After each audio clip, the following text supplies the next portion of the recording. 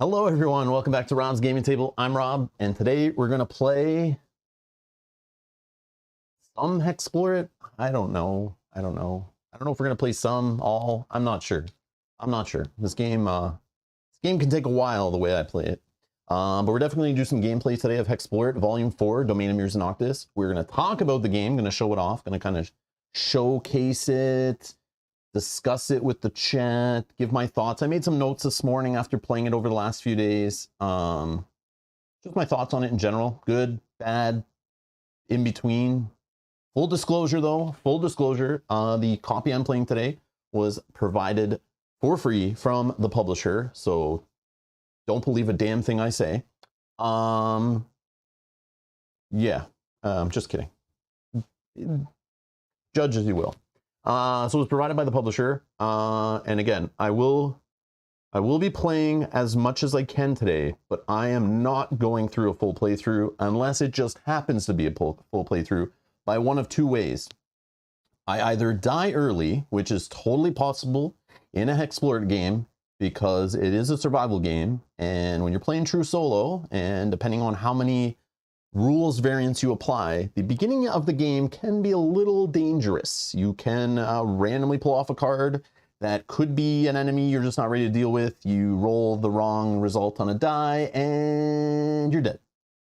There are ways to get out of it, of course. You have some variants for the solo rules. You can kind of reduce that chance, but it's still there. It's still there. And you don't have teammates to revive you if you're playing true solo. Okay, so we might have a short playthrough because of that. Or if somehow things just line up and I'm having a good time and we get to the end. But if you're here, I'm just warning you now, go away if you think we're going to play a full playthrough today that's like 7 hours of me playing solo. Not happening. Not happening. I don't feel like doing it. I'm not going to do it. Full disclosure, I'm not. Okay? For a couple reasons. Okay? And take this as you will. But after playing it over the last few days, I enjoy HEXplore as a solo game, playing it off camera. On camera, don't like it as much, and I'll explain why. HEXplore It is a beast of a game. We'll show it on the table in a second. And we'll talk more about this at the end when I go over my thoughts of the game and kind of, just for people who've never played a HEXplore It before, I'll kind of explain all what I know about HEXplore It and my kind of feelings on it at the end of the stream. And that's another reason why I don't want to do a full playthrough, because by the time after playing this game for like 6 or 7 hours, I can't keep my thoughts straight. I can't keep the math straight. I can't keep any keywords straight, or what's going on, or what the boss has inflicted me with, and what the current weather card is, and what all the cards in the night and day row are. I can't remember all that. It's too much. So how I like to enjoy the game is playing it solo, off stream. I prefer playing it multiplayer way better than playing it solo. It definitely was designed to have a larger party playing the game, because there is death, there is survival, there's starvation, there's critical wounds. You can just die. You can turn into a ghost, your keepsake can fire off. You can have a second chance-ish if the rest of the team can revive you, okay? So with that kind of design, playing solo, you die, it's over, okay? It's not a bad thing, I don't think. But I prefer to play HEXplore It in small chunks. I set it up on a much larger table than what I'm playing on right now, because this game is a freaking table hog. And I will play it for an hour or two, solo. And by that second-ish hour, I start to get overwhelmed with how many things are going on in the game. I kind of get a little tired of flipping over placards, looking for what my items do again, because I forgot, because I wrote them on my backpack 2 hours ago. So I like to walk away from the game, leave it on the table. Come back the next day, come back later that evening, play another hour or two. And I like to get into analysis paralysis with this game. I like to read cards. I like to reread things. I like to stop and look up rules. I like to sit on Board Game Geek asking questions, looking for things. So that doesn't all bode well for streaming this game in a full playthrough, okay? You guys have seen me stream this game. I've streamed this game many times. HEXplore Volume 1 through 4, they're HEXplore It games, right? You guys have seen me play this game. The gameplay loops are pretty much the same, right? You've seen me play this game. Full playthrough already exists on the channel. Link is in the video description. You can already watch us play from beginning to end a 2-player game of Volume 4. It's the preview copy, but it's like feels 99% the same, okay? We've already played through the full game. And I decided to just play one day. We're going to play one day today. We might get through a full game. I don't know. But I decided to delay the stream and just play one day because I don't want to get to that 6 to 7 hour point where I can't keep my thoughts straight, because that's not normally how I play this game. And that could make the game look bad. That frustrates me. That's not how I enjoy this game normally. So full disclosure, that's how I play the game. It doesn't bode well with my solo streaming format, okay? I love playing this game 2-player with Mel. I can offload some of the cognitive load onto her, and we can play it together, and we have the stream to help too. And we can play through a long stream, or we can play over 2 days. It works. So for those that care, that are here wondering why I delayed it, or why I'm only playing today and maybe only playing for a couple hours, that's why. I'm going to play it how I play it when I play it off stream, and we're going to look up rules, and we're going to discuss things, and we're going to debate rules and things, and we're going to debate strategy, and you guys are going to play along. You guys are going to tell me to go in the dungeon when I shouldn't. You guys are going to tell me to fight this boss when I shouldn't, and maybe we'll just do that, and we'll see what happens, and if we die, we die. The point of today's stream is to show off this game in all its awesomeness, point out some of its flaws, give my thoughts on it that people keep asking, and we will play some of it to show the gameplay loop. You'll get a full understanding of the game if you've never watched any of the dozens of hours of HEXplore It we played on the channel already. And then I'll give my thoughts while I'm not completely brain dead. That's the plan. So I figured I'm going to try this new kind of ish format out, which I would normally do with a shorter playstyle game. And we're going to turn this into a shorter playstyle game. So we'll play it for like 2 or 3 hours. After I go over the game a bit, show off the components, show how, I don't know how they fit all the stuff in that little box. I don't know, but we'll show you guys that. And then we'll play through some of it, and then I'll give some of the thoughts at the end. So that's the point of today's stream. So if you're watching this later and you came here for a full playthrough of the game, check the playlist down below. We have a full playthrough, 2 players. But we might get through a full playthrough. We might just be playing along, and all of a sudden it's like, wow, we feel ready for the boss. Let's go fight him. We found his castle. Let's go wreck him. Let's go in his house and push all this stuff over and ruin his day. But yeah, I don't know if we'll get that far. So there you go. So full disclosure, there you go. Honesty, open, upfront, there it is. Apophenia says, can I trust you when you say you got it from the publisher, since I can't trust you? Yeah, I could be lying. I could have bought the game and just telling you I got it from the publisher. Yes, that's true. But then I could be lying that I'm lying. I don't know what you do there.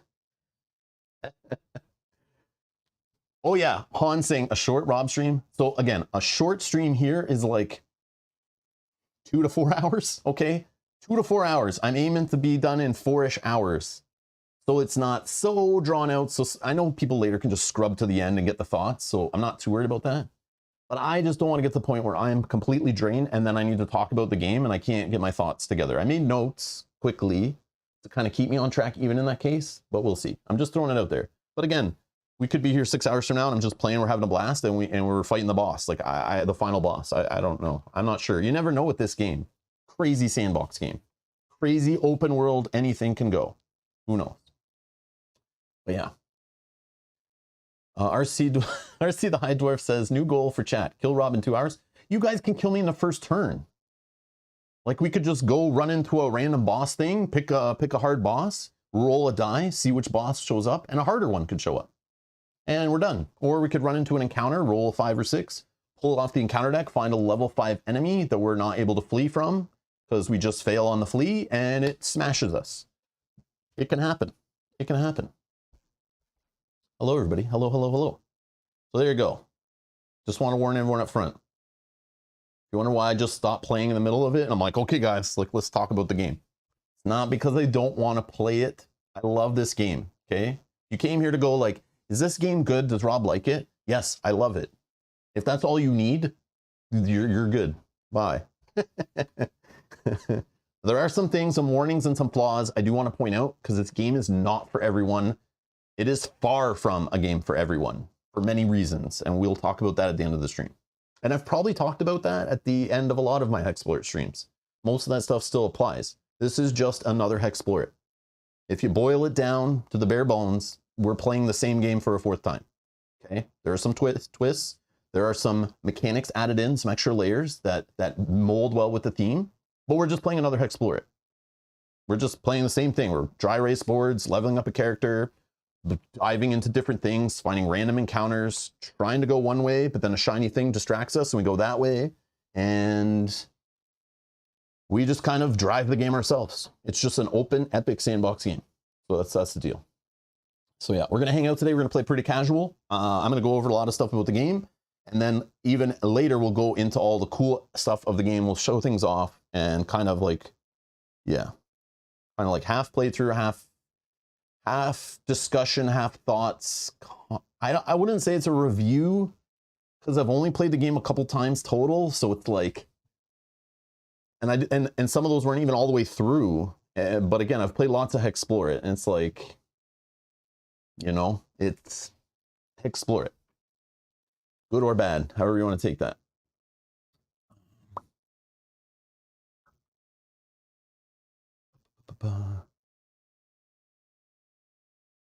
Matthew Duffy's here. Hey, Matthew says, I haven't played any, but my wife just bought me HEXplore It this Christmas.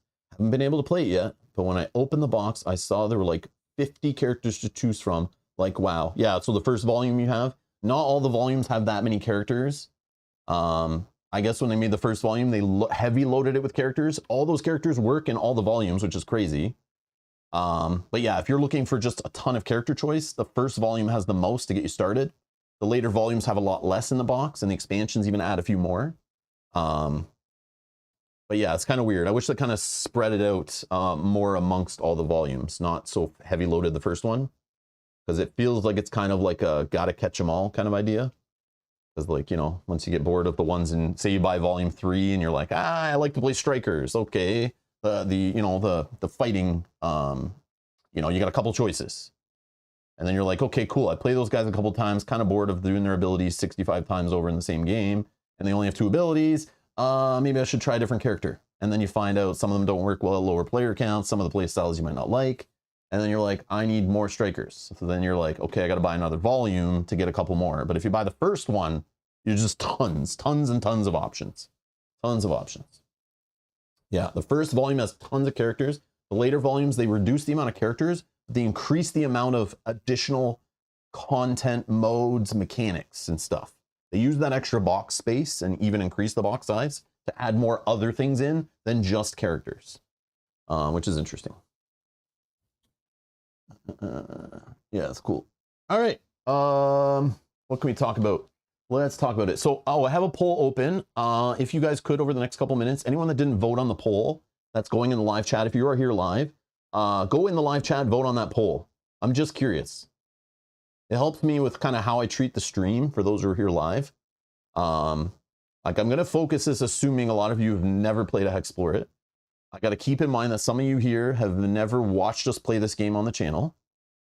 Okay, and I don't mean this game, I mean any HEXplore It in general, because you kind of know what you're getting into if you played one, or you know, watched one be played. You kind of understand the loop, the gameplay loop we're going to get in here, get into. But I'm curious. In the chat, I've asked how many different volumes of HEXplore It have you played? 0. And I don't, not how many you own, not how many you backed. How many of you played?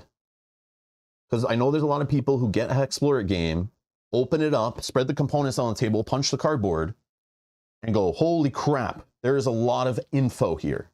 And then they start reading the rule book, and then they don't feel comfortable about playing after reading the rule book, because the rule book doesn't really, there's a lot of upfront rules to learn before you even start playing the game. We'll talk about that later in the video for sure.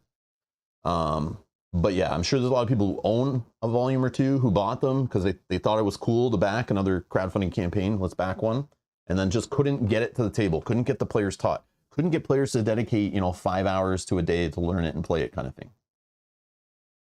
So yeah, I'm just curious. Just vote in the chat. I'm going to close it right now. I'm just curious. Thank you everyone that voted. Thank you everyone here is early enough to vote on the poll, by the way. Anyone who shows up later, you will have to stay after stream, and I'm going to need a note from your parents why you weren't here at the beginning. So FYI. Why is the results of the poll not showing up in the chat yet? Dear Google, what the... Oh, there it is. Okay. So the results are 63% of you that voted have never played a HEXplore It. 15% of you have played 2 different volumes. 14% of you have been playing all of them, have three or more. I can only put 4 options, so there's a 3 or more. Okay, that's 14%, and 7% have only played 1.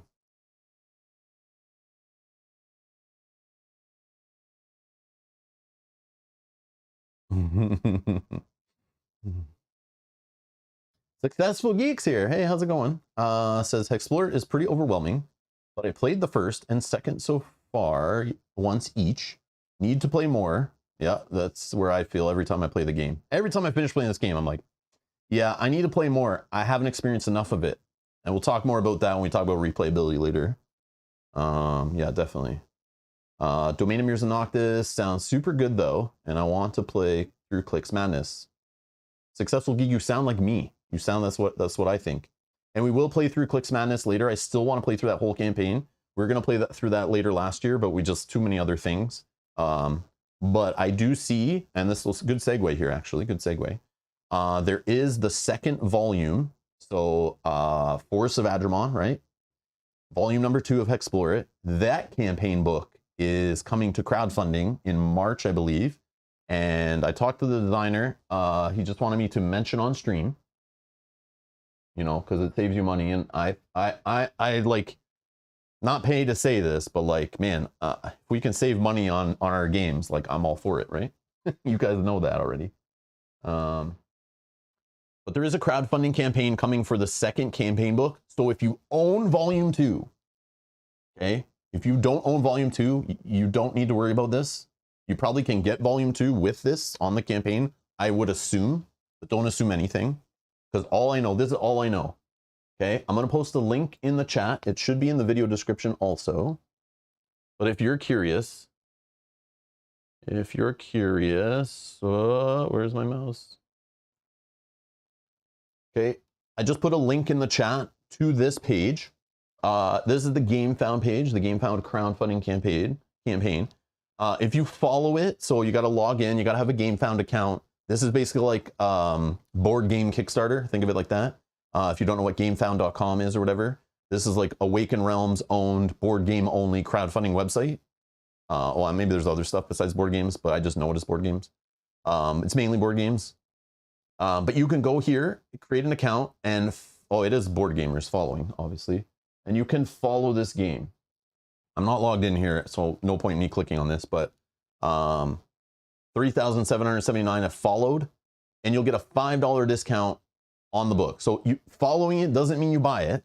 Following it just will send you emails when it launches, and you know you don't miss it. So if you're interested in this, or you want to check this out, or you want to find a way to buy HEXplore It stuff, I'm sure there's going to be other HEXplore It things you can add on in the Pledge Manager. Like, who doesn't do that? But follow this campaign, so at least you'll get an email when it launches, okay? And if you follow and you decide you want to buy the book, an automatic $5 discount will be applied to your order, which is like a 10% discount supposedly, or something like that, okay? So FYI. Okay, it's saving money. I'm not saying buy the book.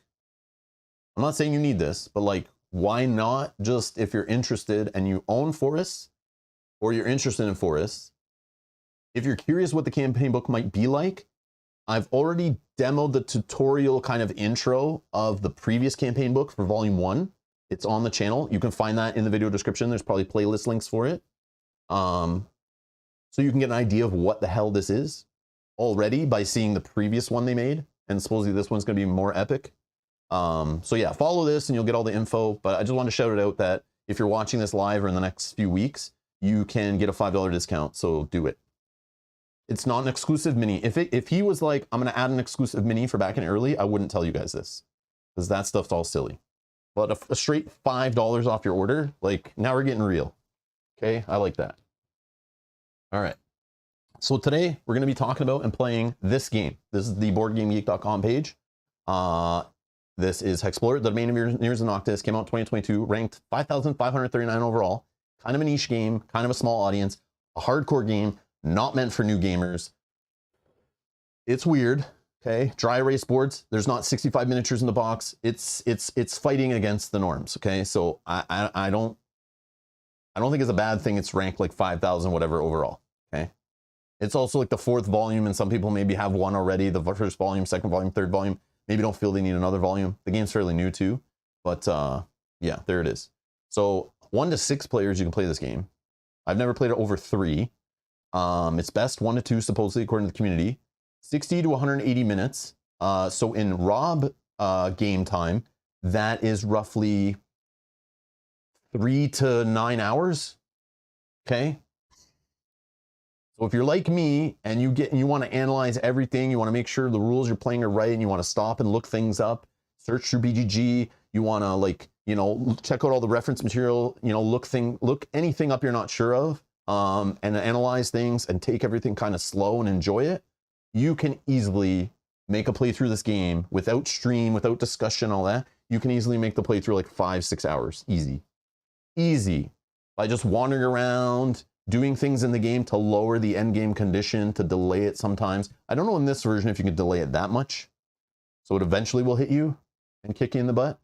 But some of the other versions, you can kind of like prolong the end game. You can draw it out. You can definitely draw it out if you want. Yeah. Linkset says 60 to 180 minutes is the minimum, with 60 meaning you died early. Yes, exactly. And according to the community, the weight is a 3.71. So this is definitely on the more complex end of the scale, okay? We're almost hitting 4 there, okay? I'm sure not many people have voted. Yeah, we're going based on 5 people's opinions, 7 people's opinions here. Okay, so it's not a huge sample size. I'd put it... I mean, once you played it a couple times, it starts to become easier. But man, the learning curve and the barrier of entry to this game, yeah, I can see it pushing close to a 4 for sure. For sure. This is a brain burning, lots going on kind of game. Obviously, once you run through it, you know, 5-6 times, you're like, yeah, this is not a problem. But again, and almost any game you can say that with, once you start experiencing more of the game, look up a few rules, make some notes, you know, that kind of stuff. But yeah. And then the 4 volumes. So this is the thing. If you've never experienced HEXplore It, there are 4 volumes of it so far. A 5th volume, I'm sure, is coming to crowdfunding soon. But there's the Valley of the Dead King, Forests of Adramon, Sands of Shirax, and today we're playing volume 4. Okay, they're all part of the same family. They're not hiding that. They all have the same DNA. They all use a lot of the same mechanics, same card types and that kind of stuff, but they all add something to it, okay? And there's even a list. There's even a document if you were curious. It's on the website. I don't know. I think it's in downloads, but I have it open here. Yeah, hold on. Let's check. But this will help you. Anyone who's curious and wants to know more. This one, the game aids, volume specific mechanics in other HEXplore It volumes. I think this is kind of a good way to see if you're curious. Yeah, now it's opening Adobe. Yeah, no. Okay. But in here, it'll explain how you can use the mechanics from other games in the different volumes, I believe. But it gives you an idea, if you're just curious, like what some of the weird things are in it. Like we have a black market here, a way to use the Dead King in other games as a mini boss. Yeah, maybe this is not the best document to tell you what's different. I don't know if there's one that exists, but you can probably read about that here actually. Where was I? Oh no, I closed the window. Oh no. Let's go here. Yeah, if you just go to hexploreit.com. Yeah, just go to hexploreit.com and you can click on each one here. If you're curious, I don't want to go over what each one does. I don't want to get in. Everyone comes in every HEXplore It stream I stream. They come in and go, oh, what's the difference? Which one should I buy? I'll leave that up to you to figure out. Okay. You can watch video reviews. You can watch playthroughs. You can do some reading, do your homework. Because I don't know what you like. But if you want to know what's different, why did it go to this? What the heck is going on, man? It's trying to get me to back the new one when I click on this box. I've been tricked. Come on, man. All right, volume 1. Let's try this link. Here we go. This is what I'm looking for. So if you're curious about this, you know, it'll explain it right here. You can even look at the rule book right here on the damn webpage if you're curious what's going on in it, okay? This will help you better than I can explain. Spend some time, do your research. You know, read about the game, okay? You can read about the expansions and stuff like that. I don't know if there's a better way. Does anyone know if there's like a link or a document out there that just explains, you know? There needs to be a sell sheet here that's just like, you want to buy one, what are you looking for? You know, Is 1 more new player friendly? Is there a cool mechanic in 2 that sounds better for you? Do you like traveling via caravan? Do you like warring factions and stuff like that? You know, which version do you want? Do you like the Transylvania kind of theme? You know, it's whatever you want, but they're all there. They're all there. But there's 4. That's all I wanted to really get to.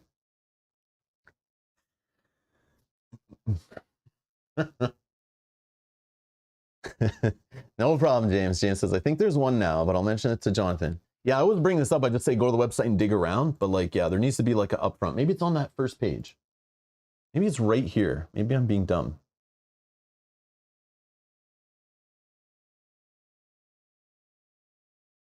Each game is a sandbox containing hundreds of unique cards. You'll find new playstyles to complete each game, meaning no 2 games played will ever be the same. No. Because here's the question. I get this all the time, even off stream. I get messages about this. Rob, I watch your HEXplore It series. Which one do I get? What are the differences? They just want a quick, like they just want to throw money at one of them to start. I'd recommend really look deeply into the first one because it's the least complex. There's less going on. It's the thing that's the magic that started it all. Okay. The others start convoluting it. They start experimenting. They start adding extra things. Some things might be interesting to you. Some things might annoy the hell out of you that they changed and added. Okay. They definitely made it more complex as they went on, but they did even add stuff later back to the first volumes to up the complexity, to up the expansion content and stuff. So I recommend looking into one first if you're starting out. You'll get a plethora of characters. The game's more straightforward, okay? You might be looking up a little more rules queries because obviously they learned stuff as they went on to add to the rulebook, but not everything. But yeah, maybe you like the fantasy of sandworms and desert and stuff more. Maybe IP drives you, you know? Maybe you need to have Dracula kind of theme in your game. So maybe 4 is where it's at. Maybe you like a little more complexity, you know? Then look at these 3. Okay. Okay. They're all compatible too, which is interesting. There's lots of compatibility between them. So if you like buy one and you're like, man, I need a little more. I kind of want mechanics from this one in the first one. You can do that kind of stuff. It's kind of crazy. These are all little adventure game toolkits that are very modular and stuff. They have like rules built around the modules to join them together to play epic games and stuff of them. We'll talk more about that later. Okay. So let's get to the table. All right. Yogi says, I like spooky vampires.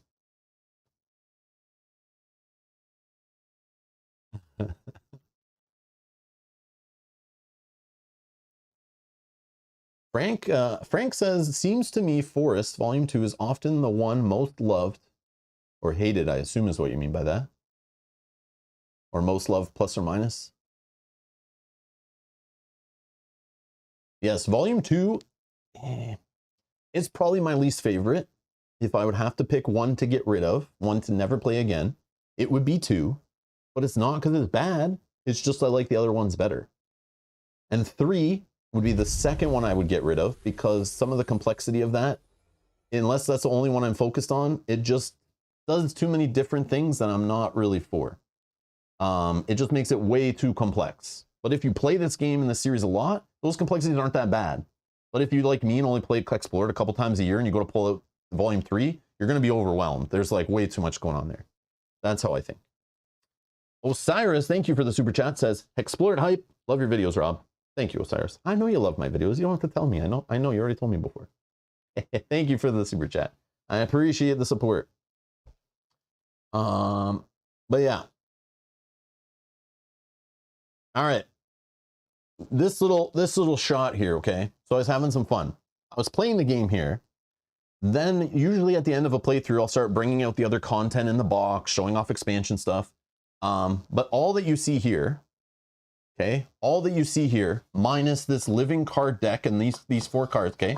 This is all, okay? Let's do this. Yeah, let's get that off the shot for a sec. Let's put that over here. Okay? This that you see here, except for this wooden tray and these game tray tokens, game tray holders, I think all this stuff is almost all that comes in the box, okay? Okay?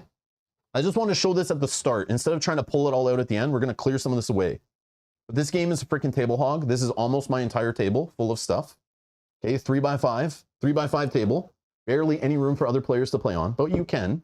We've done it before on stream. And some of this stuff can be cleared away. We'll clear it away. But this box, okay, this is the box this all fits in, okay? And here's a card for reference, standard size playing card, okay? Just a little bit taller than, okay? You know? Okay, it's like the length, you know, of like 3-ish cards. Then this side's like, I don't know, 4-ish cards, okay? Okay, this is not Gloomhaven size box. Successful Geek with the super chat, member for 18 months. Thank you for the long-term support. I really should use this more. HEXplore It hype. Thank you so much, Successful Geek.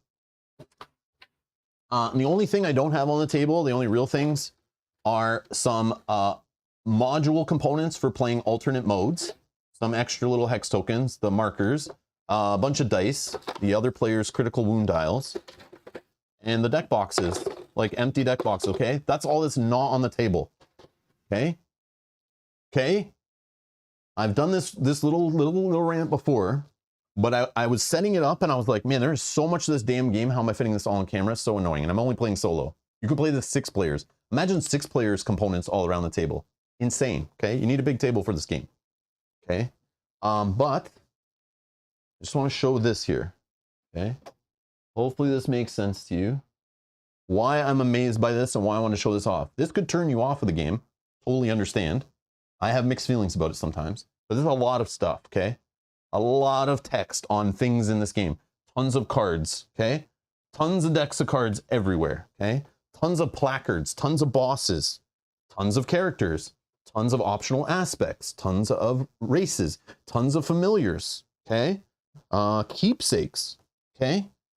Tiles that expand the board randomly, okay? Not randomly, yeah, they're randomly drawn, but you decide where to put them is what I should say, okay? Your board can expand different. I can set up the board in different ways, okay? Tons of little unique treasure locations to find. When we go underground in the dungeon, tons of hidden dungeon tiles with shortcuts, bosses, rooms to run into, okay? Tons of crap, okay? There is so much stuff in this game. In that little tiny box, okay? Putting it away is not fun, but it is so much stuff in that damn box, okay? This time they even include bags, okay? 2 bags included, which automatically makes it Rob's Gaming Table Game of the Year because they included 2 bags instead of telling you to find 2 opaque containers. Okay, so automatically this makes it twice as good as any game that comes with 1 bag. Okay, inside joke. All right, but here. I just looked quickly on BoardGameOracle.com. This is the US. I don't know, I guess it's not in many stores. I don't know what's going on in the US. Maybe this game hasn't gone into retail yet. I don't know, these guys have a couple copies, not sure. But it's like a $70 retail box, okay? All the crap you see on the table, up to 6 players, lots of variability, okay? Some games that last long, some games that are short, different characters to choose from, different bosses to see every time you play, different ways to play. You could go blood magic way, you can go to crypts, you can go in the dungeons, you can not go in the dungeons. You can go fight random bosses, could be a different random boss, you could fight higher level bosses, you can avoid the higher level bosses if you want. You do whatever, man. Okay? $70 game here. US. Okay, we go to Canada. Again, this game is not for everyone though. Don't buy this because I say, oh my God, look at all the components you get for $70. Then I just sound like every crowdfunding campaign, right? But you guys have seen me play this on the channel. You know how much gameplay is here, okay? This is all gameplay stuff. This is not all about premium components and miniatures and all that. This is like gameplay, okay? It's all gameplay. Here's it in Canada. So Canada's automatically better, of course, in most ways. We all know this. So Canada, it's a little more expensive Canadian dollars, but the exchange and all that garbage. But you can find it easier. So I don't know why more stores in Canada have it. Maybe it just came out here quicker. It didn't though. It took me forever to get my game.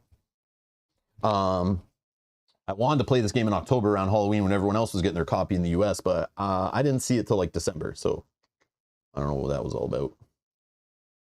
Yep, not happy about that. But anyways, even $100 Canadian, okay, $100 Canadian game for our Canadian friends who are obviously better than everyone else. Anyways,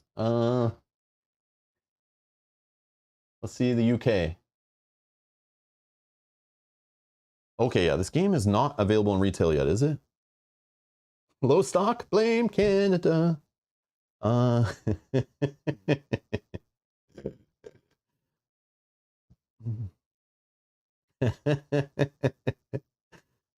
man.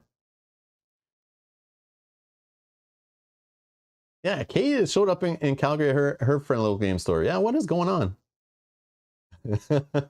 Anyways, it's in the UK also. So 80-ish, we'll say 80-ish Great British pounds. Okay. Okay. 80-ish. Okay. For all this junk. Okay. All this junk. And more.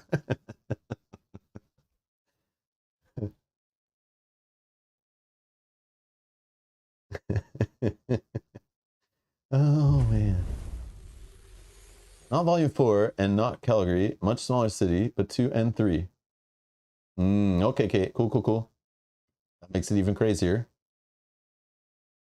And Adam, thank you for the super chat. So excited to play in the sandbox. It is literally a sandbox with you, Rob. Awesome, Adam. Okay, so let's get set up. Let's clean some of this junk up. So again, here's all the bosses. I wanted to highlight this mechanic because we will not get to it in the stream. I doubt it. But if you saw in the previous stream, oh yeah, and another thing with these bosses, they're two-sided. Okay, you'll see that later when we play. Okay, there is like 18 or something of them without expansions, without pulling bosses from other modules or other volumes into the game. Okay, I am playing with the living card pack for it. Okay, I don't know if we'll see it during the game. I just wanted it available. It's the only expansion stuff I added in. I did not put any of the other expansion content in yet. I may play through it later with Mel or you know, a 3-player later on the stream in the year, where we maybe play some with the expansion stuff, but no promises. Okay, especially during Halloween time, I might be really wanting to get this game on the stream. But this living card deck, okay, if any of you know about the QR cards that exist in the game, okay, this is a cool mechanic that existed right from the beginning in HEXplore It. Let's see if we can find one. But these are living cards, okay? There is 2 in this deck, I think, and 2 in the night deck in this volume. When these cards come up, they're like dynamic cards. You scan the QR code, send you to a website based on the month you're playing the game. It will show you what this card really is, okay? And there's like an ongoing story where like you play it in order. So if you want to play every single one, you won't see these cards in every game, which is kind of cool. But there is a unique little storyline that keeps progressing through these unique cards in order. Okay, there's an order to these. I don't even have them in the right order. Okay, I should probably put them like this. Yeah, there's 12 cards. Okay, 12 cards in the day when you find the from on high card. Okay, there's a little cool story. This is like a little add-on pack. But I think it's on the website. Like, you don't need to have this, I don't think. But I like the way it's physical now. I don't need to scan. I don't need to go to the website if you have the little deck, which I think is cool. I have the deck for all of them now. So if I ever play any of them in the future, I'm going to have the cards like this available, which is kind of cool. But this is the night one. So like, you know, card number 1 will come up and it's this. It's an interrupt, you know, little investigation or whatever. It's like an aid investigation. You have like a little escort. And then there's this one next, you know. Oh, this might happen, you know? And it's like a little story, which is kind of cool. And then there's another one in each of the decks that will bring up a random day card. Maybe these are the ones that scan on the other card. And these can just be random, but they're based on the month, if you scan them usually. But you just have them here physically. So these just sit inside decks like this.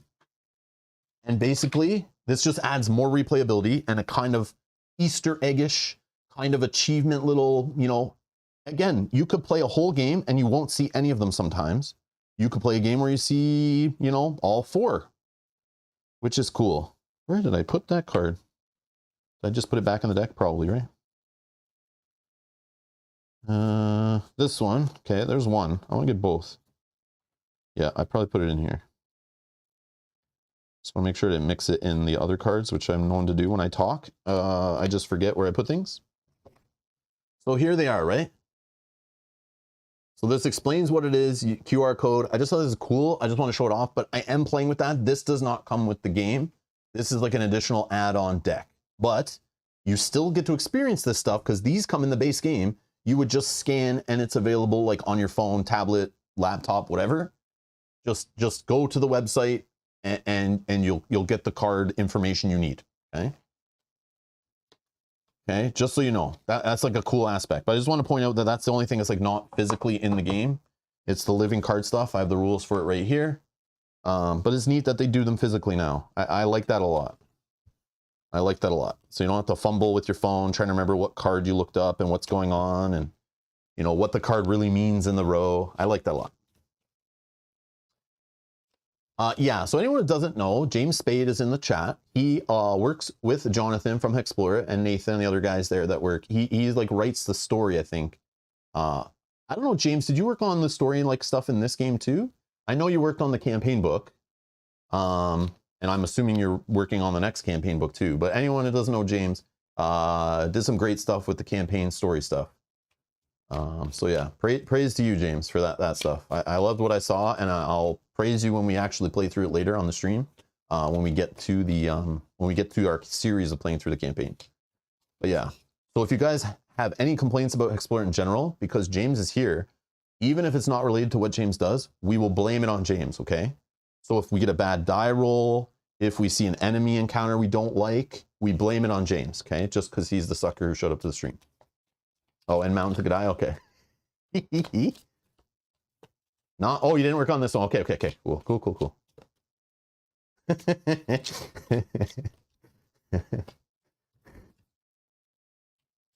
James leaves the chat. What? Where'd he go? Why'd he run away? I don't get it. Oh, Frank's here too? I thought Frank's name looked familiar. Okay. I thought Frank's name looked familiar. Okay. All right. We can hammer Frank then too. I was like, I didn't know where I knew Frank's name from. Hey, Frank. But Frank, you've been here for other HEXplore streams before, right? I just couldn't remember. I'm like not the best with names.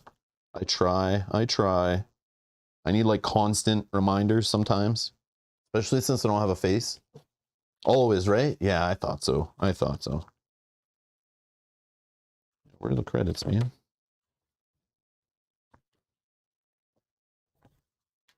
In the front?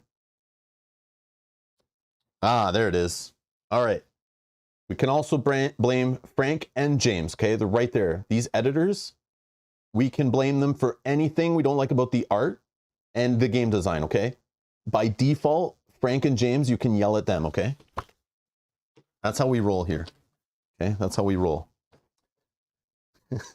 So if you're like dry erase markers, like not erasing properly, we totally blame Frank and James, okay? That's just how it works. Awesome. All right. Let's get started, I guess. All right. Finally. All right. Like I can set up a game of HEXplore It. It's just I don't want to miss anything.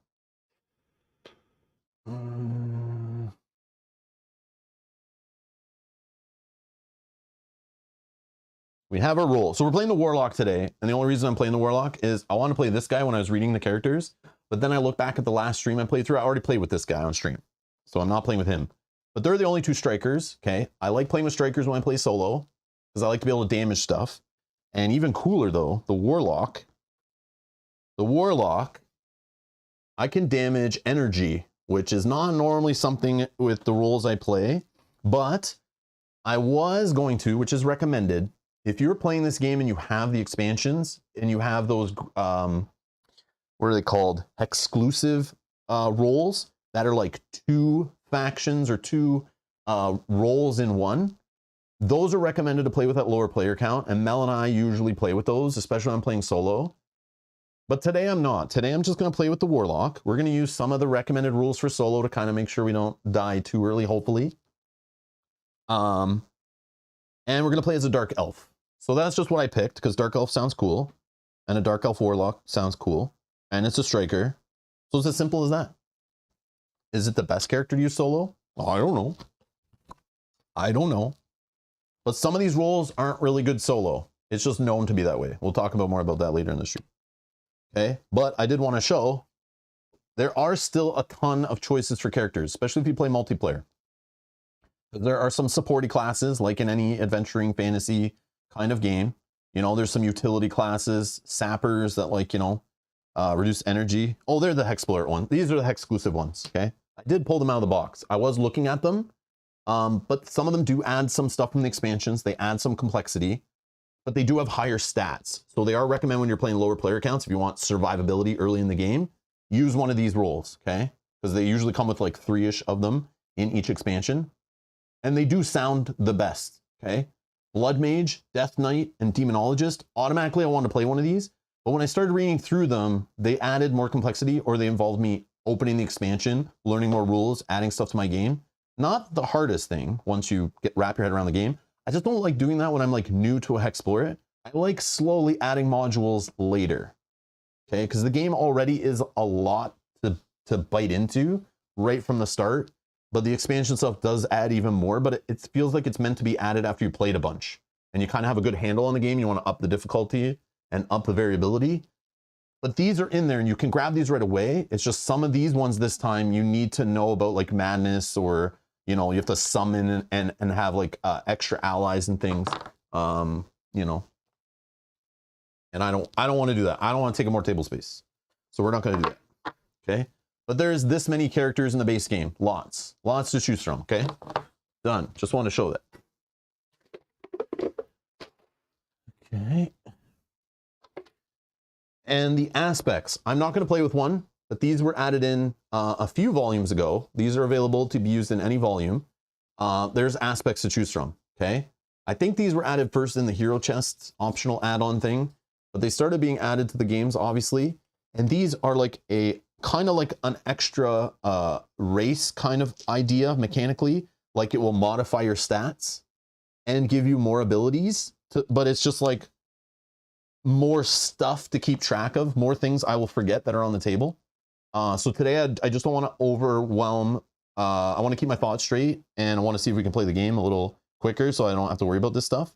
But they exist, just to let you know. Once you play through it once, start adding aspects to the game. Optional module, again, more replayability, spice things up, okay? And the races, okay? The race cards, okay? Every volume comes with a whole bunch. These are compatible with all volumes, I believe. But there's a ton to choose from too. And players can share these, I believe, too. So if like, you know, you want to be a Pantarian and your friend wants to be one, you know, you both just use this card, whatever. And you get like a little ability on the bottom and stuff, okay? So we're playing as the Dark Elf. And the Dark Elf, favorite opponent is Construct. I'm also not going to use the markers that come with the game. They're kind of like dollar store crappy markers, full disclosure. I'm not a fan. I also push too hard and it really smudges and I don't write well. So I might have trouble reading my own writing. That will happen. So that's like a flaw of myself. So keep that in mind.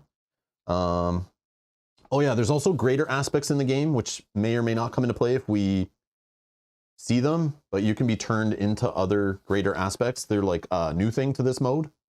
Okay, I'll just throw those off to the side. But my name is Rob.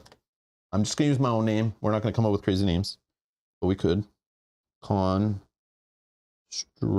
Man, see already. I use a little eraser. I like these. They're from like a different board game that I used to have or something. I saved them when I got rid of the game. Construct, okay. And then our character has vitals, right? Vitals, abilities, skills. Okay, they all have stats. Okay, so for this, my food rating is a 2, based on me being a dark elf. I'm kind of medium hungry. So I'm gonna write my food rating in there. Then at the start, what do we get? 5 times our food rating? No, that's our max, right? What is it we get? How much food do we get?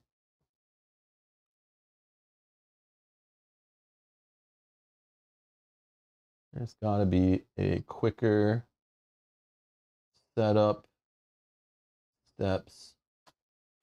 There is not. Well, there might be later in setup. Oh yeah, there is an overview. Perfect. 3 times my food rating. 3 times my food rating. So I start with 6, right? So I start with 6 food. Okay. 6 food. I can go up to, I think, 3 times. I don't remember what the limit is, but I think I can hold like 10 food. Maybe it's 5 times. Okay. Gold. We'll check that out in a sec because it's different for solo play and stuff. But these little stats here, so abilities. So this warlock starts with like 2 attack, 3 defense. His first mastery, arcane bolt, is like 2 power. Second mastery is 2 power. This sucks. Okay, this sucks. This is scary. 1, 1, and 1. These stats scare me the most because of PTSD of playing HEXplore It for many years. These are too low. Kind of like a bonus with the Dark Elf though. 2 of them get buffed up. Okay, and we get to spend some gear upgrades at the start of the game, so I'm definitely spending some here. Okay, and gear upgrades just means you get like you mark in the cost of an upgrade, and you get to do 6 upgrades, but you can increase these beyond that. You just can't buy that many, but we'll upgrade these, and then our health and our energy is 6 and 5. Little scary numbers for a solo game, but we'll have ways of modifying it a little bit to get us a little beefier at the start. So because we're getting +2 health and energy on the Dark Elf card you see on your screen there, so this will start at an 8. And this will start, my energy will start at a, what is it, +2 also? So yeah, 7. Okay, so my starting max health is 8, my current health is 8. Max energy is 7, because it's like Warlock plus Dark Elf, okay? So all these modifiers right here. So I'm going to write some of these in, but then we're going to change some in a sec when we get to purchase as part of setup. So my attack then to start here is a 3, right? My defend is just the base 3. My first and second mastery get a buff each. So 3 and 3. And then there's a whole thing with my ability. For every 3 ranks, I get to choose an augmentation. So I can reduce the total vital cost of it. So I can spend for my arcane bolt to do some damage. I can spend health or energy. So right now I'm going to just reduce the cost of this because I've hit 3, right? So I'm going to make it only cost 2 to do it. That's what I did before when I played. So I thought it was a good choice. But you can do things like making it more powerful, making it affect Outlast,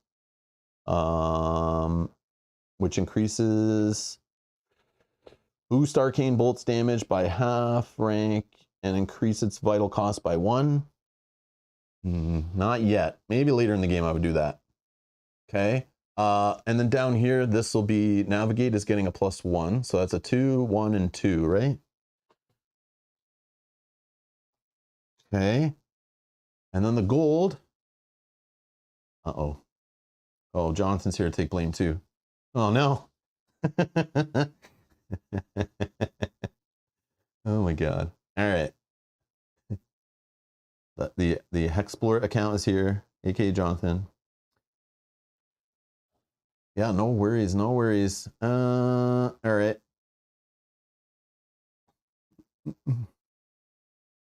Cool. All right. So this is what we're gonna do. And then if you notice the Dark Elf ability right here has a little ability we can use during the game. So Dark Elves have lived for centuries deep under the earth. They are malicious, xenophobic, and shunned by the other races. Once per game turn for 2 energy. So I think we gotta up that stat. After completing a circumstance, select and play an adjacent circumstance slot. So circumstances, we'll shuffle up and deal them out here in a sec. But that's basically like when you roll the die and based on a card you're resolving or whatever, you can spend 2 energy to resolve the one beside it. So instantly what comes to my mind, anyone that knows me, is if I get a circumstance card, you know, like an investigation or you know, like a nature effect or like a, what's it called? I already said it. An affliction or whatever. Even you know, I think you can still do it. Can you do it when you're, yeah, with an encounter, I would assume. If you hit an encounter, I could spend 2 energy to, like, you know, do the 4 slot, I think. But if there's a treasure that shows up or a cool location, right? I want to be able to, like, I hate playing this game sometimes. You see the coolest card sitting there and you're like, man, I would love to find that location right now. I'd love to get that treasure. I'd love to do whatever. And you just keep rolling encounters, or you're rolling like the bad cards, or you're getting clues on your investigations. But this ability, I can grab the one that's beside it. So it's like, I've increased the odds to get the loot. That's the plan. That's the plan. Yeah. So officially the designer is one of the designers in the chat now. So we can blame Jonathan too. Yes. So Frank and James are off the hook for now. They're off the hook for now. We won't have to yell at them unless it's editing related. Then we can yell at them for sure. All right, we can blame them. All right. What else we need to do? We need to do there's like variant stuff. Oh yeah, let's do this. I want to write in the gold yet because I know it gets modified 3 times food rating. Yeah. Okay, so I don't know what's wrong with me, but every time I play this game, even off camera, I cannot help. I don't know if it's like an OCD thing or something, but I can't help but not set this up so that all the skulls and the numbers and the map is like the default configuration, and I expand from it. But you can set this up any way you want, okay? And I never do it. I don't know. It's like I can't live life on the edge or something. I have to play a default. It's so weird. I don't know what it is. Maybe it's because I don't play it that often, like only play a couple times a year. And when I do, I just like everything to look the way it looks in the picture. If that's like all the art kind of lines up good. Even when I draw these things, you know, the gamer in me, I want to like rotate these tiles so that the things are closer and there's no mountains in the way and stuff. But when I reveal a new tile, you can rotate it and add it on any way you want. But then I look at a tile like this and it's like, man, I want the end to be the right way. I want this to be the right way. I want the art to be the right way. So then I always add it like perfect, you know? So it's like a picture, like a perfect painting. What? I don't know what's wrong with me, man. Why? I don't know. It just feels like right when I do that. But I just want to let you guys know, you could literally play the game like this. You could set up the starting board and you can do this. You could like, you know, you could do like this. Okay. I could do like this. Okay. This is my starting game. I can put this wherever I want. I can attach it to it. I cannot, you do whatever you want. Okay. This could be our starting board. Okay. And I can expand off it, you know, however I want. Okay. Just to let you guys know, it's a freaking adventures toolkit. You do whatever you want with this stuff. You get bored of that default setup. You get bored of knowing I can go this way and find this. No, all this is random and you put it where you're exploring, but you can make this however you want. Okay. I can put this here. I can have this like joining just there like this. Okay. Right. But now I can't play it because it's like not correct.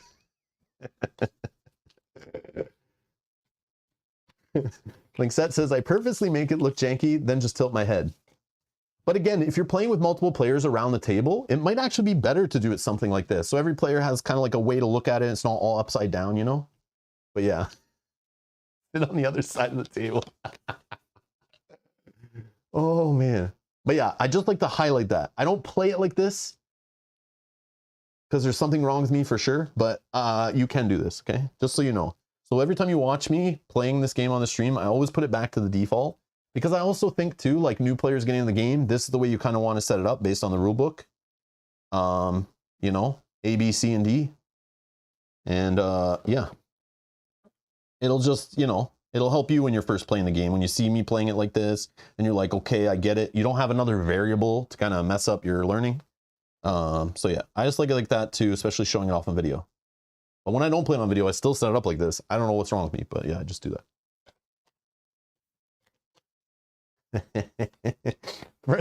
Frederick says, stop it, my brain hurts. I know. I got a little crazy there. I'll delete that part of the video later because I don't want that getting out there that I even modified the board at all. I don't want anyone to think I'm that type of person. Okay, Frederick didn't leave the stream. We've kept Frederick around to keep watching. I put it back in time before he threw his screen to shut off the stream, whatever. Okay, so I'm shuffling up these tiles. These are all random, so every time you play and you move to the edge of the board, we'll draw a different hex tile or whatever they're called. I'll just throw these like up here somewhere for now. Okay. I have a question, Jonathan, or James, or Frank, or anyone else who's played this game even, who plays true solo. I can't remember, but I couldn't find in the rulebook quickly looking. But keepsakes, are these pointless in solo? Because you're dead and then there's nobody else to revive you? Or is there some like magical item I can get that can bring me back to life? Or can I, because I think you lose all your items and stuff when you do the keepsake mechanic. So then you wouldn't be able to get an item to revive yourself or whatever. I feel like I need to ignore these playing true solo. Because I know last time we played 2-player and we used them. But how these work is you draw one at random. When you die, this is kind of like a way to still possibly stay in the game. You might get a keepsake. Okay, it'll give you new abilities and are even better if you randomly get ones that align to your role type. Okay, but I don't know if there's even a point. But you draw them at the beginning of the game blind, and you literally like shove them under your mat, and you do not touch them, do not look at them until you die, if you die.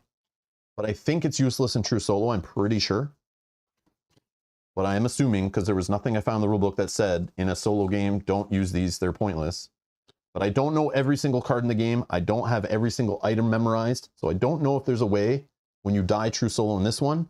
In most volumes, you die true solo, you're just done, son. You're out. Put the game away. Or clean it up and start again. And that's part of the fun of playing true solo in this game, is like the real stakes. But yeah, I'm pretty sure keepsakes are pointless because you're dead. And it says you lose the game if all your party is dead while Mirza Noctis is still alive. And Mirza Noctis is the final boss, which I totally got off track, and I want to show this little mechanic. But the final boss has ways of being augmented in this version, okay? Normally you fight the final boss in a HEXplore It game, and it's just the regular placard, right? But this one, to add more replayability, the abilities change. They can be augmented based on how much blood and based on some dice rolls. I'm not putting these in the right order. Please don't yell at me. But you kind of build it, okay?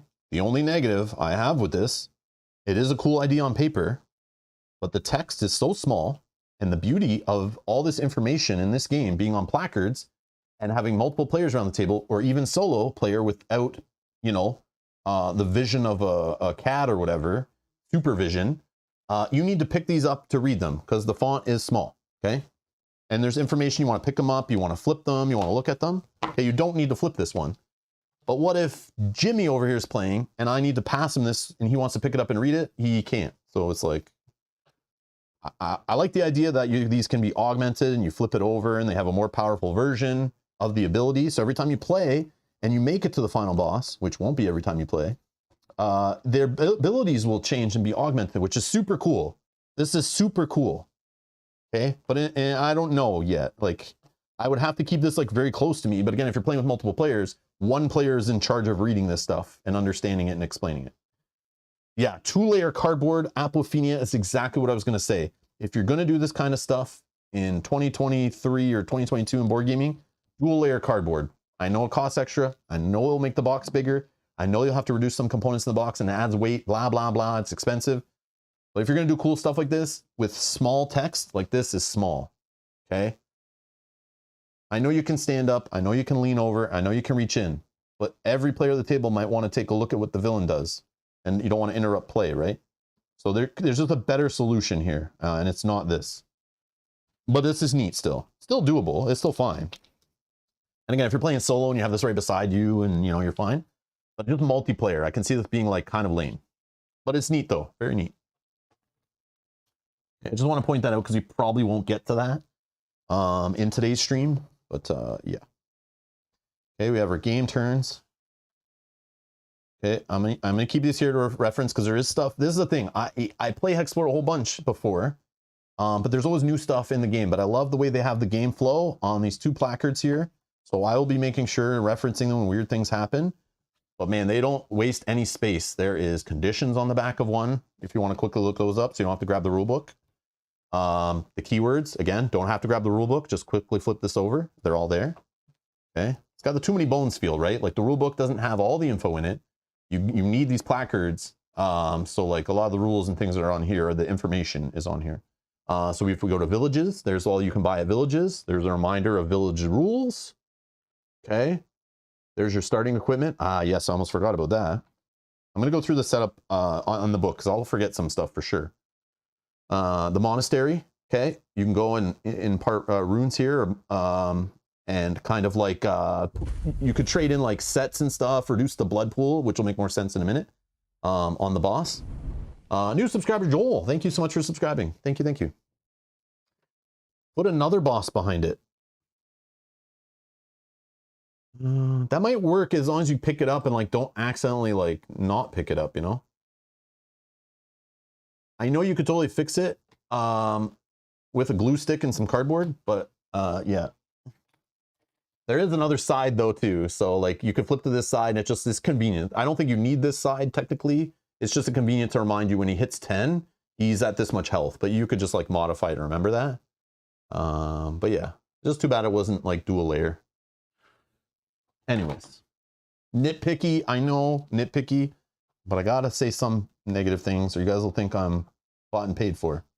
Gotta be truthful, gotta be critical. We'll never get better unless we critique and take all feedback into consideration. All right. The monastery has some rules on it. On the back of the monastery, this is kind of neat. I like this a lot. I like this a lot. So the monastery has, you can buy all the village stuff when you're in a monastery, okay? But as you open crypts, okay, this is like the coolest thing in the game. One of the coolest things. This adventure game has like kind of a mini dungeon crawl element to it, okay? You can go through these dungeon tiles, which I was talking about earlier, and explore a dungeon. And in the dungeon is another way to get runes. Okay, and those runes you can trade in. But to get in the dungeon, you have to go to a crypt. Okay, and these crypts have their own little rules to them, and you can trade in runes here too. And runes are like they're basically kind of tied to this stuff. So these are like little rune tokens. We have blue, green, and red. Okay, and you can get these cards in the dungeon, and every two of the same color you can trade in for a rune, and you track your runes on your battle map. Okay, you got your little rune colors here, but you collect these like a set collection, right? There's so many ways in the game to collect these sets through like investigations, dungeons, you know, boss rewards, whatever, cool little encounters and things. But you have the option. You can trade them in a monastery, or you can trade them in a crypt, okay? Or you can sell them at a village if you're desperate. You're hard up for cash. You're hard up for cash. You can go to a village and you can sell your runes. I don't recommend doing that. But it's there if you need it. If you just haven't been finding gold, you've been finding piles of dirt, okay? You know that life. You know that life. Yeah, you can trade in runes if you've been finding runes. But they each work different when you trade them in, right? So in this one, you can trade runes, and they're specific to each monastery. There's 4 monasteries in the game. You can trade them in matching sets or like multiple colored sets. And based on the set, you can like reduce the blood pool. And at the end of every round, the blood pool usually rises if we have some blood collectors in the game. Blood collectors you'll see come out on towns. They're like harvesting blood for the boss man. And this is the placard to remind you that. Johan, thank you for subscribing. Thank you so much. Are we at like, oh yeah, we're over 16.9 or 16,903 subscribers. Thank you guys. Almost at 17,000. We're getting there. Thank you so much for helping the channel grow. All right. So yeah, so this is part of the villain phase, which we'll go over when we're playing through it. But I just want to show this little blood pool track. And as this goes up, the final boss gets harder. But there are ways to reduce it. So when you get to the final boss fight, based on you trading in runes here, you can reduce the blood pool. This also gets you other rewards. Yeah, it gets you other rewards. This one gets you power-ups, right? Yeah, power-ups based on the total times you traded in. This one, there was one other thing, the graces, right? Yeah, the graces right here. Yeah, as you do a set at a specific place, you can get a grace. And the graces down here are little like one-time abilities unlocked for the group based on the monastery you trade in. So every time you play, I don't think you can do it all in one game. I don't think that's a thing. Maybe with more players or something. But you can pick and choose. Like, do you want some of these graces? Do you want to try to trade in a set here? Do you want to focus on imparting runes and lower blood that way? Or do you want to lower blood doing it through crypts, and in crypts getting you more power-ups and stuff? Okay, you can do a bit of both. You can mix it, which is kind of neat. Or you can just buy stuff at a village. I don't think you'd really prioritize that, but you can. Yeah, that's just kind of neat. But based on the crypts, it leads to dungeons. Okay, if you want to, you can visit a crypt, just trade in your stuff and go. Or if you have a crypt key, or you want to try to brute force the door, you can go into a dungeon, and there's a whole dungeon mechanic. Entering dungeons, you can exit dungeons. If you find your way through the dungeon and survive, you can find exits that are regular entrances and come out other places on the map, which is kind of neat. So it's like a subterranean like network underneath the map kind of idea. And you use it on these separate tiles that'll be built not attached to the main board. They'll be like, you know, we'll have a dungeon going over here. Okay, if you want to see the dungeon stuff, if we don't go in the dungeon today, because it's a little dangerous to go alone and early, because again, we might not play through a whole thing here. You can definitely see us play this on a previous stream of this game, where we go through this mechanics. I believe it's all the same. But yeah, so we'll maybe dive in there later. We'll see. But definitely I don't want to do it early, because I know there's some filthy, dirty traps and bosses and stuff hiding down there. But it's cool, man. Like way cooler. Like the first volume, I believe, had like the mountain stuff, where you could enter a mountain.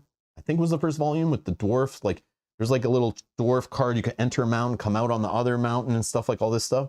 Or maybe it was volume 2. Can't remember. But this version of it, like that expands on it and adds the whole dungeon mechanic of collecting runes and traps and treasures and all that stuff. I love that stuff. I love that stuff. And there's like a different little turn sequence for when we're in the dungeon, but it's all right here on this placard, right? So when you go down in the dungeon, you can do that. So I just want to highlight that stuff. So it's all here. All this stuff's on here. And when we want to fight collectors in a village, all the rules for collectors and the collectors we would fight are on the back of here. Okay. Which we should see that. We should see that today for sure. I'm not letting them harvest blood from the villagers if we can stop it. But I don't want to go there too early and stop it, because again, we may not be ready for it. Okay. So we might build out a dungeon here if we go under. So that's why I need the table space. But we'll just put all the little cards there. Okay. Back to the setup stuff. Oh yeah, let's shuffle these. Okay. Let's get our 4-day cards. We have found an event, Hero's Work. Okay. Keep this card until you have gained each of the following effects.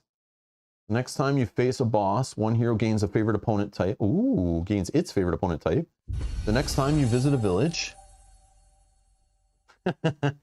Brian Walbridge, thanks for being a member on YouTube for 3 months. Dungeon. Yes. He loves the dungeons. Okay.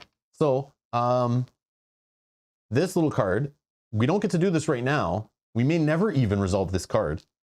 Okay. This is just one of the many things in the default games day deck, which can be expanded with the expansions. You can make there even more options in here, not to mention all the additional junk here too. Okay. This will just be sitting up here, right here. Okay. And to get that, we would have to choose to travel in the day. Okay. Travel in the day. And we have to roll a 4 on the die to get it, or use some trickery like my Dark Elf ability to get it. Okay. We have a bounty. This is good at showing us different cards, actually. I like this. So this is a bounty. You can hunt down bosses in this game and kill them and get additional rewards, which I love, okay? You guys know I love that. Let's go hunt down a boss. We don't have to do that. We can ignore that. And the cool part in this game, okay, what is Kanji? Why you show up late and interrupt me with all this donations and stuff? How dare you? Thank you so much for gifting 5 memberships. You were crazy. I appreciate it. JB, HG Bonedoc, Matthew, Roman, Dan. Thank you. Thank you, Kanji, for supporting the channel. You're amazing. Thank you so much. Thank you. Too kind, my friend. Too kind. And this is the thing. Kanji's like, okay, I have a meeting in 15 minutes and then school pickup. So let's get this out of the way now. Oh, I see what you're doing now. I see what you're doing. Whenever it's convenient for you. Okay. And he says, I expect the game to start after 3 hours so I can get back in time to watch. Yes. Yes, that's true, Kanji. Yes, that's true. Sorry, my browser needed a little adjustment there. Now it's all good. It's all good. So yeah. So this bounty, so you can find that boss and kill that boss during the game and then go there and collect the rewards. Or if we go to this location, if we can find it, it's on one of these random hex tiles, which I love. We may not see this hex tile in the game, L. We may not find this location to fight the boss. But if you go there, there's some additional rules to fighting them if you're using this card. This one just has an extra reward, I think, right? After we vanquish, keep this card until this rune is activated, imparted, or sold. If you impart this rune to the Monastery of Last Dawn, gain 1 additional rune matching or toward the set. Nagda's Machine. What level is Nagda's Machine? That's like a 2 or 3, right? I think. Yes, 2. Okay. So Nagda's Machine is a level 2 boss.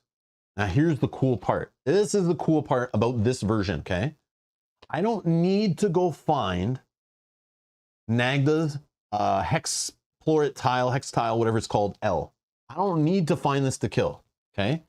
I don't need to find where I can run into this boss, and sometimes there's other hidden ways to find the boss in HEXplore It volumes. There's like little Easter egg ways and stuff. It's super fun. But in this version of the game, I don't know if this was in other versions, but they went heavy on it in this game. This random boss moon die business here, okay? This is what boss spots usually look like in a HEXplore It game. I know I can go here and fight boss number 4, okay? I know that every game I play, I can go to tile A and fight boss number 4, okay? But right now, that is the only boss I know where they are right now. Every other boss space on this map here. Daniel, hello, hello. Howdy, howdy, says Daniel. Thank you for being a member on YouTube for 3 months. I appreciate the support, Daniel. Thank you so much. I know, KNJ. I'm going to email Google about the whole Dan Roberts getting a free membership thing. That, like, he works here in our HR department, so he's not allowed to get benefits. So that already goes against HR policies and stuff. So he's going to be in trouble based on that. So, but we have to talk about Google. He needs to be taken out of that pool. Because he doesn't earn any of that stuff anyway. Even if he didn't work here, you know, like we can't have that. We can't have that. So yeah, I'll try to get it refunded, and we'll work on that.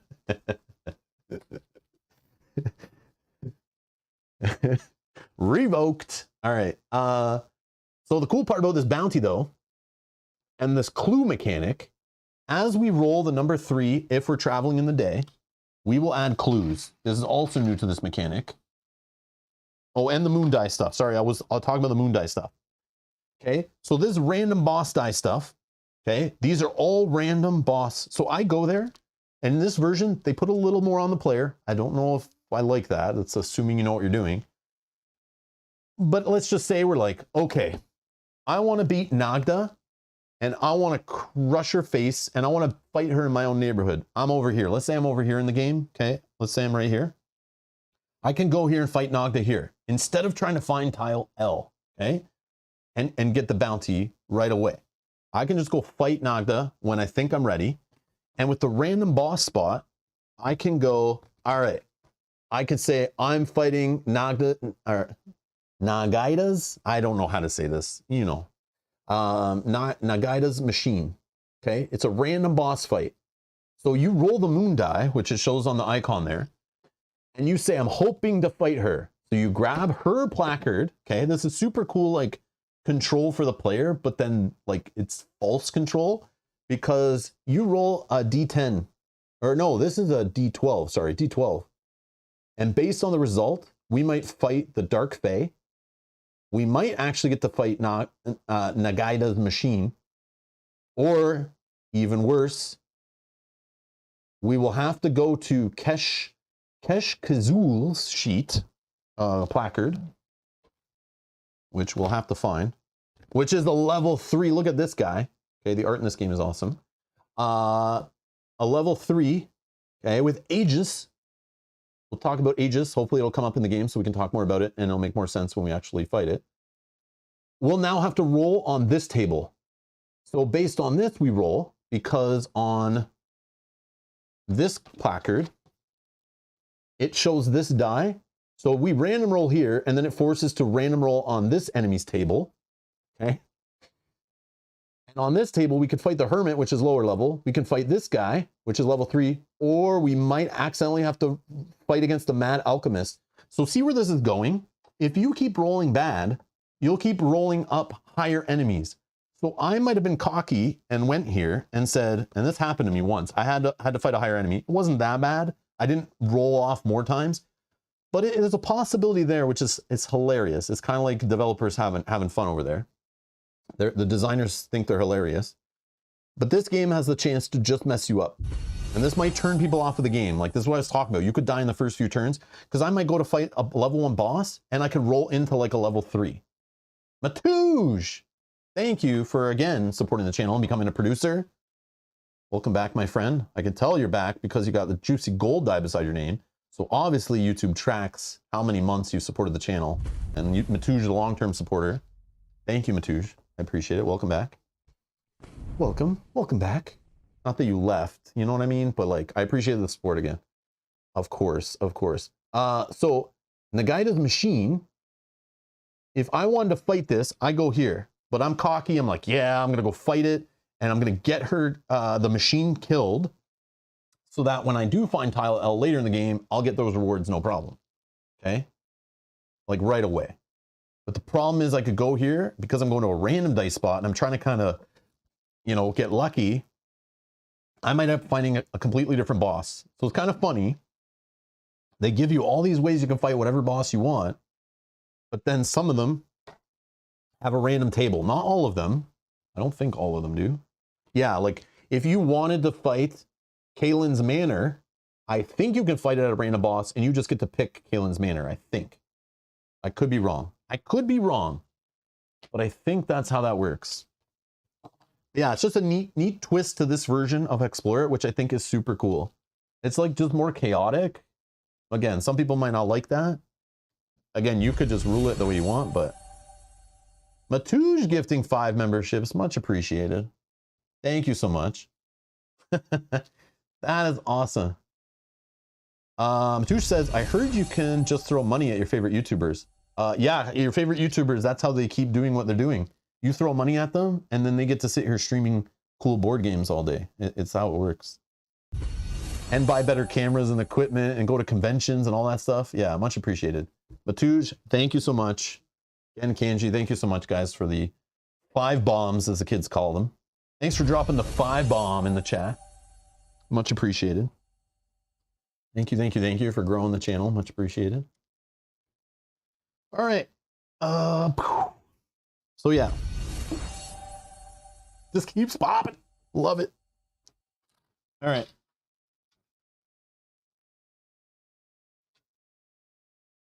You throw money on them and they schedule streams for 2 a.m. Okay, Matouge, I know I can't play at your time zone all the time. I can't. I'm sorry.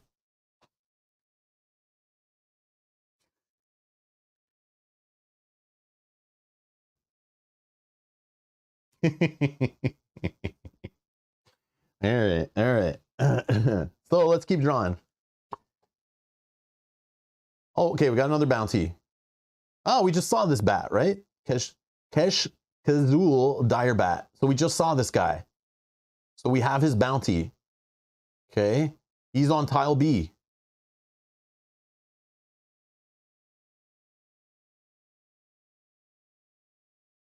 That is, just trying to find the tile.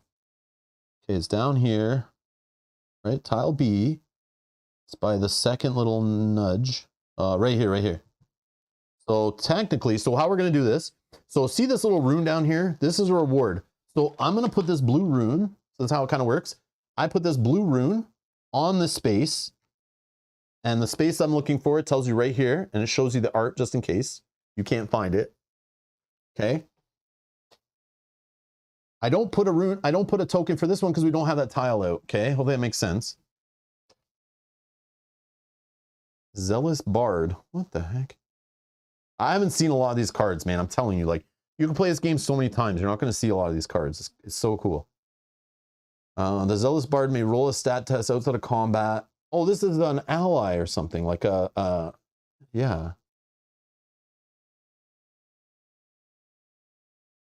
What the heck? The Zealous Bard may roll a stat test outside of combat whenever one is required. His stats are each rank 4. Gain a -1 bonus to this roll if the group vanquishes an opponent last game turn. During combat, while the Zealous Bard is alive, the heroes receive a +1 penalty to all stat tests made. Additionally, whenever the group camps at a village, while the Zealous Bard is an escort, oh, so the escort, sorry, each hero gains 4 gold. So you just have this guy with you and he's hanging out with you, giving you a buff until he's not with you anymore. But this is not like a mission to deliver him or anything. Okay, cool. So it's like an event, but it's like a character. That's neat. All right. Okay. All right, let's do the night ones. So here's a little placard to include with the game for the keepsakes when you pass, you know, or greater aspects. We'll keep this nearby so we can reference it if we need to. And then the familiar deck we'll just keep off to the side, but there's tons of familiars in the game. These are like little buddies that help you, that give you abilities that exist in the game. We'll probably see some of that. I saw some of that when I played in my last game. I'm gonna just put those somewhere out of the way. So much stuff. So much stuff. Okay. These dungeon tiles, I'm gonna get out of the way for now. Keepsakes, don't care. This we don't need yet. These we need. All right. Okay, I'm flipping cards here.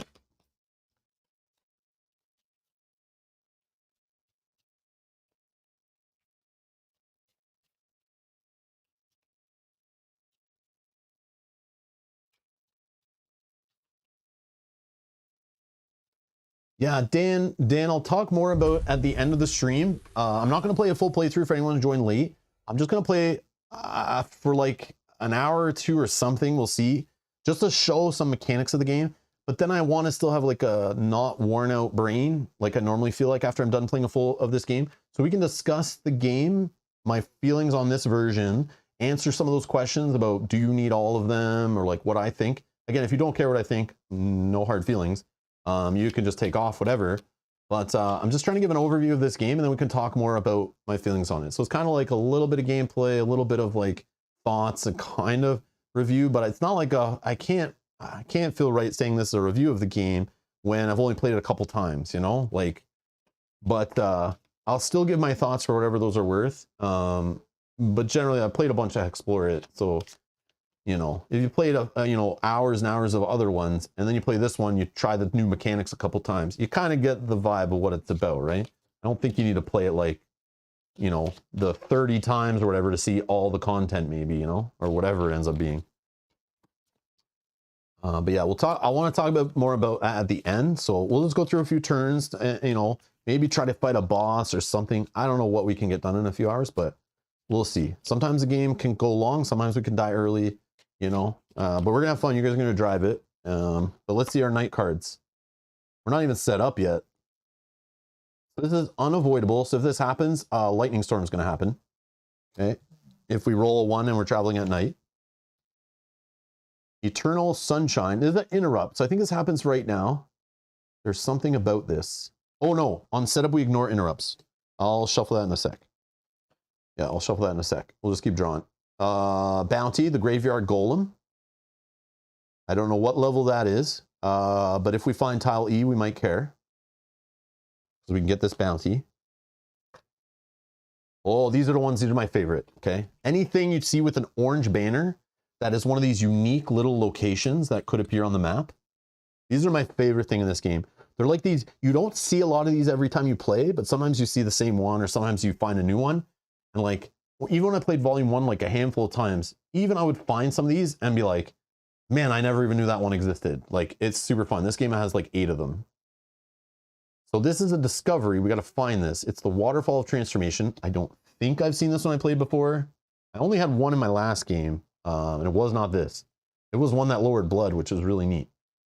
Some tomb or something. This one is Waterfall of Transformation. A majestic waterfall lies ahead. Misty water moves on a light breeze. The roar of it is soothing. So if we discover this location, we'll put the token, this little token, we'll put on the map, and now that's permanently that location in our game, which every time you play, if you see this location, could be in a completely different spot, which is neat. But you put the token on this on an adjacent non-event hex. Each turn, while on this hex, each hero may move up to 6 of their gear upgrades, which is basically like modifying your stats, from one stat to another of their stats. Gold costs are ignored. Then fuse the gear upgrade of one of your stats, which means you get to like, you'll see gear upgrades in a minute, we'll do them, part of setup, but you get to like erase one of them you did. So you have a max of 6 gear upgrades per stat, but the fusing allows you to erase one, but your stat doesn't drop. So it opens up the possibility to get another gear upgrade for that stat, which is neat.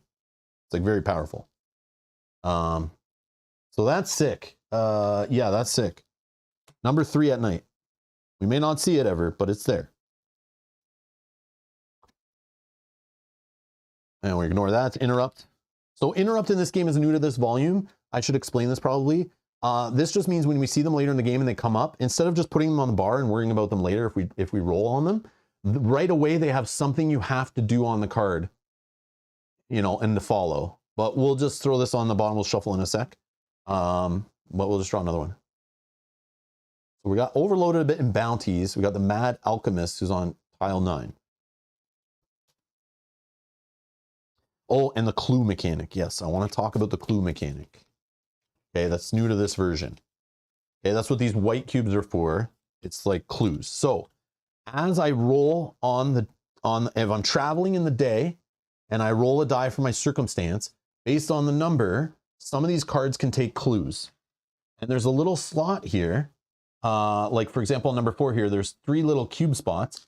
I can add up to 3 clues to a card. So this one's a better example because this one can take clues. And if they have this magnifying glass, they can take clues. And then it reminds you when you actually get to this location and we resolve this card, there's usually a benefit for having clues on it to help you. So during the resolution phase, each clue may adjust its outlast value by 1.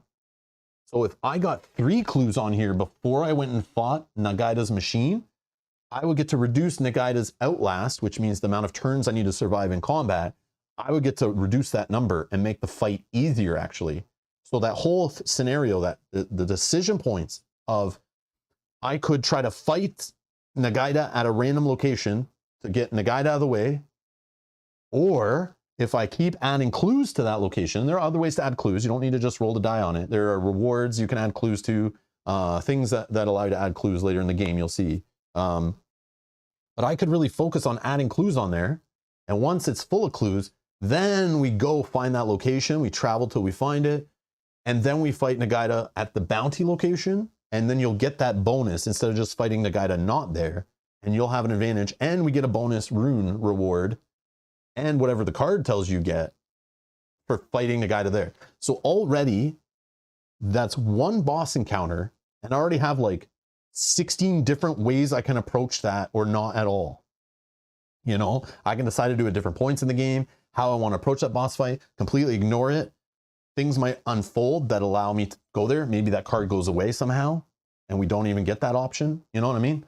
There is like, that's just like 1 boss. Like just talking about 1 boss. That's crazy. Crazy. So many options. Epic sandbox game. That's what's going on here. So many options. Okay. A little overwhelming, but so many options. Okay. Still in setup. End overview of game. All right. So here's what I want to look at. So there is a playstyles book that comes with this version. Okay. And usually, I think this is at the end of the rule book, but this rule book has 90 something juicy pages, 90 pages plus, okay, of rules goodness, okay, a lot of rules and like a lot of information on these placards that's not even in there, okay. But then these psychos, have made multiple play styles of the game. So if you need to modify the game to make it easier, quicker, for lower player counts, that stuff's in here now, not in there, okay. If you've played this game so much you're getting kind of bored, and you want to spice it up and play in different modes and add in different modules that even come in the base game, not expansions, That stuff is in here. If you have 2 or more volumes of the game and you want to pull mechanics out of those volumes or join 2 volumes together in a giant epic map, all that stuff is in here, okay? I'm pretty sure. Yes. So for example, if you bought volume 1 and volume 4 and you want the rules for mixing these 2 bosses, these 2 maps, the mechanics, the cards, whatever, all that stuff is right here. Okay? All that stuff is right here. Yes. You will expand your play options the more volumes you own, okay? Do you need to own more? I don't know. Depends how much you play this game and how much you love it. I would definitely not start buying 2 and try to join them together. This is like you've played hundreds of hours of this game and you're like, I need more. There is more, okay? But in this book, I care right now about maybe making the game a little easier for myself or shorter or playing solo, okay? And we'll look at that right now. It's just information dump today. Holy information dump. So much. There's so much in this game. It's too much, man, to fit in one stream. That's why I can't do a full playthrough. All right. Double up. Okay. These double up rules, I usually play with these, especially at lower player count. There are ways to make it easier. This will kind of power up you more quickly. But if you play with 3 or more heroes, there is a way to like kind of also balance it a bit better. But this will help you. And if you want to play faster, it says use the double up changes on the left. And it also how to make it kind of more family friendly, easier, especially on your first few playthroughs. I wish this was mentioned right at the beginning of the rule book. Hey, you just bought this game. You've never played HEXplore It before. Stop right now. If you have new players at the table, use these rules. If you're learning the game for the first time, use these rules because you will not die right away and be pissed that you took an hour plus to set up this game and understand it. And before even starting, maybe multiple hours, this will help you survive more turns, see more of the game, and maybe even win your first try. Okay, the game is tough, but these exist, but they're hidden in the playstyles book, unfortunately. Maybe it does say it in the rule book. I don't remember. But just hopefully this helps somebody out. Okay. There's ways describing how to play with more heroes per character or per player. Okay. There are ways to make the game longer and crazier with the marathon. Okay. But we're just playing 1 player. There are 2 ways to play using this playstyle. The first, just play with multiple heroes. No rules changes. If you want to play with 2, 3, 4 heroes, go nuts. You don't have to change anything. The game is more balanced that way. But if you're playing true solo, a lot of the heroes are not made for true solo. They make it much harder, okay? It even says here, if you find this playstyle too difficult with the hero of your choice, try using the exclusive rules found in the expansions or by combining this playstyle with the double up playstyle above. So when I usually stream this game, I want the game to be a full playthrough. I want you to see as much as possible. So we use the double up, so we level up really fast. We can get to the boss faster, the final boss, whatever. But yeah, I don't know if we should play with the double up today. But if you're starting out, you should. Here are the changes you'll adopt for a 1 player / 1 hero game. Begin the game with 2 sovereign elixirs. So I'm going to write those in my backpack space here. And I probably won't even remember what they are when I look later because my writing is so bad. Elixirs times 2. Okay. I'll look up what those are in a second. I don't remember. I think they're just healing energy or health, I think. During the declaration phase of combat, you may choose, this is super important, this is a rule I forget sometimes in the heat of battle because I play this game usually multiplayer. But when you're playing solo, this is a must, okay? Especially early game. There are times when you want to smash the enemy, but the enemy blocks your damage, redirects your damage, halves your damage, and you think you're about to finish that enemy when you should probably flee. And you're like, no, no, no, the enemy's down to 2 health. I'll just finish that enemy off. Okay, this is why you should read your enemy card first too. But playing solo, you don't have another character to keep the battle going. You don't have another character to heal you, whatever, right? So there needs to be a way, because you can use items when you defend to heal yourself or whatever. They put this ability in solo. If you're playing true hero form, use this ability. You can spend 1 energy, which is why energy rank is more important in solo, especially as a warlock here. Spend an energy. That allows you to still do one of your like offensive abilities, your masteries, whatever, but you still get to defend also. So if things go wrong and the fight's going to go another round, you can still block some of the damage, might keep you alive, and or you could use an item when you defend. So it could let you like use an elixir or something to get you above health so you don't die by that accidental dice roll where things went wrong and the enemy totally messed up your attack and they're still alive. And now the next round you're at like lower on resources, you might die. So this, if you're worried, read the enemy card, start spending energy to perform the defend also. It'll keep you alive longer, okay? So they put that in there. This is what you must play with. I highly recommend it. Even later in the game, it's like needed. We played solo streams on the game before, and I remember near the end even like you need it, or like it's a difference between life or death sometimes. Super important, okay? And when rolling skill dice, only skill dice, to attempt an investigation, we get to roll twice and apply the best result. So if it's asking you to roll navigate and explore skills against an investigation, to help you because you're just by yourself, they allow you to roll like 2 players worth of dice and just pick the better one. Otherwise, the game could get out of control. So that's how they kind of modify, because playing at less players, even 2 players, the game is harder. But they give you rules to help you, but they're in the playstyles book. Pro tip, okay? Pro tip. So we got to remember these 3 rules. I'll probably forget these 2, because I know I do. And I know I forgot this one when I was playing solo the other day, for sure. I remembered it a few times, but then when I came back to continue my game, I forgot it in the second time. But up here, we'll begin the game on standard, I think, not starter. But we're going to take the 12 upgrades. Again, you can use any of these rules. You don't have to take it all. This game is like a toolkit, man. Modular, do whatever you want. Okay? So I'm going to do this. Group begins play with 12 gear upgrades instead of 6. And it's not limited how you distribute them. Okay? I'm going to like kind of cheat a little bit, and we're going to put them wherever we want. Normally, you get 6 upgrades for the whole party, no matter what player count you're playing at. And you're only allowed to put, or no, it's 6 per player, I think. Oh no, it's per group. It is per group.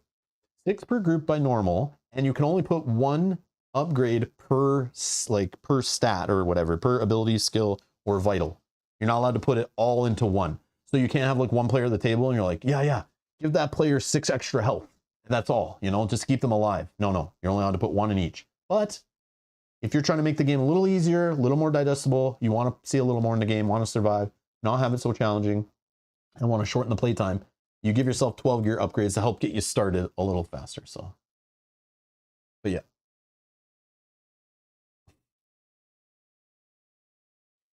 Yep. Okay, so we're going to do that. We're also going to do the before the game begins, draw 3 power-ups. Yes, because I don't want to die quickly. And also I can show you the power-up stuff, which we should see more than once in the game. But we're going to draw 3 power-ups. I'll just put them right by my board. We'll just do a quick little shuffle. We'll deal with those in a sec. Hopefully we see some different ones in there, because they have some cool ones in here for familiars and stuff, which is neat. Okay, and I think that's the group begins play with 1 random rune. I can show you how a random rune is determined. Yeah, we'll do that too. Each time you gain a rune, gain another rune. So the double up rules, you gain double the runes. Each time you gain gold, you gain double the gold. And the group gains a crypt key. And the reigns of Telgamir, monastery item, right? Which is this one. So we could, if we want to speed up the game, we increase the group's movement speed by 1 hex per turn. This includes moving cautiously. This bonus stacks with similar effects. When moving recklessly, you may roll all of your skills during the skill phase, only 1 available per group. I think we're okay. I don't know. Let's not do this. Let's not do this for fun. I played with this yesterday. It's pretty OP, but that's on purpose to speed up the game. But we're not trying to race to the end, so it's fine. But yeah, it's just add stuff to make the game quicker and level up faster. Okay. We won't worry about the double up stuff. Let's just ignore that. Since we're not doing a full playthrough, let's just ignore the double up stuff today. I'm not going to try to race to get to the end. But it's there. It's definitely there if you want to play with that way. Okay, so let's do one random rune. So how you do a random rune, it is on here, but it's also on another mat. I saw it earlier. Whatever. It's on one of these mats somewhere. This one right here. Okay, this one looks better. Okay, to do a random rune, you just roll the moon die, the d12, and based on your result, you get that rune. As you can see, it's harder to get blue ones. Blue ones are the juice, I think. Yeah. 1 through 4, you get a red. 5 through 8, 9 through 12. Or is it all the same? No, it's all the same, right? Yeah, it's all the same. I thought blues are more, maybe blues are more rare in the dungeon is what I'm thinking. Yeah, that's what I'm thinking, right? They are more rare though, because they're the better ones. Oh, and the dungeon cards are the better ones. The runes themselves, it's harder to get blue in the dungeon. Maybe it's harder to get blue on cards too, because I only see red, red, green, and 1 blue. I don't know. But anyways, we're going to do a random one. We're going to do a random one because of table space limitations. No dice tray will be used today. We're going to use the good old cup. Okay, let's go. Wham! 11. And we got a blue. All right. So that's our one random starting rune. Okay. Is it going to be the only rune we get today? We'll see. But you just record them on your battle mat. The battle mat kind of records a whole bunch of information. Let's give ourselves a crypt key based on one of those rules. I want to do that just so we can show that if we get a chance to go in the dungeon, I don't have to play the game of trying to unlock it turn after turn. So we're going to record our crypt keys there. And our movement normally is, I think, 4 and 1, right? Because I played with that other mod, and I think it's a 5 and 2 it started out. But I think normal movement is 4, and cautious is 1, if memory serves correct. Group purchases, okay, you record those there. Number of collectors you vanquish. We'll talk about collectors when we see our first one. Time is a thing you record in the dungeon. And then when you're fighting enemies, you record their health here. If they influence and outlast, which we'll only discuss if we see that in the game. But these were introduced in previous volumes of HEXplore It, but it's all here.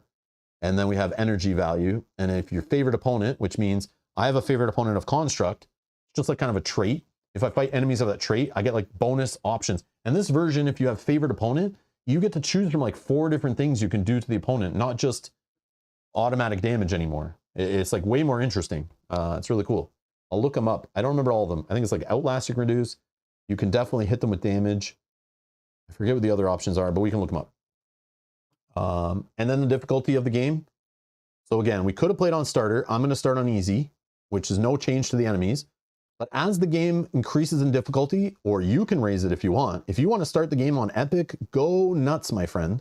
You can do that. And the game will never go higher. But if you want to start on starter, you can, which will reduce the vitals by the enemy's level. You could reduce its outlast and its opponent's damage it does to you. So again, if you're playing solo, you might want to start on starter difficulty. If you're playing the game for the very first time, learning it before teaching friends, play on starter. If you have 3 noobs at the table and you've played it only a couple times, start on starter difficulty. Okay, so that way you don't all get together, you all learn the game, and then you're done after 2 rounds. Okay, it can happen. So play on starter. Okay, it'll make the enemies a little weaker, a little more manageable. And then the game increases automatically in difficulty to me. One complaint I had with the original volume, it was too open, too loose. I never knew when to raise difficulty. I had no idea. And the game felt kind of easy because I never knew when to raise it. So then there were some house rules made on when to raise the difficulty. In this version, they use the rules of if the power-up deck runs out, raise the difficulty 1 level. For every 3 collectors, collectors are the little mini bosses that will appear on villages. They're counted with these dice. So if we had 1 collector on village number 2 here, and we fought that collector, for every 3 collectors we fight, we will raise the difficulty by 1. Every 3 we defeat, I should say. Okay, every 3 we defeat. So that's another way the game automatically increases the difficulty. There's also enemies with the dangerous keyword that could temporarily increase their difficulty level. So that could change. You could get extra rewards for fighting higher difficulty, but that also makes their like vitals higher, their outlast longer, their damage higher. Okay, your stat penalty. So this would actually, when you're doing stat tests in the game, it makes them harder based on the higher difficulty. Okay, that's a thing. Okay, so we need to decide, Are we starting on day or night? That is a question I have for you guys. Day, night. And go ahead and vote in the poll that is in the chat. And pick whatever. I mean, it could be based on, do we want to start on day or night based on like what we're trying to get done here? Different enemies might have different effects. I just want to show the first enemy card here in the deck. Just set it for an example. Sometimes based on day or night, they might have a different passive ability or something. Okay, so that's a thing. But again, we don't know because it's all random. Oh yeah, the living card deck added a whole bunch of cards to this encounter deck. I don't know if that makes it harder, but I just did it. Okay, that's another stack of cards that comes with this little module. Okay. Han asks, are these bonus rules and modifiers in all volumes? Yeah, but they're a little different for each volume, but they are in there. They are in there for solo play and stuff like that. And you can adapt whichever ones you want. But yeah, they're in all volumes. Yep. I believe the double up rules are right in the first game we ever played. I think we used those. I could be wrong. But yeah, I've been playing with double up rules every time we stream it just to try to like reduce, because I like talking about the game, strategizing, chatting about it, and showing it off and really discussing stuff. But that adds to the gameplay, and already I'm slow playing this game, so it's just like I definitely like playing with that on stream to just speed it up so we can see the final boss fight and stuff. But we already did that on a stream. We fought the final boss in this game already back when it was on crowdfunding. You can see that. Okay. So yeah. We also need our gold, which was, I think each hero starts with 10, right? But if you're playing double up, it's twice. 10 gold, yeah. And there's a whole achievement system to this game. There is something, I forget what it's called. Valor? I think it's Valor for this game. Anytime you play HEXplore It, they have a whole list of Valor in the back of the book. So they're like little achievements you can do, like beat the boss on level 100 or whatever, or level 10, beat the final boss on level 0, blood level 0. There's like find and beat this certain boss or do this certain thing, and you earn Valor, and it's like little points you can track yourself in all the different volumes that HEXplore It. And based on the amount of Valor you have, that will let you start with like different augmentations to the rules in your starting setup. So like, I'm not going to do it right now, but I just want to show you guys if I can find it right here. But it's just another cool addition for those who like want to play this game like a lot. It's if you need these little kind of things to drive it, they're there. So this Valor system, it's in the first volume, it's in all the volumes, but they all have their different ways of earning it. And the expansions for each volume add even more optional Valor points. So gaining in the base game here, there looks like there's like 6 ways to gain Valor. You can mark them off right in the book, or you can have your own spreadsheet where you save them in or whatever, or print out a paper and just write it on it, whatever, and store it in the box. But you can just print out from the PDF in the rulebook, and you can have this in the box, and you can just, if you defeat Noctis on easy difficulty, epic difficulty, gain all 4 graces in one game, gain blood magic tier 10 or higher in one game. Holy crap. Vanquish or influence Ravazile the Fallen. So that's like boss level 9, I think. Defeat Mirza Noctis at the following blood pool levels 0 and 100. Oh, so that's 7 actually, right? Oh no, you have to do it twice to get this. I see. So you have to do it once, twice, and then you get the Valor point. But based on this Valor point, every time you play a version of HEXplore It, they have a table like this of how that version of the game, based on how much you play, if you want to track this, it modifies how the game works. So let's say I've earned 9 Valor. So I get this, and I get the ones below it, okay? So as you play, like if you play so much HEXplore It, and you're actually gunning for Valor, you can earn so much that you could gain all this crazy stuff. But I could have it where each hero gains gold equal to half their Valor score to spend on only gear upgrades before the game begins. Any used gold is lost. Before the game begins, roll the HEXplore It die and add the result to your Valor score for this game. This die may explode, which just means if you hit the hex symbol, you get to keep re-rolling and adding. The group begins the game with 1 crypt key. So I could have had 2 crypt keys if I decided to say I had, 11 Valor. I could have those 2 things done. Okay, that means every time I play this game, I get a free crypt key. You don't have to do this, but you can, which is kind of neat. And I can have my gear upgrades jacked. And then maybe you play at a higher difficulty because of that, and then you feel a little more, all right, I can fight the boss, kind of just neat stuff, just extra, like it's crazy they came up with this, like, it's crazy to me. All right. So yeah, if you love this game, you love these HEXplore It games, like, they could be the last game you own if you love these kind of games. Not for everybody. Lots of dice rolling, lots of random stuff, lots of information on the table. Man, you play over and over again. Holy jeez. Holy jeez. All right. The campaign games also award some Valor. Frank, don't stop, man. Stop. Stop feeding the addiction. Nice. Okay, that's another way to get more Valor. Oh, geez. But yeah. Yeah. All right. So just want to highlight that. Now, where was I? Still setting up, man, and going over the game. Not just setup. All right, what else? I'm doing like too many things. Anything else? Oh yeah, where are we, day or night? Let's see.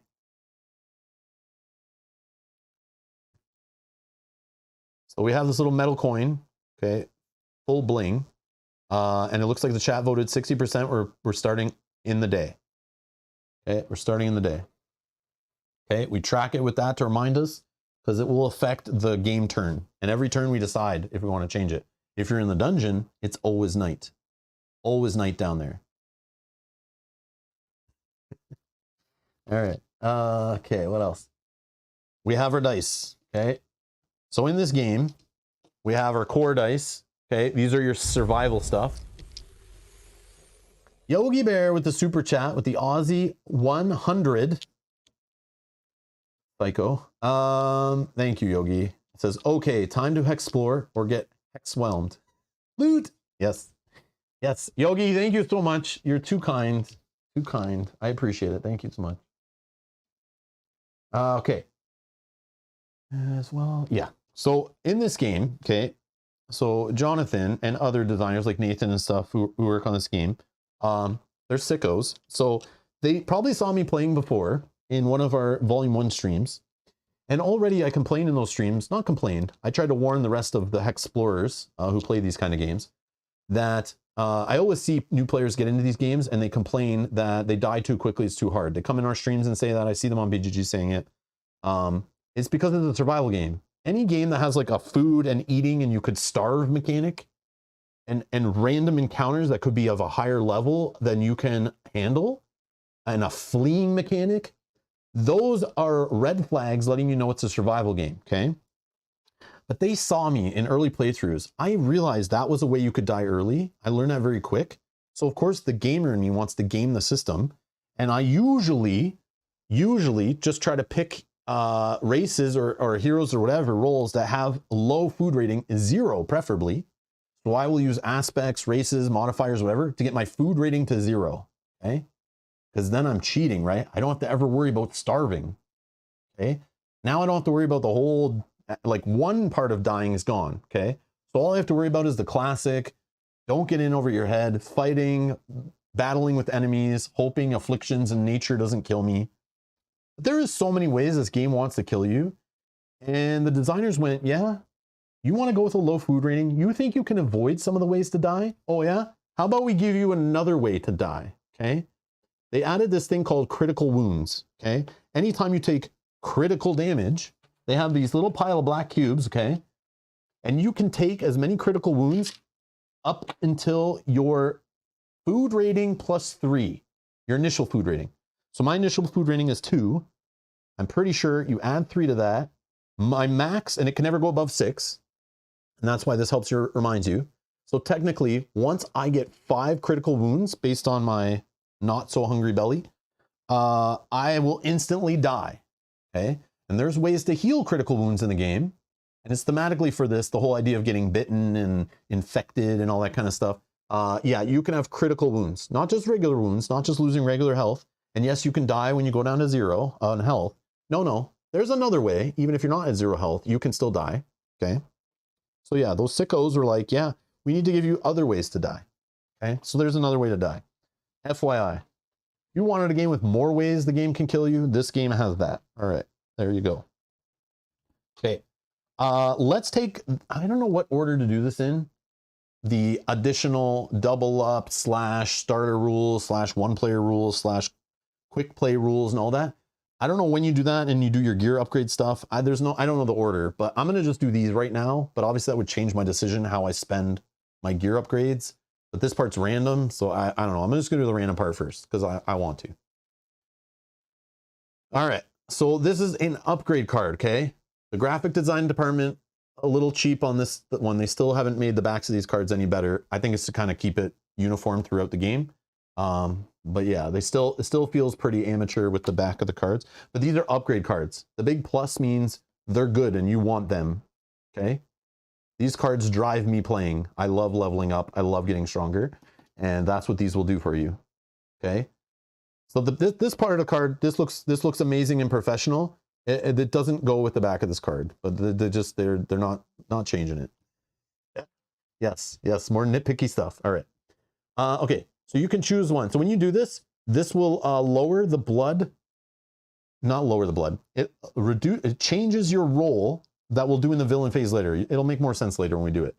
But I will record this right now, and unlike the prototype we played earlier, this actually has this cool little, I think it's a spin down die actually.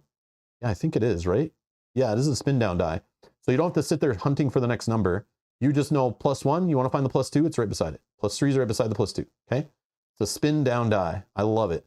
So by default, we will not modify the result of the die we roll in the villain phase. But right now we will. And based on the way we move each turn, you'll see we also could modify it.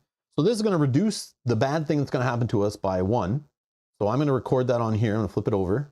And I'm going to put this -1 here to remind us when we get in the villain phase later, which could, based on my play speed, could be 3 hours from now when we get to the first villain phase. But I'm going to put it right there, -1, okay? That's a good thing. Now I'm also going to increase my first mastery by 1, and I get to increase my energy, max energy, by 3. Now this is a stat increase, okay? Not a gear upgrade. Both those things can change your numbers, your stats, but the difference is a gear upgrade, which you'll see me do in 1 second, those are limited in the game, technically, unless you fuse them, but they're limited. The stat increases are unlimited. They can just keep going. You do not need to fill in one of your little hexes there, okay? They're not expensive to do these stat upgrades, okay? They're free, okay? So I'm gonna do that right now, and then we'll do our gear upgrades after. So I'm erasing this. I'm putting a 4 in here. I only care every 3 levels I get on this one. We'll talk about that in a bit. And then this one, I only care when I get to level 8 on it. So I'm going to get to, oh, that doesn't matter. This energy. Yes, energy to 10. Beautiful. Beautiful. I feel better already. And I think, I couldn't find in the rules, but I'm pretty sure in all HEXplore It versions, I thought, maybe I'm confusing it with another board game or card game. Every time you increase a vital, you increase your max. I think you get to increase your current by the same amount. But I was looking for it right before the stream and I couldn't find it in the rules, but it might be in there. I just couldn't find it. But I'm pretty sure that's a thing. I was playing like that the other day, but then I was looking through the rules again this morning and I could not find it. So maybe it's not in this version. Oh, this is a choose one. I'm so sorry. This is a choose one. Frank, thank you for catching that. I forgot it's a choose one. I should have read the card. I just automatically, my eyeballs want to do these things. They want to go to the pretty upgrades. We'll just do energy upgrade. Absolutely, we're choosing the energy. Yes, yes, yes. Yes, yes, yes. Yeah, sorry. I'm so sorry. It's a choose one. It's a choose one. It says right there. See these big letters on the card, Rob? See those big letters? Yeah, I know you don't like to read, Rob, but they're these you can't get both. Okay, some they do give you both though. That's like this one, and it's very clear because it says both. Oh, it's actually going to raise our modification here. So this goes back to nothing. Okay. And we're going to get a bump of 2 in both our masteries. And there's some little flavor story stuff on there. Like, look at the art, man. That's cool. Okay. All right. So those will both go up by 2. So these are going to 5 each. Oh, okay. What's this one? Oh, perfect. Perfect. I wanted to show this familiar stuff. That works good. That works good. So with the familiars, I could have gained 3 cards right there. Instead of gaining those cards, I think the rule is I could throw 3 cards away or save them. I could save like this card. I could save one of these upgrades. And then once I get 3 of them saved, I can throw them away and gain a familiar, I think is how that works. But I also can just straight up get a familiar in the upgrade deck, which is cool. That one, we saw one already. This is good for showing off the game. The different cool stuff in there. Where did I put the familiars? Oh, down here. So problem, random familiars. The back of them shows the art of each familiar, so it's not random. And the front shows you the familiar ability. And so random, I'll just shuffle and cut the deck and we'll take the top one. I was like, the first time I look at it, I'm like, random? How? All right, here we go. We're going to get the... Ooh, this guy looks cool. Who's this? What does he say? Okay. Cunning Mind. Okay. So this is like, kind of like having your racial abilities or an aspect or kind of like an ally, but not. This is just more like just having more abilities and a way to increase their power. So another extension. So I kind of said, like, I've said it before about HEXplore It. I'll talk about it later too, but only having 2 abilities on a character, yes, it helps you not get so bogged down when you're like worrying about all the other stuff in the game. But it can, by the end of a game, get kind of boring just doing the same ability, especially when one ability is like kind of you leveled up better than the other one, and the other one's more, one of them is more situational, you barely ever use, but the other one's like just more powerful. You'll kind of do the same ability over and over again in the game. It's just like, it's repetitive. But it's kind of cool. They give you your character even more options. If you do aspects and the familiars, you can have a whole bunch of these things. You can build up a little army of these guys, and they just give you extra powers. And it's cool, they're flexible. Some of them you can pick which stat they're going to use, and they're kind of attached to you. So this one, Cunning Mind, some of them you can get through boss fights actually as rewards, which is neat. Cunning Mind, so they can only be upgraded 3 times. I'm going to choose 1 ability or skill. I think I start this skill at 1 plus my current stat. So maybe doing this after would have been better, but who cares? If Cunning Mind's rank is greater than an opponent's level, gain favored opponent against that opponent. That is super awesome, okay? But I need to get this guy's rank up. So I'm gonna choose a rank just on my board. And again, we're not gonna play the full thing. So I'm obviously gonna choose one of these ranks, right? Yeah, because you can't choose a vital. That would be kind of broken, right? So I can choose any one of these, and I'm gonna mark it off to remind me. So let's just choose Arcane Bolt here, my first mastery, okay? So I'm gonna mark it in. I just mark it in there so I remember later in the game what the hell was that all about. And I'm gonna start him at 6. Okay, so he starts at 6. Anytime I gain a gear upgrade, just like on my board, instead I could use the gear upgrade to purchase or gain one to add to this number. Okay, anytime I gain a level up for my first mastery. Oh, maybe I shouldn't do that, eh? This is a choice, right? If I do my first mastery and I want to upgrade this guy's stat, anytime I draw one of these cards that increase my first mastery, I can use it to increase his too, I think, instead of my own. But man, that's favorite opponent stuff. Holy. At rank 6, this happens right now, I think. Jonathan says, for familiars, whenever your hero gains a power up to the stat they have, you can choose the, yeah, just what I said. Okay, perfect. Yeah, you probably said that way before I said it. I'm sorry, I didn't see that. Yeah, feel free to fill in anything. Like familiars, I'm not too familiar with. I've played with them. I played with one the other day. But yeah, they're all different, and I don't usually play with them. So, but yeah. If I'm forgetting, I'm just trying to go off memory what I read in the rules, really, about the familiars. Rank 6, if you already had favored opponent against them, so if I fight against a construct, boss, or encounter, you may adjust your first favored opponent die roll each round by up to half Cunning Mind rank. So, oh man, can it still explode? Yes, it can explode with the new result. Against opponents with Outlast, reduce their Outlast by 2 instead of 1. Okay, here's how busted this is. I think I broke the game already. Okay. So, with this little familiar we just pulled, he's at 6 already. I don't know if I did that in the right order. Maybe he shouldn't be. But what this is saying, because he's now at rank 6 and I've unlocked this second part, I could like roll this die and gain, get like a 3. Okay. So when I'm rolling against a favorite opponent, I could roll a 3, right? And that gets 3 like basically piercing damage right through their defense. But I can increase it by half of cunning, so I can actually increase it to 6. Well, a 6 on this die is a hex, and it can hexplode. Yeah, okay, yes, I will go fight, I'll try to fight boss 2, okay? Is boss 2 a random roll, though? I might not find boss 2, that's the problem. We do want to fight a second level boss because of this this bounty. Yeah, Nagaida's Machine. If we go to a random spot, we don't have 2 available to us. So I mean, we can try. We might not get Nagaida's Machine. But Jonathan thing like Nagaida a construct right there. You can see. So if we can find Nagaida or find tile L or whatever, we can do that. We can do that. All right. But I can explode. And what this will do is when it explodes, I get to roll it again.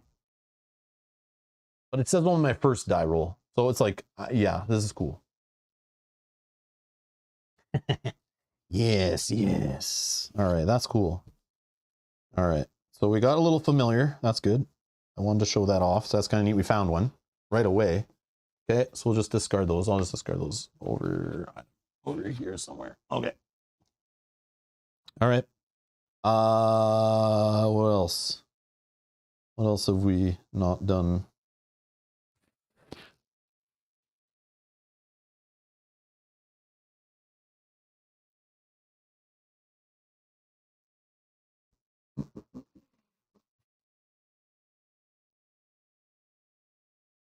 I do all the solo stuff.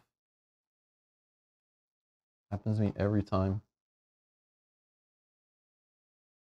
Solo stuff. In the game of 2 elixirs. Yeah, I got those. Oh, the gear upgrades. Gear upgrades. That's what I need to do. Gear upgrades. 12 of them. I'm going to do the double up stuff just for the gear upgrade part. And I'm going to do 12 gear upgrades. Not limited how I distribute them. So playing this game already, I have learned a few things. Okay. My HEXplore It training. My HEXplore It training tells me if I have a food rating. This is what Rob's Gaming Table's previous mentality went.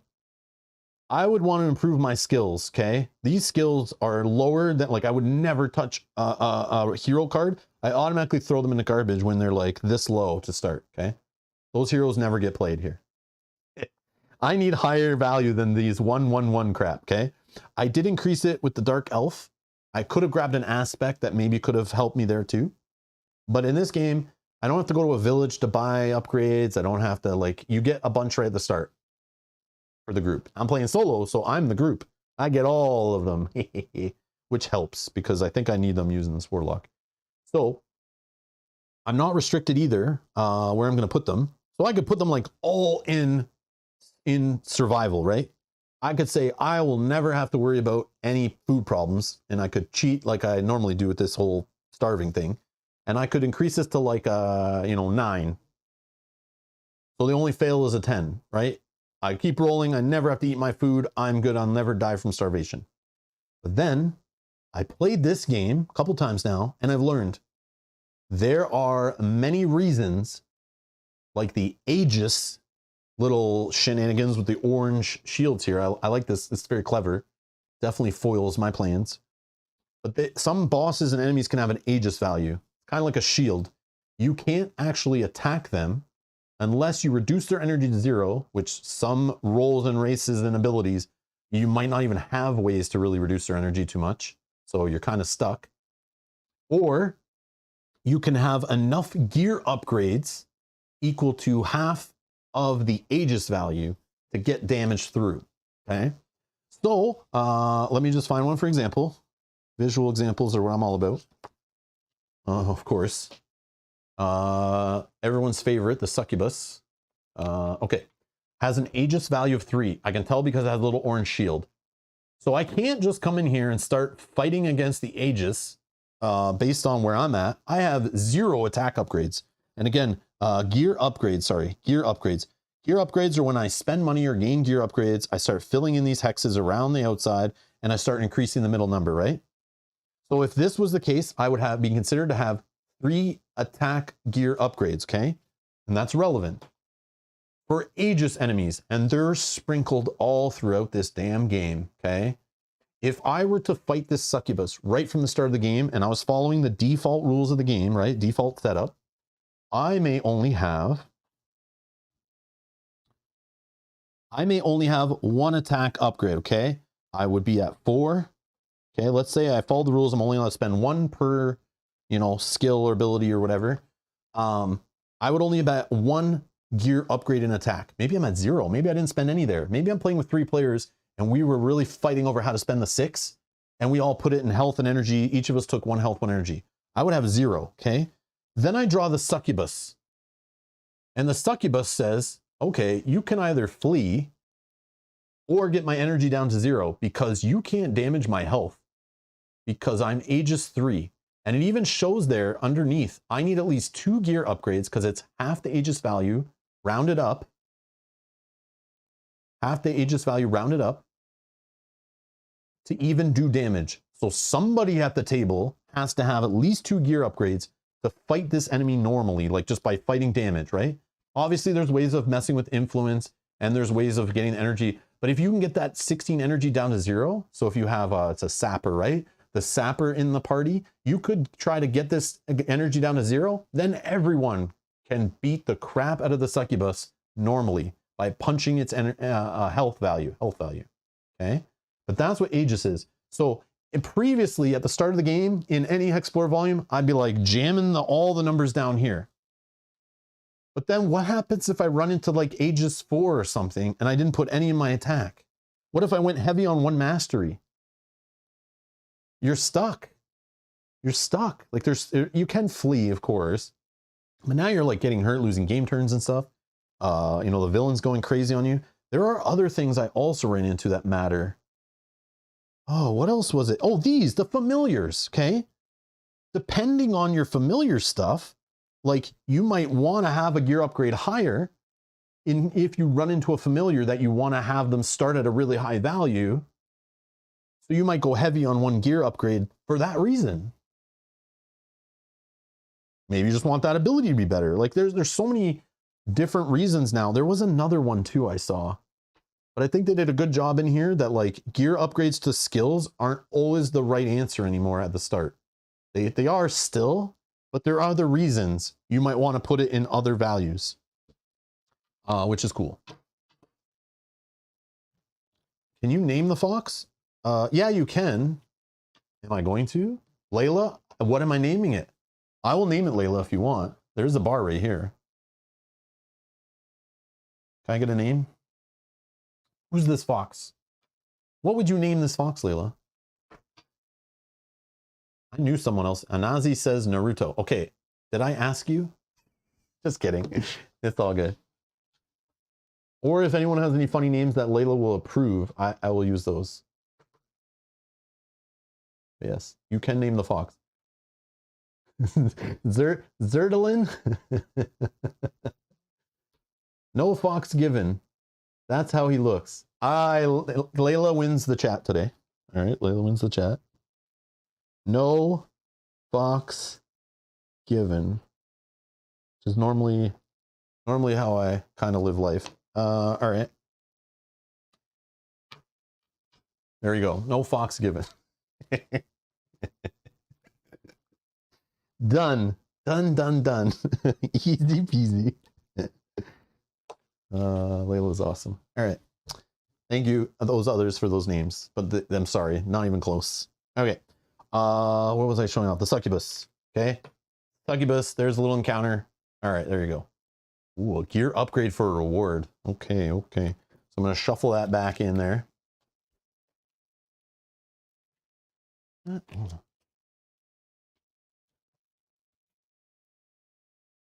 Fox if I know. Nice, Edward. Nice. Okay. All right. All right. All right. Come on, guys. We're trying to play a game here. Let's not start having fun. Oh, yeah, I need to slide over again. I'm blocking stuff. Okay. Okay. Yeah. So now where am I doing my gear upgrades? Well, definitely one in attack after what I just rambled on about. Let's do... I feel like I want to definitely do 2 in survival for sure. That's the one stat that like I have PTSD about. So let's do 2 gear upgrades here. Okay, so we're at 4. Should we go to 5? Feel free to throw in any recommendations. And I'm going to put this right here for now. I can spend 12 upgrades. I've already done 2 here and 1 in attack. I mean, I could get to 6 on Arcane Bolt and we can do another little augmentation here. I should probably talk about that actually. Here's my abilities, okay? Jonathan, I don't know if I've asked you this before, or any of the designers. I know Nathan from being here before, but were any of you like former middle school math teachers? Because that's what this game gives me the vibe of. And these abilities, it might be my poor reading comprehension, but these abilities, they feel like, based on my daughter and her math homework she brings home, these feel like middle school math problems. Like, I'm going to read this first one to you. Follow along, especially if you're not very comfortable with the game like I am sometimes. This mastery deals twice Arcane Bolt health damage at rank 3, and every 3 ranks after, choose 1 augmentation. Reduce the vital cost of Arcane Bolt by 1 to a minimum of 0. Boost Arcane Bolt's damage by half Nether Pull rank and increases vital cost by 1. Comma, Arcane Bolt may also affect the target's outlast by 2. Comma, the target of Arcane Bolt becomes vulnerable. And these are all little keywords and other abilities we have to know about. Until the end of combat, the Arcane Bolt also deals Nether Pull rank energy damage. Each of these augmentations may be taken more than once. Once chosen, you cannot reassign an augmentation. So this reads like, Jimmy is going to the bake sale and he needs to bake cookies for 12 people. 2 people don't show up, and then Jane comes and ruins some of his ingredients, unable to make 3 batches. How many cookies does he need to bake?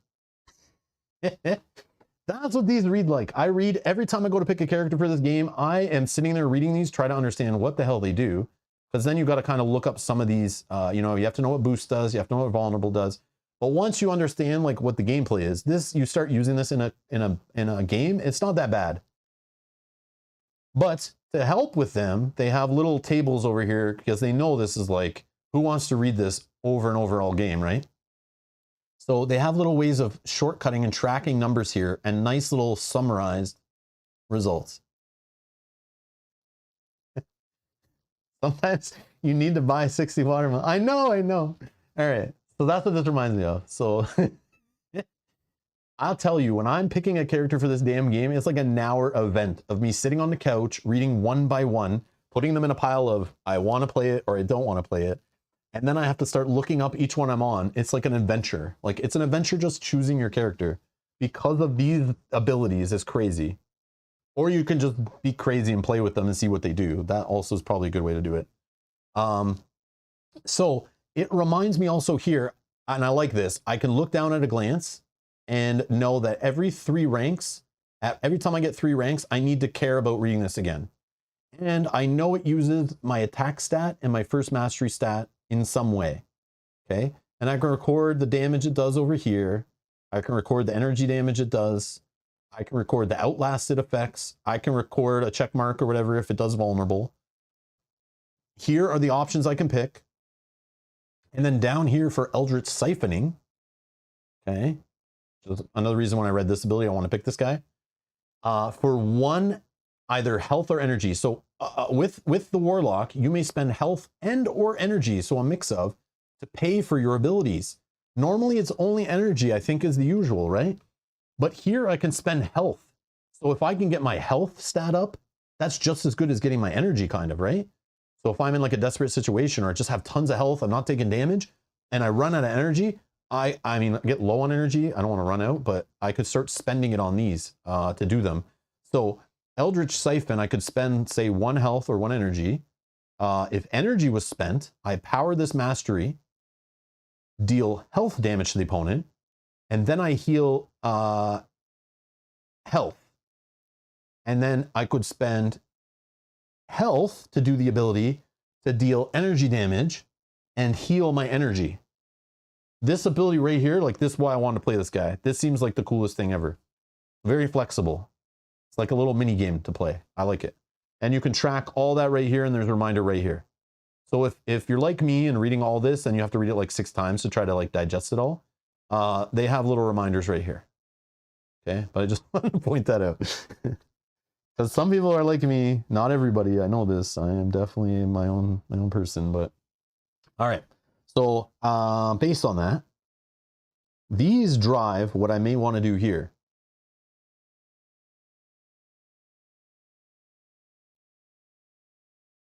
Six on your bolt? Yeah, definitely 6 on my bolt, right? Yeah, okay.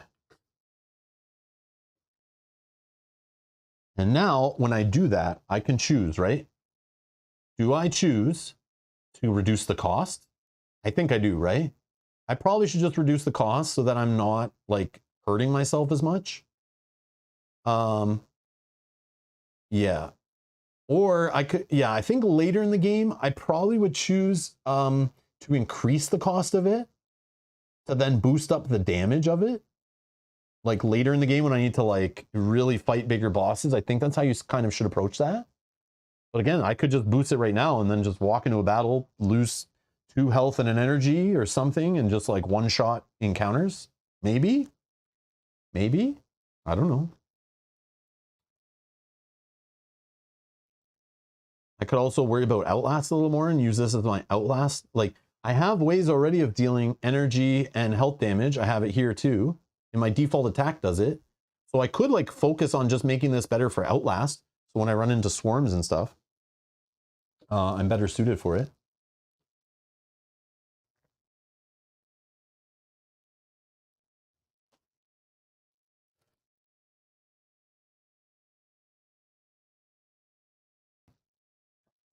Throat tickles.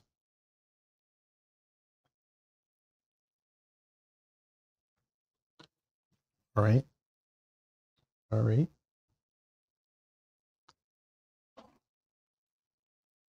Okay. 1, 2, 3, 4. I want to increase my defense. 5.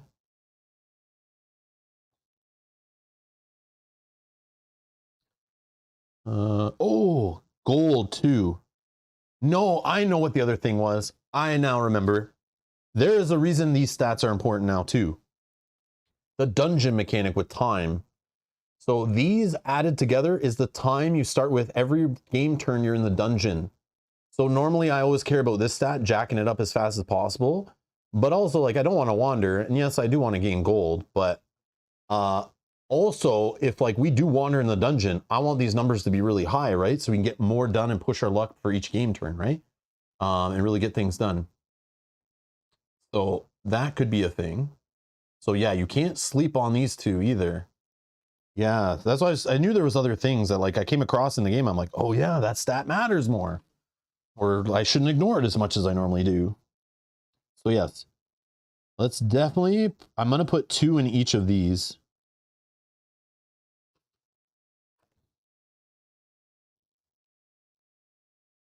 Yeah, definitely. 4, 4. Okay, 4, 3, 4. So 1, 2, 3, 4, 5, 6, 7, 8, 9. Let's do our health. No, let's not do our health. It's so cheap. I want to use these gear upgrades on more expensive stuff. But I got to respect the health. Yeah, I'll put 2 of them here. 10 and 11. So we're at 10 health.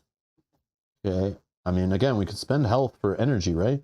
So it's like, that's like a whole resource, and it keeps us alive longer. So it's like a win-win.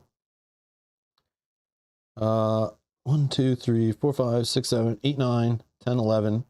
I'm going to put my last one in survival, actually. We're at 5. Okay. I know that looks like an S. It's a 5, I swear. It's a 5, I swear. All right. Now what? I think we're good to start. I hopefully didn't miss anything on setup. I'm sure we'll run into it later. Trying to explain cool things about the game while you're also trying to set up is a little confusing. I'm getting lost, but we'll get there. All right. Okay, first turn of the game. We know we're on day. We chose that in setup. Okay, normally you would choose that at the start of your game turn. We're there. Game turns. Let's do it here. All right.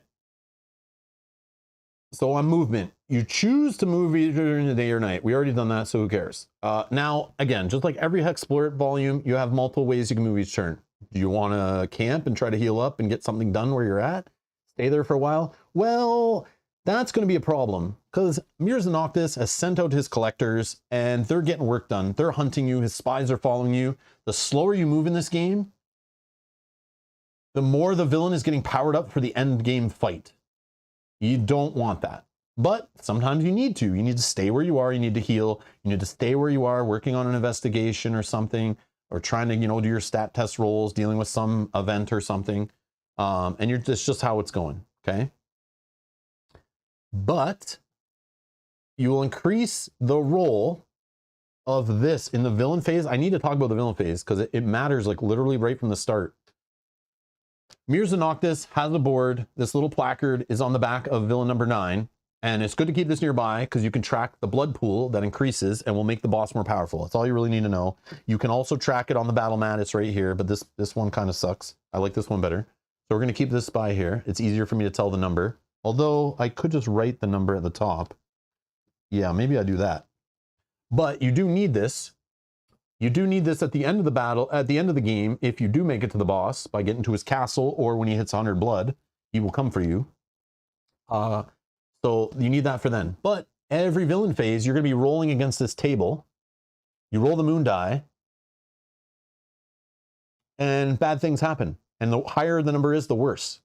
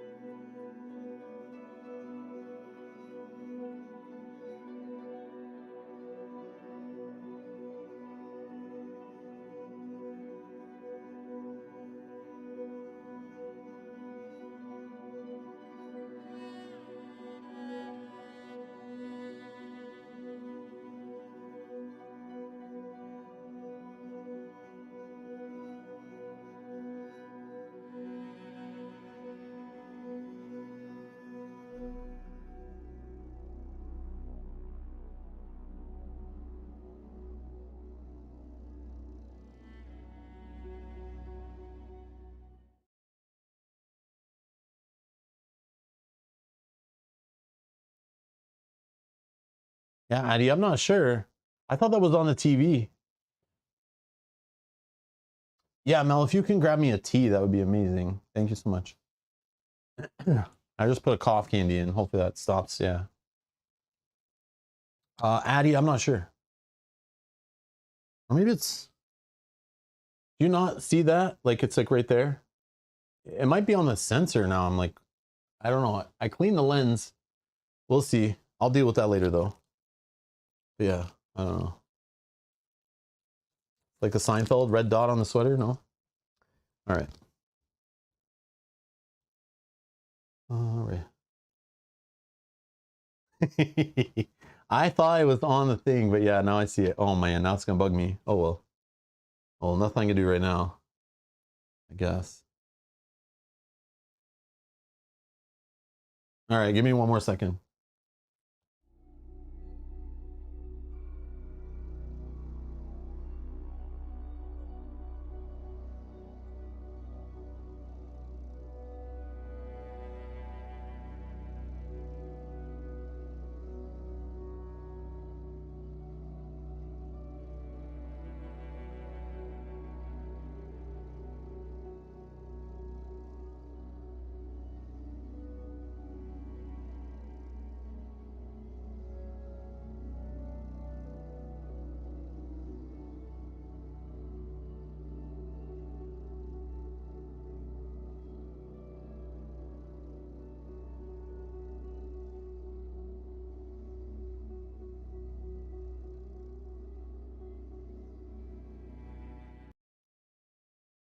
Still there? Man, I don't know. I don't know. I definitely don't want to mess with the camera sensor right now, but I cleaned both ends of the lens. I'm not sure. I'll deal with it later. Ah, okay. Yeah, I don't know. Now it's gonna bug me. I'll figure it out later. Okay. Yeah, so let's continue. All right, so what we do in the villain phase, we roll a die, and based on the die, it does bad things. And the worst thing is the collectors. So when we reduce this number using this red die, that's a good thing.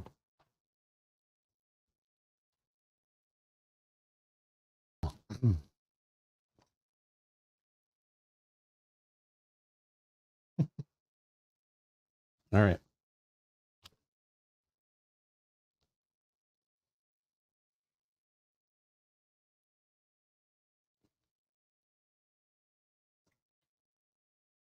Okay. Another choice to make. This game comes with 3 miniatures. Okay, 3 miniatures. One of them's for a boss. These are Mel painted these quickly with speed paints. Thank you, Mel. Army Painter speed paints used to paint these. Thanks, Army Painter, for the speed paints.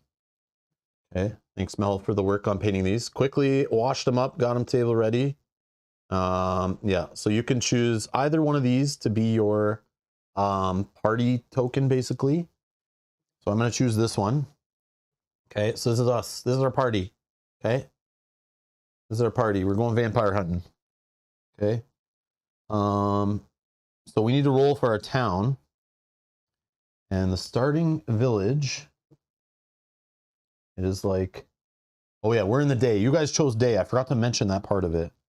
So how many villages there's? We're gonna roll this die, I think. And it's a 2. If it was night, we would add 1 to that. So the only way to start in village 7 is to start at night. But we're gonna start in village 2 up here. And because of our starting village, we will get hunter's gear. Hunter's gear for each hero. Okay. Yes. I knew I forgot something. Hunter's gear.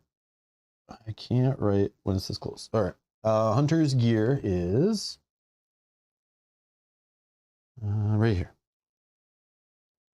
Hunter's gear. It would normally cost 5 gold. You get to heal 1 health and 1 energy after you vanquish an opponent, up to 3 available per hero. So I can buy 2 more of these, and then I would get to heal 3 health and 3 energy after I vanquish an opponent. That's nice. Okay, I just got to remember that. Beautiful. So we're here at number 2. Yes. Thank you, Mel. Sweet. Oh, yeah, yeah. I'll leave it for a bit. I do not want to burn my tongue. Thank you. All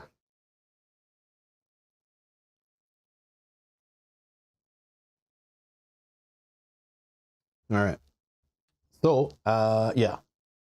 Yeah, Kate, all we've done is explain the game, set it up, gone through some of our starting game decisions, showed off cool aspects of the game, play styles, expansion stuff, whatever.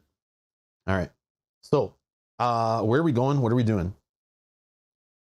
We are going, I don't know. So we can move. So here's the crazy part. Every single turn, you have this decision to make. Do we camp where we don't move at all? We could heal. We could heal 3 health and 3 energy and a critical wound if you camp. But again, camping makes bad things happen. More likely bad things will happen. Navigate automatically succeeds, which we'll talk about in a sec. You gain a -1 bonus to all skills rolled this turn. So if you're working on an investigation or something, that will help you pass that more often. You may discard the circumstance you roll this turn if allowed. Okay?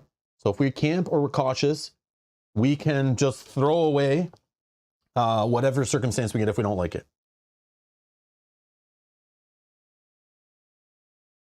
Yeah, Jonathan, that's what I was saying when you said Nagaita's machine. I was like, yeah, man, we were already talking about that. We were already planning to hunt that down based on a random. We were going to look for it because I had the construct stuff, and that when you mentioned that, I was like, oh yeah, I didn't even realize.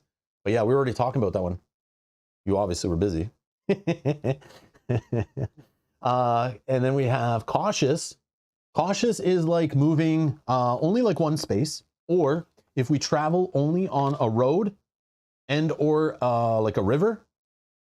So if we traveled like right here, we have a road that leads out of this town. So if we traveled like 1, 2, 3, 4, we traveled all our movement on a road or river. That is cautious. Okay, we're playing it safe. But in this version of HEXplore It, they say, no. You play safe. Mirza Noctis knows your movements. His spies are watching. So again, you'll increase the odds something worse happens to you in the villain phase. So you get to move 1 hex or up to your normal speed following a river or road. Navigate automatically succeeds, which doesn't make you wander. If you fail your navigate roll, so if you don't roll stat test equal to or less than, you will wander, and wander is based on the table here. This little table, you'll roll the d6, and if it's a 1, you'll wander in that direction. So you'll like move 1 space off your mark. You got lost on your way because you were like being reckless kind of thing. And reckless is the better way to travel if you're trying to avoid bad things happening, but it also could waste a whole turn because you wandered off your mark and you didn't find what you're trying to do. But it is like in this version of the game, there's like a benefit to doing that more often. Yes, to travel reckless, you got to spend 2 energy. Okay, it's energy drain too. So if your energy's run out, you'll lose some health also if you go past that. And then you roll navigate, choose to roll either explore or survival. You can't roll both, so you're automatically going to fail on 1. Okay, half the group must succeed on navigate or you wander. And same with normal. Normal, you can also wander. But this will give you like 2 extra movements, so you can like really push it. Okay. Normal movement is just moving our 4 movement. We just move our 4 movement or less, you know, and we just kind of move wherever.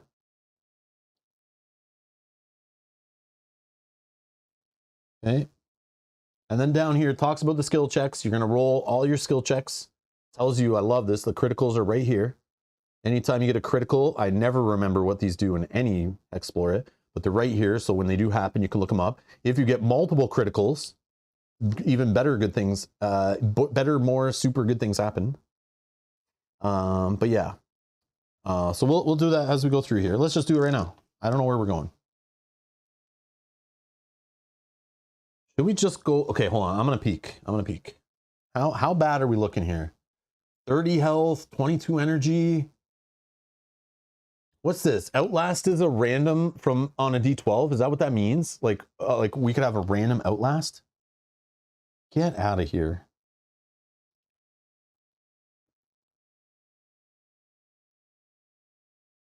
Oh yeah, I forgot to spend money in the town.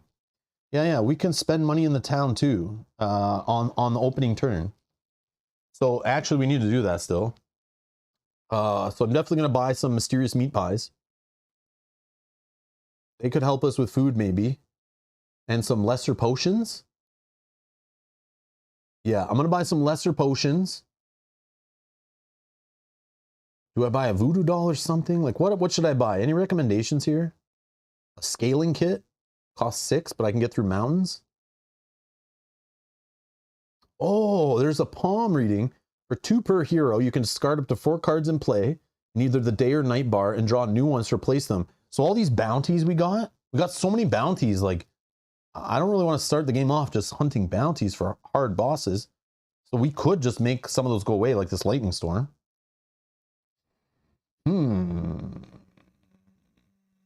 But we could draw horrible cards too. The magic torch. We gain 1 extra time. Only 1 available per hero. When you're in the dungeon, you get extra time. That makes sense. Monster bait. Use this item during the circumstance phase to draw and face an encounter, or re-roll the circumstance until you gain a non-encounter draw. So it's like you could distract the monster to get him away from you, or you can lure the monster to you. Let's see, moonshine. Yeah.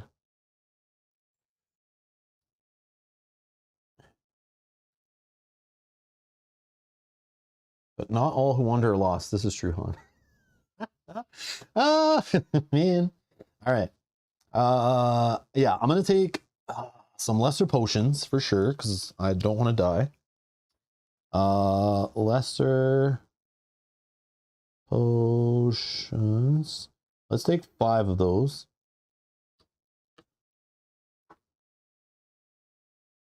And I'm gonna take 1 meat pie because it's funny. You know, you don't know what's really in them, and they cost you energy when you eat them. But yeah, we'll just take 1, and those cost only 1. Mysterious meat pie, it says. I love me some street meat. Good old mystery meat. Suspicious stew. Yeah, man, the stuff's not as good in the village. Monasteries are where the trusting food is at. You know, like look at compared to a blessed ration. So in the monastery, you can buy village items, but eventually when you unlock your first crypt, you unlock, oh no, sorry, this stuff's available at a monastery. But when you unlock your first one, you unlock more items. When you unlock your next crypt, you unlock more, and the third crypt, you unlock more. So these items just get better and better at a monastery, but they're like better than, like, for example, a blessed ration. You eat it once, and you may consume the item during the skill phase if you fail a survival roll instead of consuming food. It's just clean, straight food. It doesn't cost you anything. There's no random risk to it. It's not suspicious or mysterious. But that's the food you want to be buying. Yeah. We don't have any monasteries on the map. They're all hidden in these extra tiles. Super dry pastries.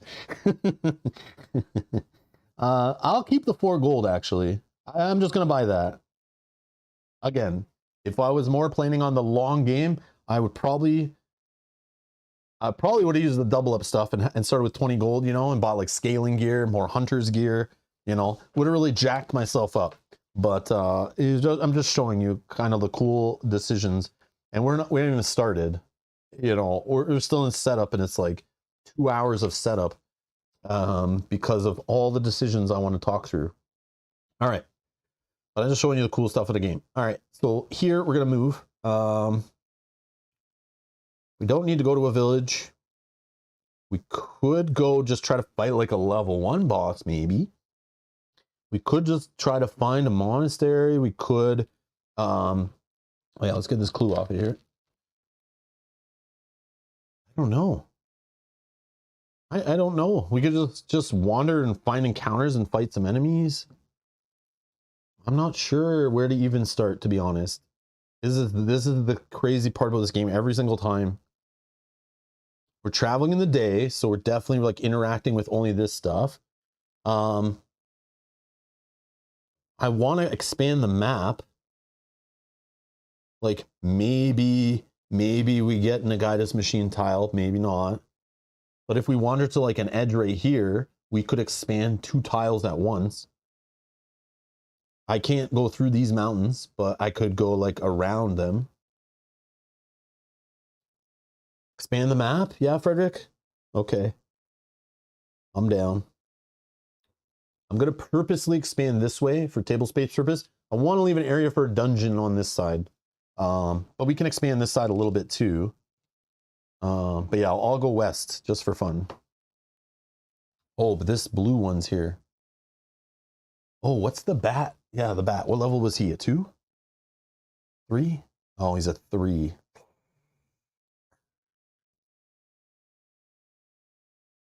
He is a 3. Oh, and he summons. This is dirty guy. He's the summoning the little bats. All right. We want to get runes. We want to get power-ups. We want to crush some enemies. Yeah, let's just go west.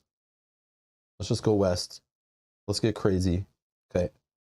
1, 2, 3, 4. Okay. Then we're going to roll our skills. We just move normal, right? Okay, we're just moving normal. So there's no alteration to the villain's blood die roll thing. The moon die roll on the villain face. Quacha. All right. We found gold because we got 3 or less, right? So we get 2 gold. 6, okay. Unfortunately, we're hungry already. Like we just started and we're already on second breakfast. So I'm going to lose 2 food because I didn't pass my navigate roll. And I rolled a 9 on this, so we're wandering. This is great. Like I get to show some of these mechanics. This is good. Just show a little bit of everything. All right. And again, full disclaimer, I should say, don't play like me, okay? Don't use what I do and think this is the way to play the game properly, okay? I'm not, yeah. No, I'm rolling the wrong die. It's the purple die, Rob. Right there, see the purple die? That's the die you're rolling. All right, let's wander. A 3, so we're wandering south. So see, this is kind of the fun of this game. It has happened on a stream. I wandered into the final boss in a different volume of HEXplore It. But literally, I could have been traveling on the road there, get a little reckless, fail my navigate roll, and based on the wandering I did, I could bump right into a boss. And you have to resolve the boss. Like I have to draw the boss, start the boss fight. I might want to flee. Maybe I'm ready for the boss. Maybe the boss kills me in one shot. Who knows? But wandering, you could wander into the wrong thing. Like it's risk, like seriously could be game ending risky. It's funny. So the wandering thing I just did, like I don't like to do that at the beginning of the game too much. Having anything out of my control. You're really supposed to play a little careful at the beginning of these games, I find. So we're just trying to do some fun things. So we're being a little loose. Because there's like really no consequences. But yeah. All right. So based on where I am, okay, I am not here. I am not at a boss. I'm not in a monastery. I'm not at a crypt. I'm not in a monastery. I'm not at a village.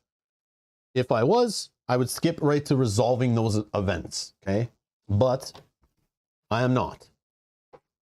I am just in the middle of nowhere. I'm like, I don't know what is going on here. I'm just like, I'm in the forest. I don't know. So now I need to do the circumstance. This is where the fun in the game, fun happens, okay? All right, we're gonna roll on the circumstance. Because we traveled in the day, there's an additional little layer to this game I really like. It's not just 1 bar of fun. It's 2 bars of fun. So you could choose the day or the night. So there's a strategy to that too, right?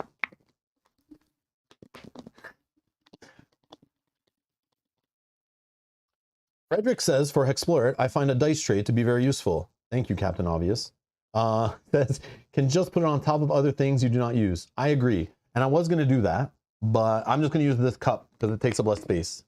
I normally wouldn't, but I like leaving this stuff all where I can see it. We got a hex, okay? Where am I? So according to this, it tells you all right here if you're not sure. But yeah, if I rolled the 1 to 4 on the bar, I do 1 to 4. If I roll a 5 or 6, it's encounter time. There is only 1 encounter deck. They work for both the night and day, even though it's down here. Okay. Are you ready? Our first encounter.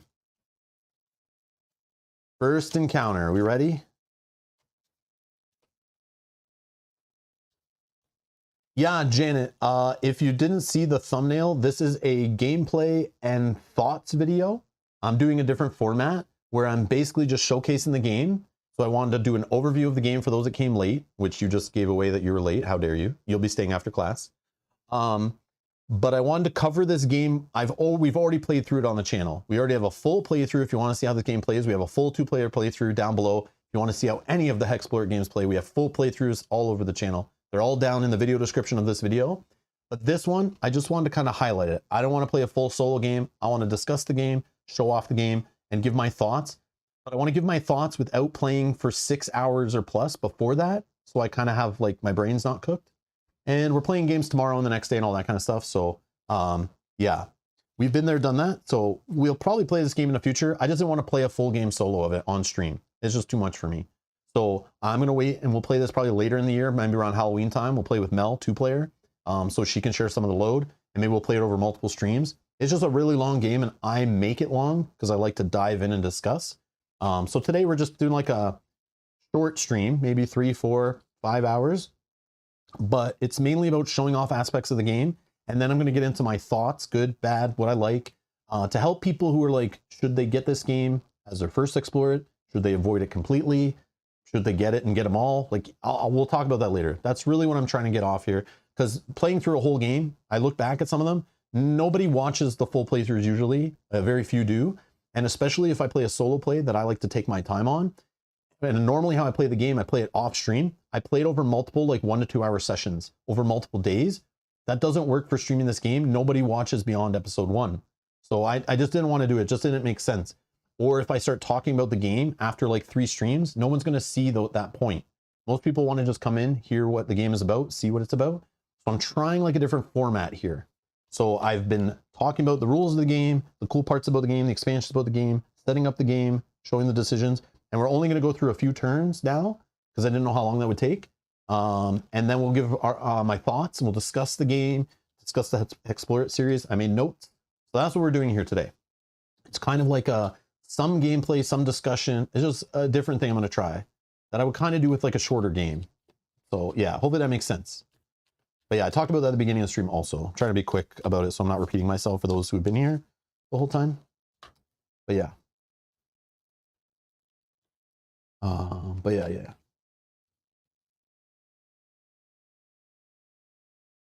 No, I thought, Jonathan, it actually, you have to do the one you're doing. It just lets you do a different one, right? Yeah, I think you have to do the one you get, don't you? And then you can do a second one, I thought, right? That's what this does.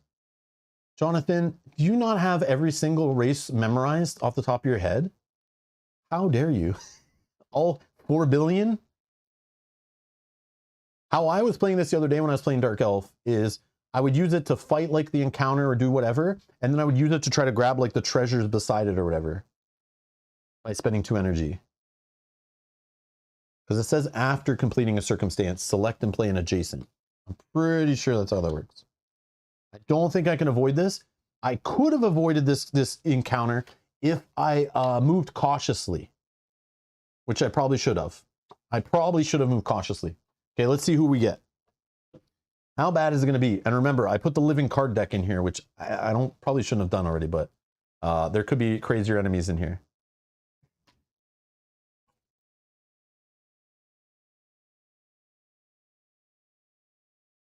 You saw me shuffle. I'm still going to have to fight something, but it has the word buried treasure on here. Is this good? Let's find out. You've unearthed a shallow tunnel that leads underground to a dark tomb. Riches abound down here. Each hero may decide to search for gear upgrades. So that's us filling in the little bar and increasing our stats, right? Each hero who does, the group faces one tenacious encounter. You know what tenacious means? I can't flee from it. So if I draw like a level 5 encounter that has some kind of shenanigans I'm not good with, like, what's the one? There's like enemies that have, you can only defeat them by like healing them. Okay. How might I could use a couple elixirs on it, right? I could use, where is this elixir actually? Where is this elixir? No, there is a, no, why is this over here? Elixir. Swiftfoot elixir? Yeah, that's what I have, right? Is that what I have? Yeah, increase your time by 2 during the event phase to move the group 3 hexes. So that's in dungeon stuff.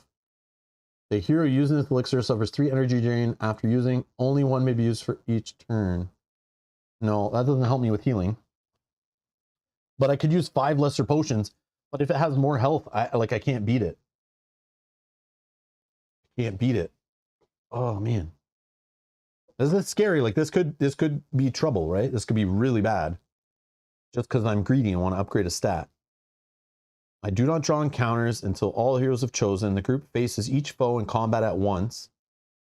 If the group vanquishes their foes, each hero who chose to search finds 2 gear upgrades of their choice and rolls the moon die.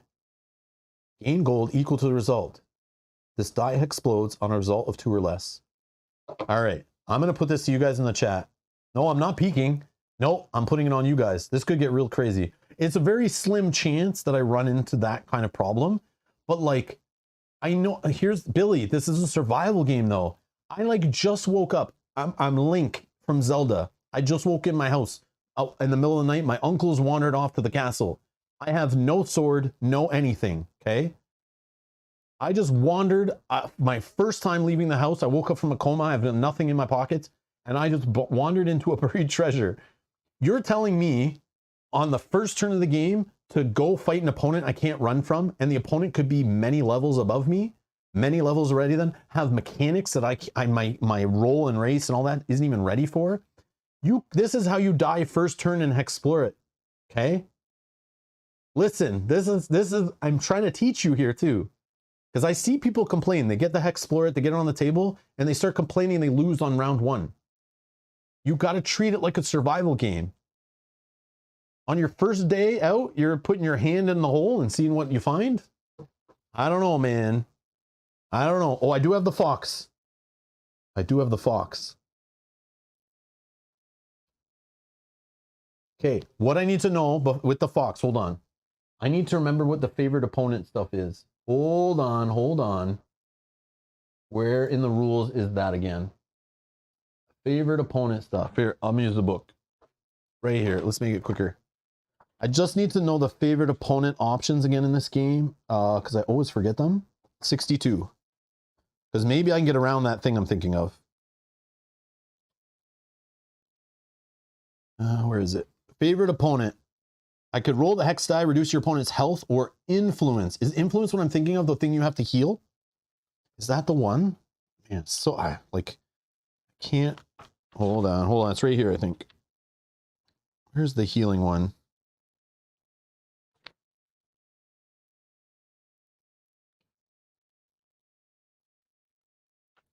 It was like introduced in volume 2, I'm pretty sure.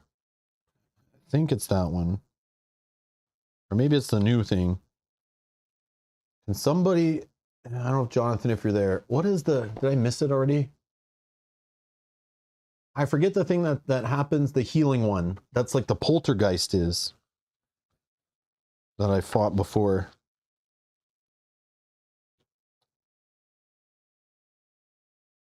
Something else. Anyways. Man. Sorry guys. I can't remember what it is.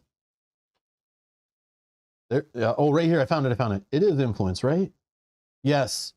Yeah, it's influence. It's influence. No, I found it, Jonathan. Don't worry. Facing opponents with influence, some opponents may have the vital. Yeah, you got to heal against influence. Yes. And this was from before. Yeah, this is not new to this game. It's the influence is my fear. Because I don't have a lot of healing, right? So let's say I drew the poltergeist and it's tenacious. I can't run. Okay, I can't flee. So now I got to get this influence down from 18 to 0 using healing only, not fighting. I have no built-in healing for allies or anything. So I can't heal it other than using items on it. But then I have 10 healing worth here. So then I'd be stuck, right? So the problem with this buried treasure is if I draw an enemy that only has influence, like the poltergeist, There is no way to fight it normally. I could get stuck with this thing and I can't even beat it. I'm pretty sure. I'm pretty sure I can get locked in and in trouble. Doesn't your leech ability heal? But I think it only heals me, right? Let me read this.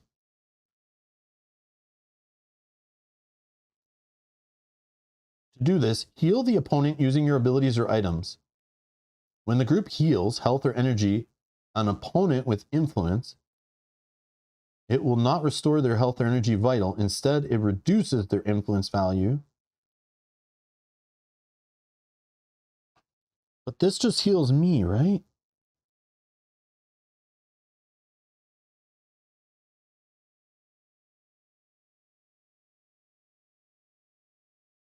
You'll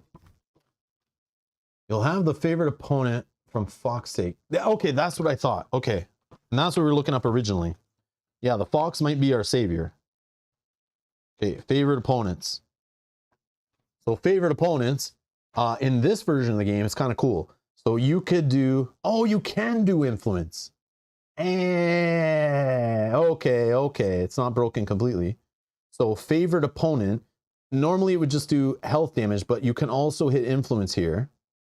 Or I can do my opponent's energy by twice the result. Or I can reduce or increase my opponent's outlast. Or I may gain and perform additional favorite opponent options throughout play. So you might get some additional stuff. But favorite opponent is not just so straightforward anymore, which is kind of neat. Okay, so there's a way out. All right. So here's the deal. After all that investigation,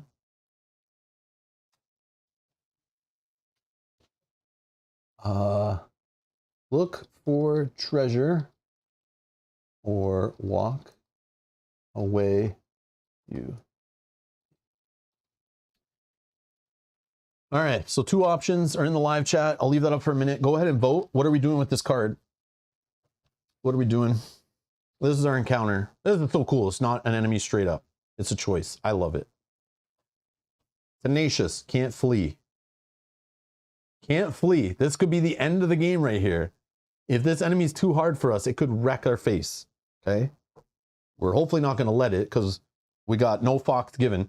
So technically, yeah, like Layla's saying, like our fox, we should just go do it because we're like no fox are given. So is our fox. So that's like what we should do. Show the encounter to us, but don't look at it. No, but that ruins the fun of voting. No, you guys, I want to blame you so I can sleep tonight, right? So if we do die here, I can totally put it on you guys. All right. I'm closing the poll. Thank you everyone that voted. I knew you guys would do it. 95% look for treasure. You guys, yeah, when it doesn't affect your game, you guys are all about it. All right. So let's do it. Okay, tenacious. It's like, watch it just be like a level 1. And we were like, all that fear for nothing. Whoa, what? Okay, hold on. This is another cool thing in this game. Okay. This is a boon, but it only is a boon if we beat, it's gonna keep making us draw cards. And you could draw into more boons. It's kind of like the hexploding idea. It's super fun. It's like one of the crazy things that can happen in one playthrough and not happen for the next 10. So we draw a boon, okay? And I think we just roll after the fight, I think, because it doesn't really matter if I don't beat the enemy. So this boon could be a bonus after the fight. Okay, we'll keep that here with our other buried treasure. So it's getting sweeter.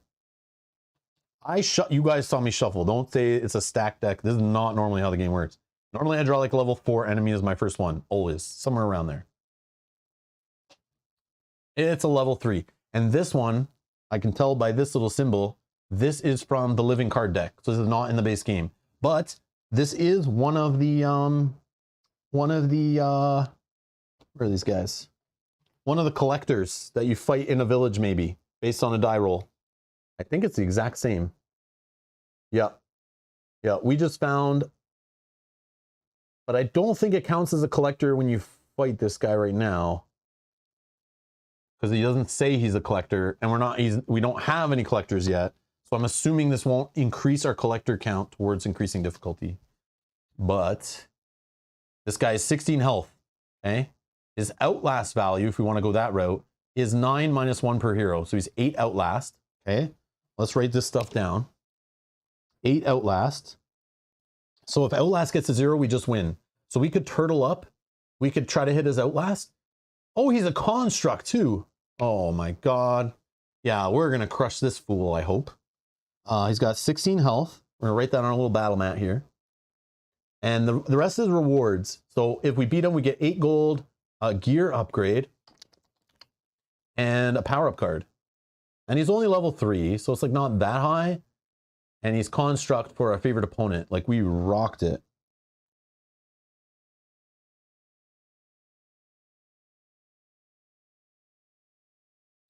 At rank 6, if you already had favorite opponent against him, you may adjust your first favored. So that whole fox stuff we get to do right here. Oh my god. Okay. But let's read his card, because we really need to know this stuff. Not that it changes, we can't flee, but normally I would read these things and decide whether we run like chickens or we fight it. Clockwork Assassin begins combat with an outlast of 9 minus the number of heroes. It flees combat and increases the blood pool by 3 if its outlast reaches 0. So what I said doesn't matter. I said we could let his outlast hit 0 and we win. Yeah, technically the battle would end, but he flees, so we don't get his rewards, I don't think. And we'll get more blood added to our pool, which increases the boss, increases basically the end game condition. Its outlast is not modified by the game difficulty, and it cannot be targeted. Oh, so we can't mess with outlast. We can't mess with outlast. I see. They're using outlast as just like a timer mechanic that we can't manipulate like normal. Okay, cool. That's neat. All right, so if we roll a 1 and 2 on a d6 when this guy gets to go, he'll attack a single target with 3 critical health, which means we take critical damage if it gets through. This attack may not be evaded, but it can be negated through defense, I'm pretty sure. I don't know what evade, how evade is different. Evade. Evasion. Whenever a target with invasion, hold on.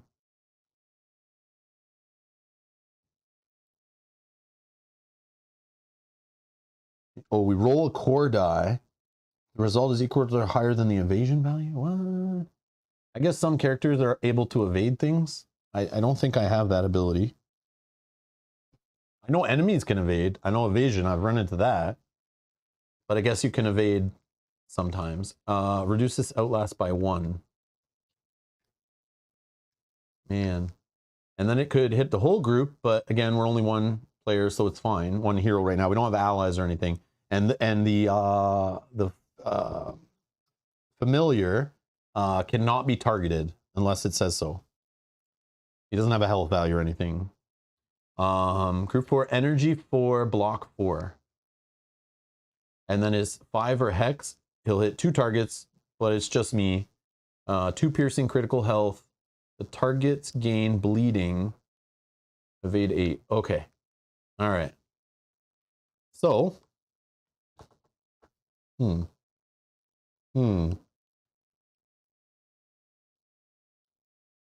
I think we're definitely going to do our favorite opponent stuff, but I think we just. Oh yeah, we didn't write in our damage here. So health damage. Arcane Bolt rank, so it does 6 health damage if we do our first mastery. Okay, it only costs, oh yeah, it only costs 1. We forgot to write that in. Okay. Or Eldritch Siphon right now. Could do 4 plus 5, so it's 9. Could do 9 damage plus heal. We don't need to heal though, so I don't know. 9 damage is good.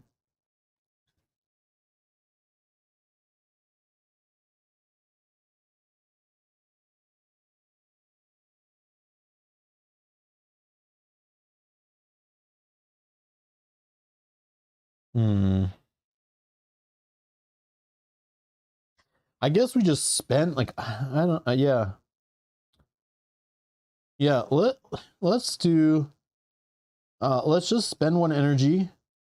We're gonna do Eldritch Siphon, which could do 9. Could. He might block some, we'll see. Okay, we're gonna do favorite opponent roll. Where'd my cup go? Right here. Yeah, sorry, Keith. I forgot to reduced the cost down to 1. I forgot to write it in though. We talked about it though. Yeah, I just forgot to write it in. All right, here we go. 3. Now, because my fox, who has no fox given, he already has favorite opponent, so I'm fighting against a Clockwork Assassin who has Construct. At rank 6, which the fox is, if you already have favorite opponent against them, you may adjust your first favorite opponent die roll each round by half of Cunning Mind rank, which is 6. So I'm going to increase it 3 to a hex. And it does say it may explode with the new result. So I get 6 damage, undefendable damage, okay? And I get to roll again.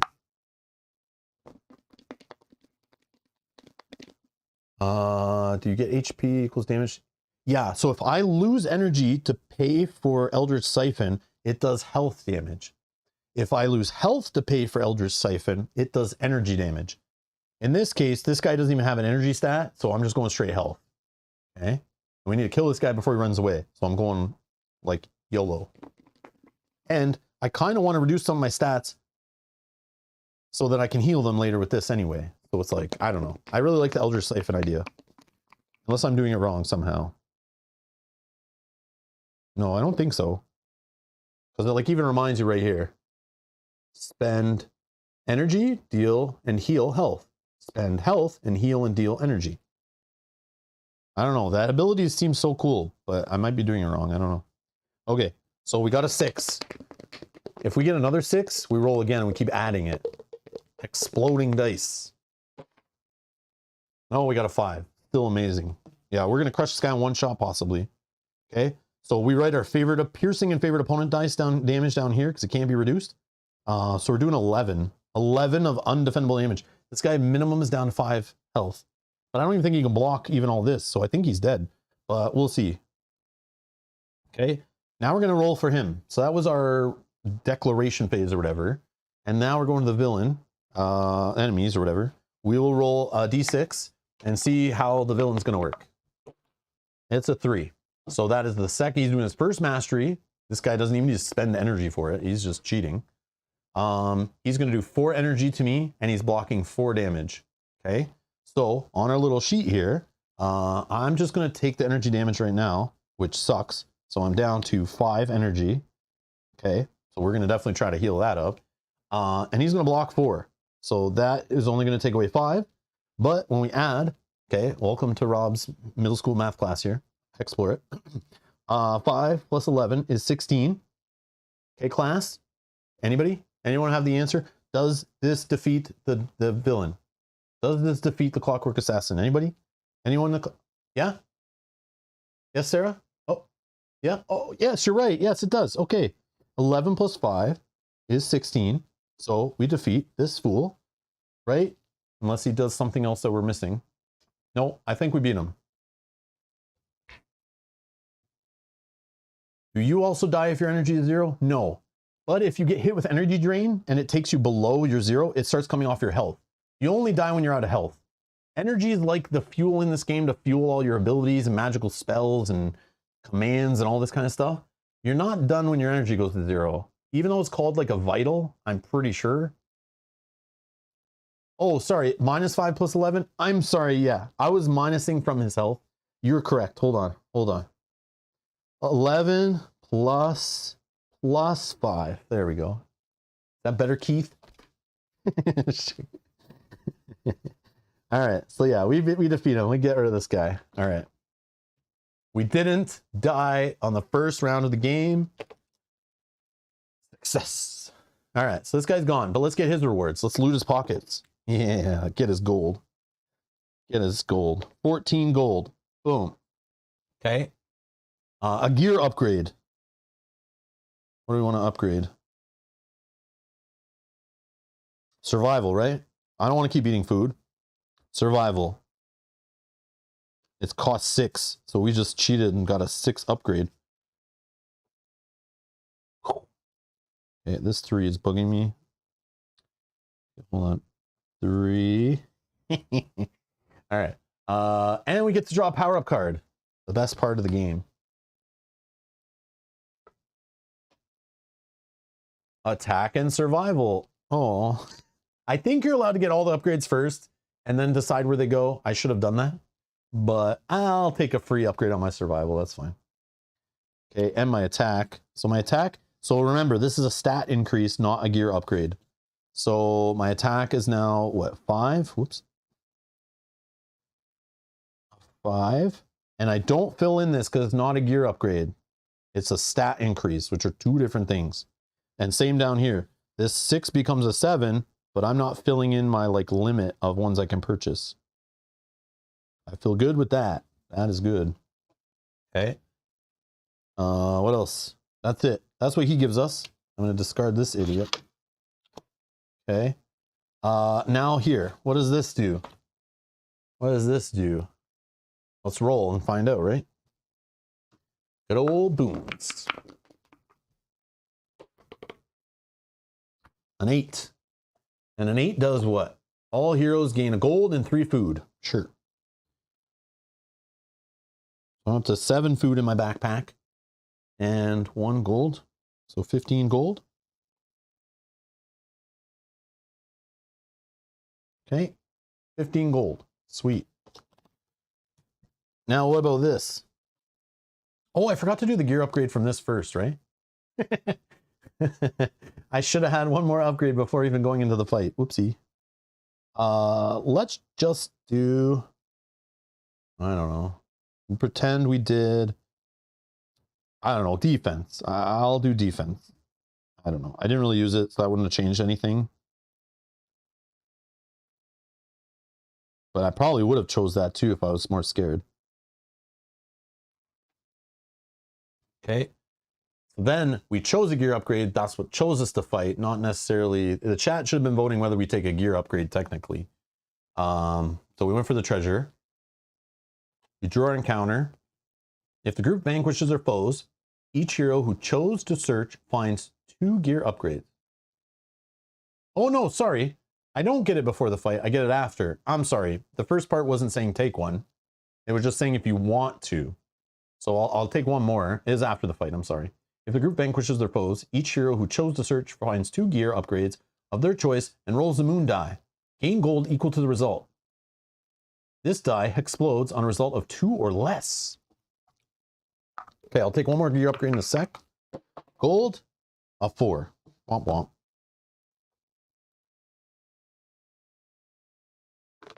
So we're at 19. 19 monies.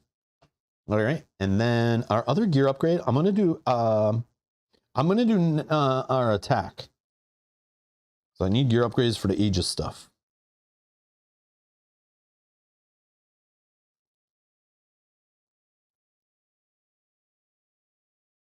Okay. Cynthia's playing Hadrian's Wall. Nice. Nice, nice, nice. That's cool.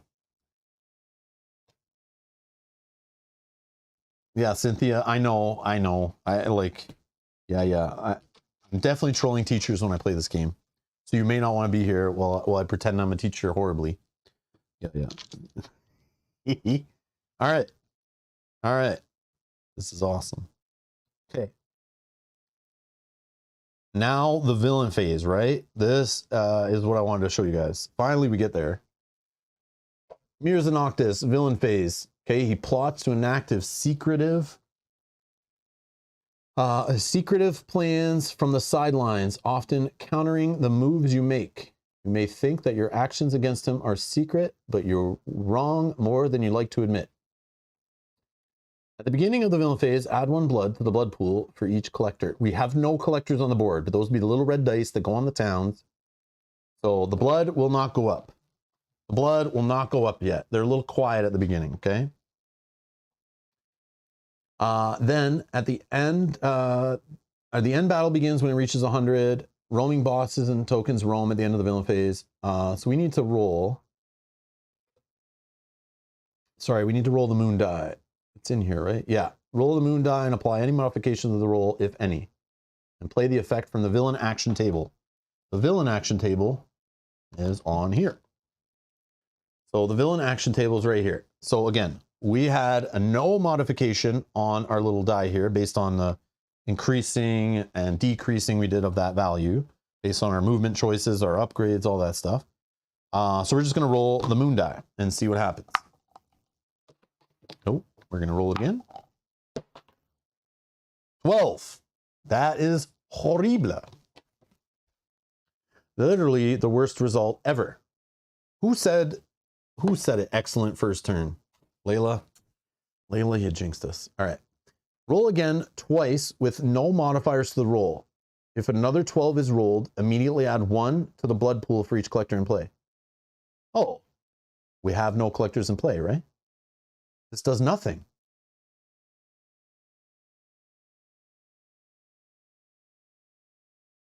This does nothing, right? So I shouldn't even roll.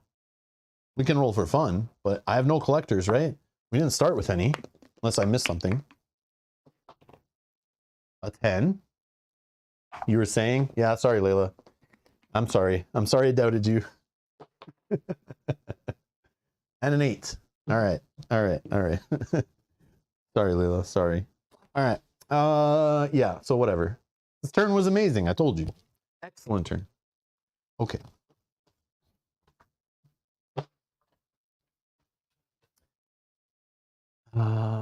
Now, don't you take the 2 other options? Oh, is that what I do? Oh, I see. You're right. What was it? You're right. I'm sorry. This was bad. Roll again. Sorry. Do I do the other thing? Okay. So I'm just rolling again and doing these things. And if I roll a 12 again, I add more blood. Ah, you play both. The if statement is only if you're rolling a 12. Thank you, guys. Okay. Thank you. Thank you. Thank you. So what did I roll? A 10 and an 8, right? Which are... Okay. So a 10 is the same as a 9 or 11. Place a collector in a random village. Okay. And then what was the 8? Single hero, 1 critical health damage. Ouch. Okay. So we're at 9 and it's critical. So we're going to add a black cube right here. We have 1 critical wound. Okay. And then we're going to add a collector, which is good. I want to show this, but at least we didn't roll a 12 right after. So we're going to put 1 collector with these cool little blood droppy D3s. Love it. On a random village. So we roll. It's daytime. So we're not adding 1 to the result, I think. So it's village 1 right here beside me. Let me zoom out. So on village 1, whoops, we got our first collector. So now that's there siphoning blood. If we want to go there at nighttime, try to hunt the little blood-sucking vampire to kill it, we would have to explore, and we would have to pass explore, which is another reason why you do not ignore this stat, Rob, because this is the way you're going to find the collectors in villages, not just about finding gold and dirt, like you might think. It definitely added more reasons to care about more stats in this version. So you got to kind of be well-rounded, really, or have a party that some players are focusing on one thing and another, like, you know, which is neat. Because if I had that low and I'm never able to stop collectors, that means they're just sucking the blood and storing it, harvesting it all here. And then we're going to get the villain like so jacked out of their mind that they're going to get so many buffed up stats when we go to fight Mirza Noctis at the end. And it could even hit the 100 and automatically start the boss fight, even if we're not ready. So yeah, you got to respect these guys. You have to respect them. And again, if I go there and fight them when only 1 collector is there, I roll on a D3 and I fight this guy, or this guy based on the result. Obviously, some of them are worse than others. We just saw this guy. Okay, based on your little roll result, you'll roll a 1, 2, or 3 and fight them. But if you go there and you're fighting 3 of them, for example, you can have a max 3 in the village. If it ever gets to 4 collectors there, the village is gone, it's desolated, destroyed, done. You cover it up, you can't go there anymore, and you can't even go there to hunt collectors anymore. It's just, you're screwed. And it'd be sitting there at 3, harvesting 3 blood every villain phase. Okay, you're gonna get to 100 really fast, okay? So you gotta respect the collectors, okay?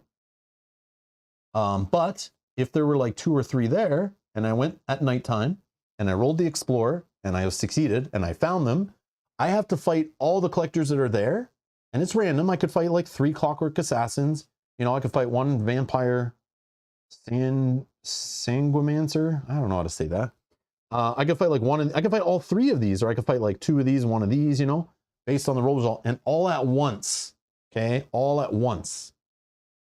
So obviously, like, I could get really unlucky and that shoots up to 3 early in the game. I might have to say I'm not going there. And the crazy part is if I did go there and found 3 collectors and randomly fought 3 of them, if I defeated 2 and then had to run, all 3 are still there, and I have to go back and defeat all 3 again. It could be a different 3 because you roll every time you go, I think, but yeah, it could get a little crazy. You gotta respect the collectors. All right. So it might be good to go there to try to hunt them. It's not nighttime right now, but maybe next round we pick night and I go for collectors and try to find one and kill it. Right? Like that might be something we do. They give rewards.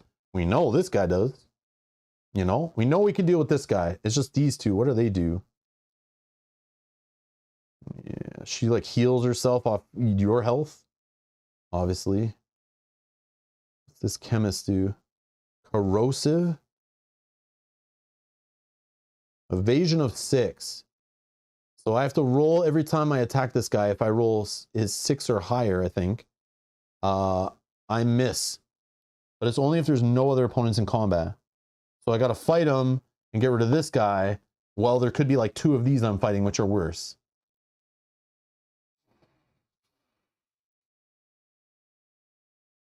Yeah. Crazy. Crazy, crazy, crazy.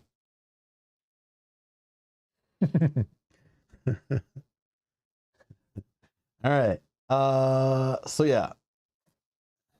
I think we'll just, I don't know, man. We're only gonna get through a couple game turns here, I think. It's just like I love discussing this game and it just takes so long. But that's just the way I do it. All right. So that's the end of the round. We did all the villain stuff. So now we go back to the top of a new game turn and we choose day or night. I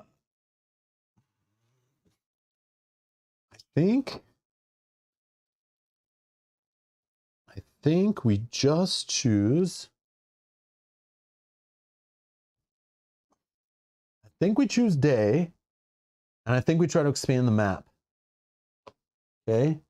And I only one.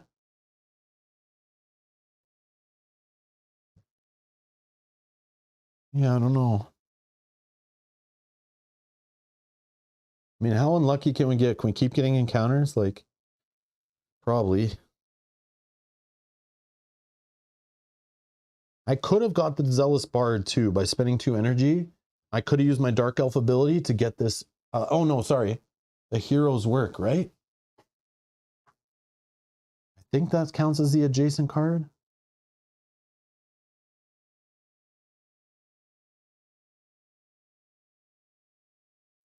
I don't know. Should I do this?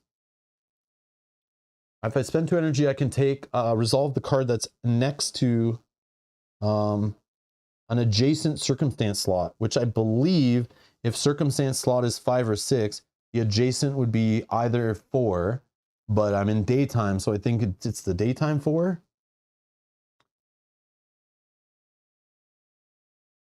Next time you face a boss, 1 hero gains its favorite opponent type. I mean, man, that, like, you saw how awesome that is with the fox. The next time you visit a village, each hero gains 3 gold for each encounter in the encounter discard pile. The next time you complete an investigation, 1 hero gains 1 skill rank of their choice. Like, I mean, right? But then we're super low on energy. We could go to the village and heal at the inn. I think it's like half of our defend rank or something. What is it? We could heal, which is pay 1 gold to stay at the inn once per game. Each hero heals health and energy up to their defend rank. Oh, so I can heal 5 there. Yeah, let's just go for this village and this collector. So we're going at night. We're going to move for 2. Okay. This is moving normal. Come on, don't wander, man. I don't think we... Oh, we can move cautiously. Yes, there is a river here. We're on a river. So we go river and then in. Yeah, we're cautious. Which sucks because it will increase this die by 1 for the villain phase. Oh well. So yeah, we move cautious. Okay, we move cautious. Yeah. So we are going to take that card, actually. Sorry. That's what I was trying to figure out. Yep. 3. We're taking this one. Okay.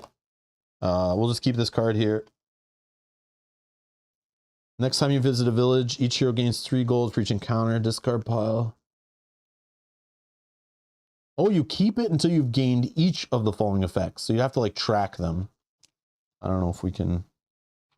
I'll bump this for sure, but 3 gold for each encounter in the encounter discard pile. We have 3, right? I think these all count as encounters. Yeah, they're all, I don't know. Sure.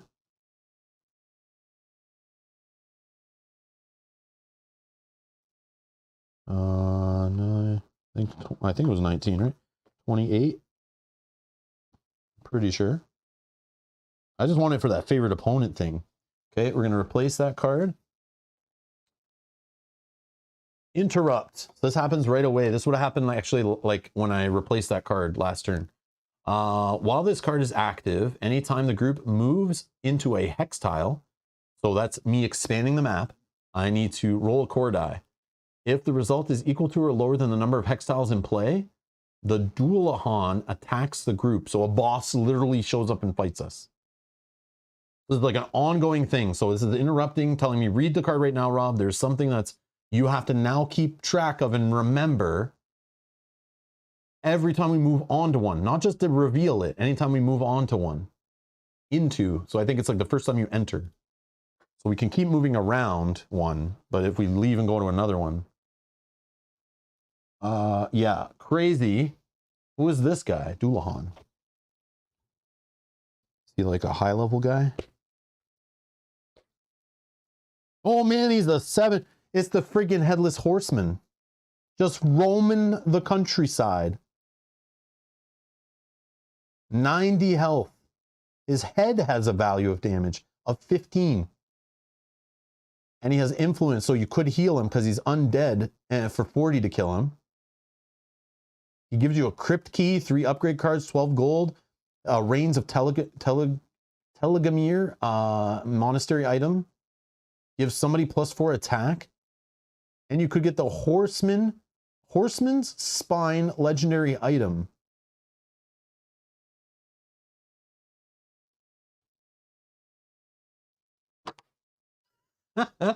Oh man, that's so cool. Oh man, now I don't want to go roaming out there. Like, you know what I mean? Like, how thematic is that, right? This dummy's just wandering around.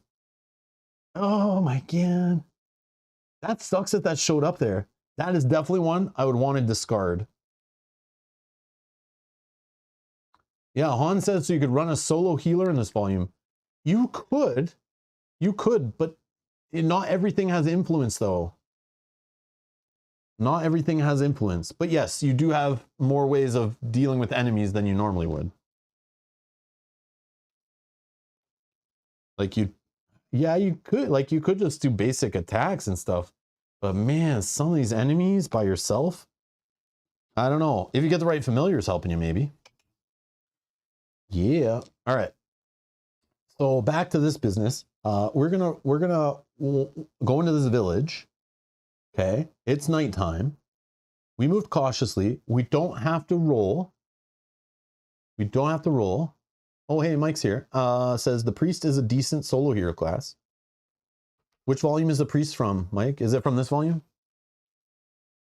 I don't know.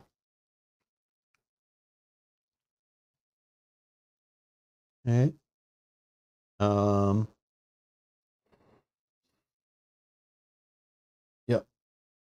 So we're in a village. So, oh yeah, we'll roll our skills, right? We still have to roll our skills.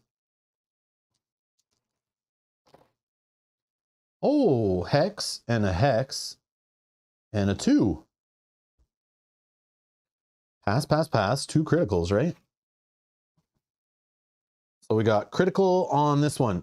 If any hero critically succeeds, they save the group from wandering. But again, I'm solo, so that doesn't matter as long as I pass. But I could choose one, move the group 1 additional hex, or place 1 clue on an open investigation on my choice.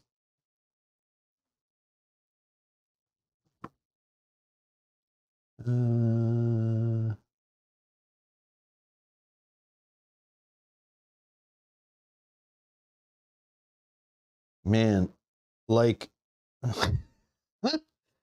oh man, I don't need to move an additional hex. I just, like, guys, I'm telling you, like, I get 1 choice of where to put a clue. Like, if we're focused on one thing here, like you know, we put it on that Nagaida's whatever machine, that will help us in that fight. But like, you can put a clue here, I can put clues down here. Like, I now can put clues on the Doulahan, which will help us when he forces us to flee combat. We can remove clues to save ourselves from doing that. All clues give you advantages in whatever thing it is. If you can put clues on it, which you can on all 3 of these and on 2 of these down here. 5 choices. Man. Yeah.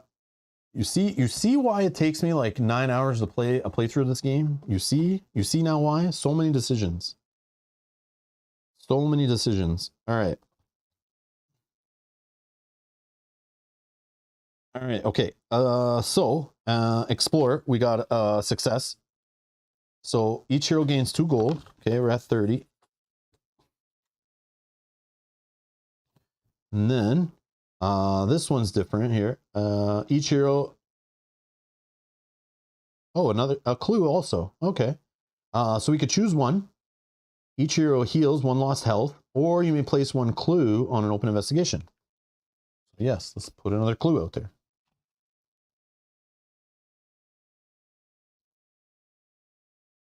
I mean, we're playing solo, so if this guy makes us flee, who cares, right? Like, yeah, get me out of your fight. Whatever, man. Yeah, let's load it up. Let's load it up. Okay. And then survival, we definitely don't need to eat food. And it wasn't critical. Oh, whatever. All right, now we're in the town. Okay. In the town, I'm definitely spending 1 gold to visit the inn. And we're going to heal for our defend rank of 5 on both vitals. Done. All right. Now while we're here, we're loaded. I want to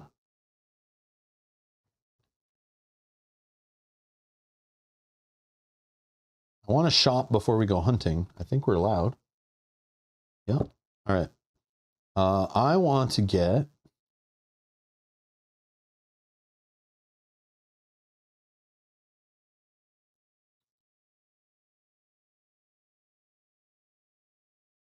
I think I'm gonna do the palm reading. It only cost me 27. Okay. I'm gonna discard right now, it's instant. I'm going to get rid of 4 cards here. So I'm gonna get rid of these bounties and this. Okay. And oh, the Banshee Queen, instant bounty. Reveal in place. This is bad, right? Reveal in place the a Banshee Queen. Okay, that's a miniature. On hex tile M shown right. Okay, I have to find hex tile M.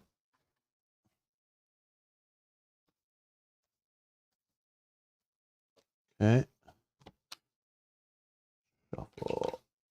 Okay, hex tile M. Okay, so we get hex tile M. Okay, we're plopping her right here on this boss space.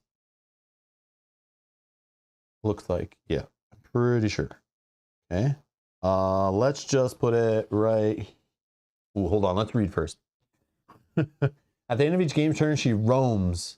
So that's like randomly, she'll go in a distance and like a direction and a distance that's randomized. She will not reveal new map tiles. If she has excess movement left after she reaches a border, her remaining movement will move closer to the group. If the group is within 3 hexes of her after she moves, each hero suffers 4 energy drain. Yeah. So she's going on the other side of the board. But if we can get clues on here, we'll suffer 1 less energy drain.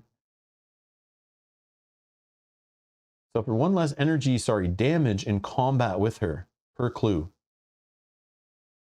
Okay.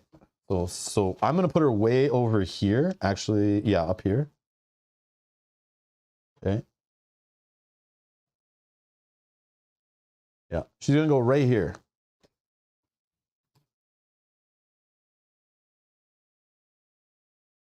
And I need to put, I think I put this here to remind us.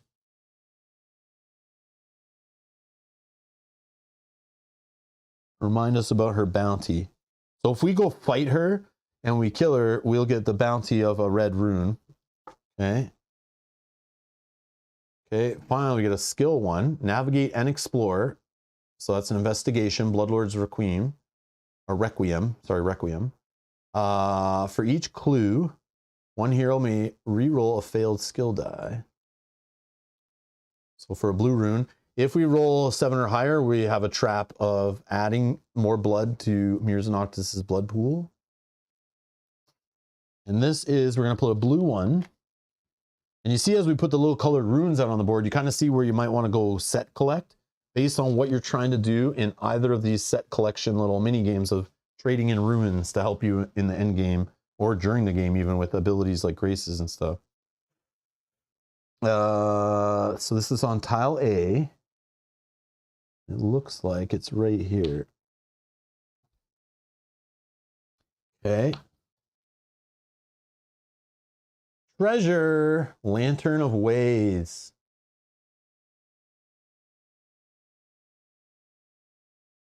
Okay. See, this looks better. This looks better, other than her wandering around. That's kind of bad. Okay. And, oh, I only did 3. I'll also get rid of, I'll get rid of this guy, right? I don't want the guy who's wandering around to do anything. Another treasure, the Monocle of Hollis. So we'll deal with these if we get them, but yeah, there's so many different card types like in these decks, these night and day decks, like changes the whole game. What you see early, what you see late, what you see even in the playthrough. You're not going to see everything. And it totally changed up the landscape, like what is where you want to go, what's directed. And again, when I put this tile down, I can put this in any way I want. I could put it like this, you know, get her farther away from us, like get out of here. Okay, I could rotate any way I want and put it anywhere I want, which is cool. All right. So in the town, we're just going to we're just going to not spend any more money. It's fine. I probably should, but we're just going to hunt at nighttime. So we're going to try to explore, and it does say on here.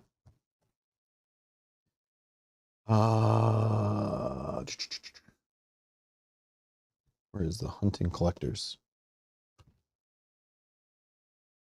Facing, yeah, right here. Facing collectors.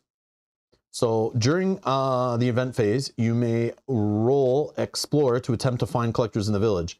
If at least half the group succeeds, face each collector in combat in 1 battle. If any hero critically succeeds, you ambush each opponent.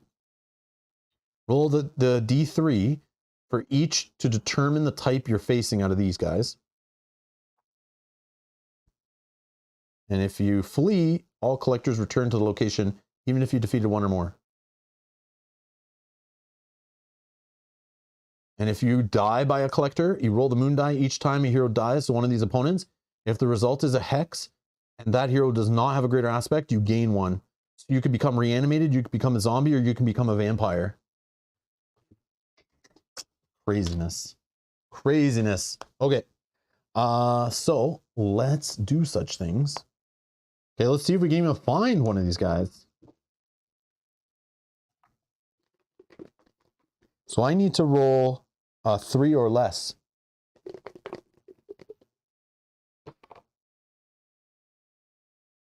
I rolled a 5. I did not find the collector. Okay. I did not find the collector. Probably going to camp here. That will reduce my stat, my skill rolls or whatever. Should reduce that by 1, I believe. Every time I camp, it stacks. Maybe I'll just leave it and forget about it. All right. So in the villain phase, though, because we do have a collector, I will increase the blood pool by 1. Okay. So we're at 1 blood. Okay. Let's write it up there. 1 blood. But you like slowly the meter, you know, goes up. Okay. And then we're going to roll on the table. We have a +1 to our moon die. A 5. It's actually a 6 because of this little value here. So I'm going to reset that to 0. And on the 6, it says the group gets a +2 penalty to stat test the next game turn. +2 penalty to stat test. So now if I want to hunt the collector, I have to get a 5 or less. But if I camp, I have to get a 6 or less. So like the game knew what I was trying to do there. And they're trying to make it really hard to find the collector. It also will hurt these when I'm navigating and stuff. It's crazy. That's crazy. But this is like cool in this volume. Like all these like shenanigans happen at the end of a round, like totally mess you up. And based on how the watchers are watching, you know, it could get worse. So what I'm gonna do, I'm just take a quick break, and we'll come back. We'll do like another round. Maybe we'll try to hunt down the boss, and then if we can get into a boss fight, we'll call it there, and then we can talk about the thoughts and all the things about the game, and maybe talk about the stuff we didn't see and that. And yeah, I'll be right back.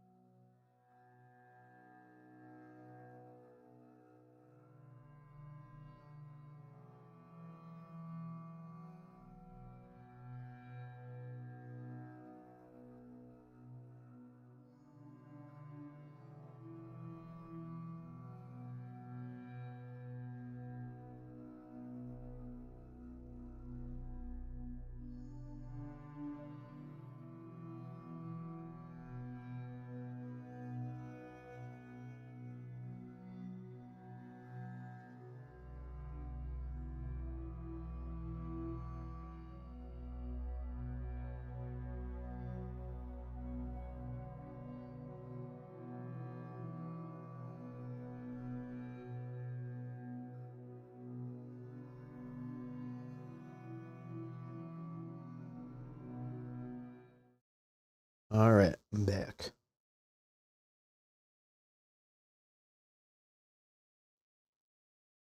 Oh, Candy's back. Yeah, you missed nothing. Super easy turns. No real problems. We're just rocking. All right. No risky plays whatsoever. No bosses showing up, roaming around the board. Actually, she's like the level, like a high level, I think.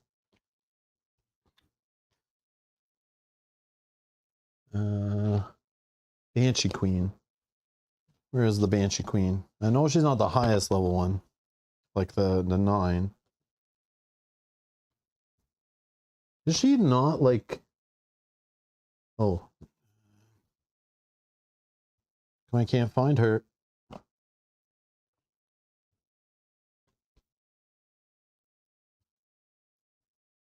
Oh, there she is. There she is. I knew she was in here. She's just level 5.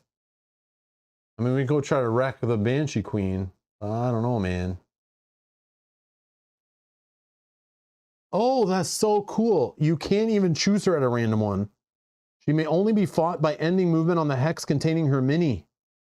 So only when you see the bounty in a game, you even have the chance to fight this boss.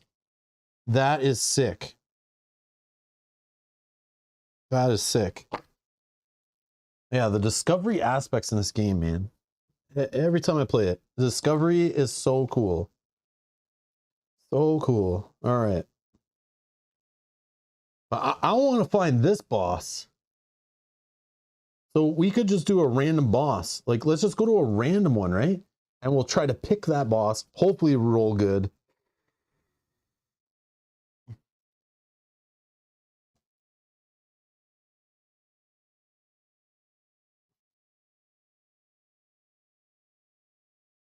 Yeah, let's just do the random boss and show how that works. Like, yeah.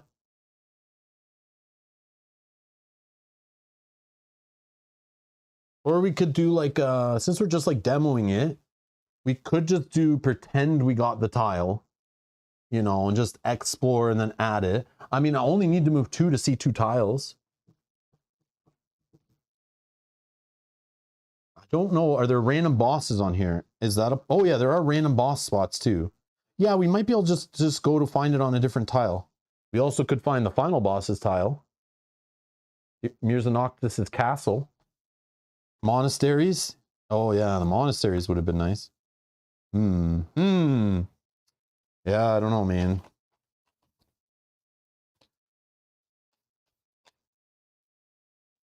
Shuffling tiles, I don't know. Okay. All right. Or if I want to go here, there is a road here, so we can just move there. And what's this blue one? This is this one. Yeah, let's just do a boss fight. Let's do it. 1 in a river, 2, 3, 4. No, how do we? 1, 2, 3, 4, 5. That's too much. We only have 4 movement in today's game. I played the other day, I had the 5, so it's like I'm used to going 5. This one down here. What? Oh, this is a river. But this is not. 1, 2, 3, 4. Again, 5. Hold on. 1, 2, 3, 4. But we might wander. That's fine. And you can pass through boss spaces. You don't have to stop. 1, 2, 3, 4. We're moving normal. In the, hold on. In the, doesn't matter for this guy. I don't think it matters for this boss. Because we only need to be on day for the bounty. And the bounty is not even on the board. Yeah, maybe I don't do that because we want to do it with the bounty. Let's just expand the map. Let's expand the map. We'll move 1. And we move 1, we hit the edge of the map. And oh yeah, we're gonna move at, let's move in the day. Move in the day. Okay. We're moving 1 of our movement. We can keep moving, but automatically when you hit the edge and there's no map tile, we're just gonna grab a random 1. So we found crypt number 2. I mean, might as well just slap it in here. Okay, crypt number 2. It is locked to start. So we're gonna place a little lock token on it. And again, you can lock it in a couple of ways. We can go there and we can spend a crypt key if we have one, or we can roll all 3 of our skills on a turn and we have to pass them, all 3 to unlock it. So obviously it's easier to unlock later in the game as you've upgraded. Or you could be in the dungeon and come out of crypt entrance number 2 and it will make you appear on the map here and unlock it. But that's our only crypt we found so far, so that's not happening. Okay, I'm gonna move a second one down here by this edge. We're gonna draw another tile. And we found a monastery, a random boss spot, and we found where boss number 6 likes to hang out. Okay, let's just throw those there. Actually, yeah, I don't know.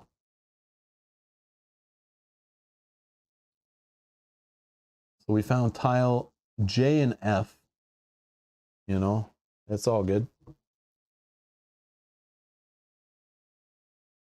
Where do we get monastery? We do not want to go to monasteries and crypts until we have more runes, I think. Because, like, you can go turn in, like, 1. But, like, that doesn't get you anything, really, right? Oh, it's worth 1 power upgrade in a monastery. I never go until I have, like, a bunch. And you just, like, you get flooded with fun.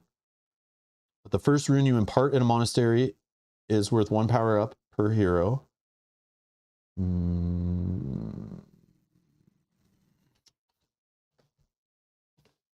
I do have a crypt key. I do have a crypt key.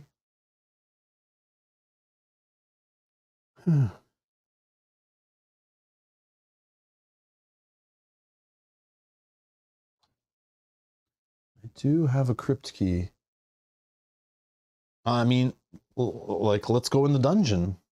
We shouldn't this early, I don't think, but let's do it for fun. So I've moved 2. I can move here to go towards the crypt. Okay, I end there. Let's roll. So I pass. I don't wander. I mean, it would be okay to wander there, I think. I don't find any gold. And I don't eat any food. That's good. Okay, circumstance. We're in daytime. That's a 5. So that's an encounter.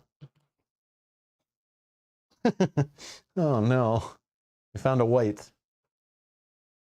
So this white's not bad. It has health, but you could also do the healing for influence. And it has an energy of 10. And you get a clue as a reward, 4 gold, 1 or 0 food.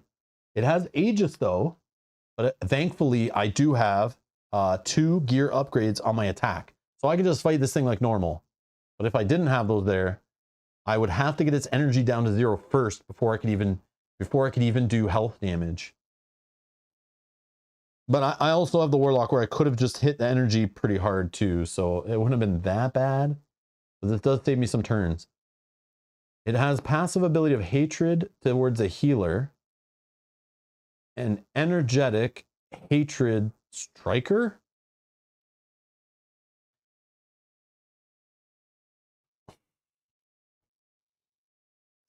Hatred, you say? Hatred says, opponents with hatred are more likely to target and deal more damage to heroes of a specific type. Heroes of the specified type suffer a +2 penalty to their target dice. Oh, I'm solo, so they're always going to target me. Unless I had allies and stuff. And those attacks deal additional damage to the hero equal to the opponent's level. So the white is going to hit me for 3 extra damage automatically because I'm a striker. Get out of here. Energetic. What is this? Energetic. I always forget that one. Energetic. If an opponent has at least half their energy remaining, so I have to get its energy down to avoid that, that action gains an additional effect. If an opponent has multiple energy values, check against the highest current energy. So I bet it says stuff about energetic. And it's nighttime. We don't worry about this because we're fighting it in the day. Let's see. On its attack, group 4 energy and navigate. So you got to roll a navigate test. If you fail, you become drained. It's so cold here all of a sudden. If I roll a 3 or 4, it's going to spend 3 of its energy to do its first mastery, which is a single target, 6 energy drain, and then curses them. Which cursed is, it persists. Cursed heroes cannot be healed. Roll all 3 skills during the declaration phase of each round and during the movement phase of each game turn. If you succeed on all 3 rolls, you are no longer cursed. So while I'm cursed, I can't do any healing, and it could haunt me for many rounds of the game, many game turns. Okay, or on a 5 or hex, it does its worst ability, which is targets 2, but only 1 for me. 4 health. If a target has 0 energy, boost this damage by 2. So it's going to try to drain my energy. If my energy is at 0, I get hurt even more. And then the white heals health equal to the damage dealt to those targets.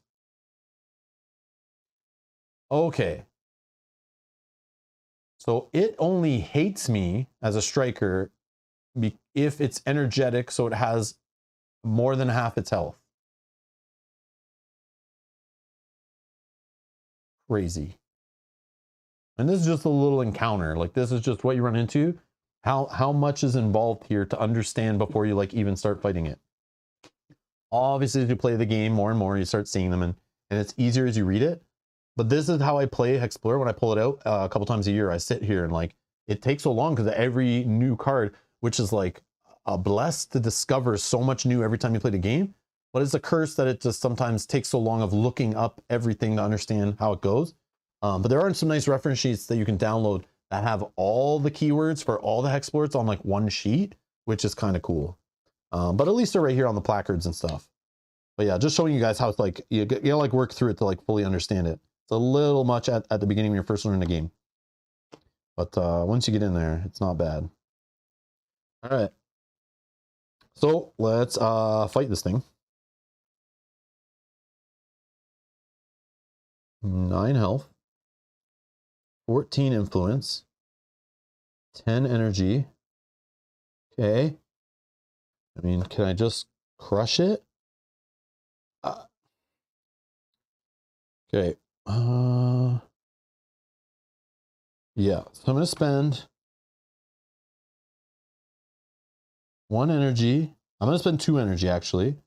I'm going to defend also, because maybe I can stop some of this energy drain crap. So I spent 1, so I can defend on the same turn. And I'll get to use an item. So maybe I'll use one of my potions to heal 2 of one of these things. So this could possibly do 6 plus 5, 11. 11 physical, and I can do that even with the Aegis. I have enough. Okay.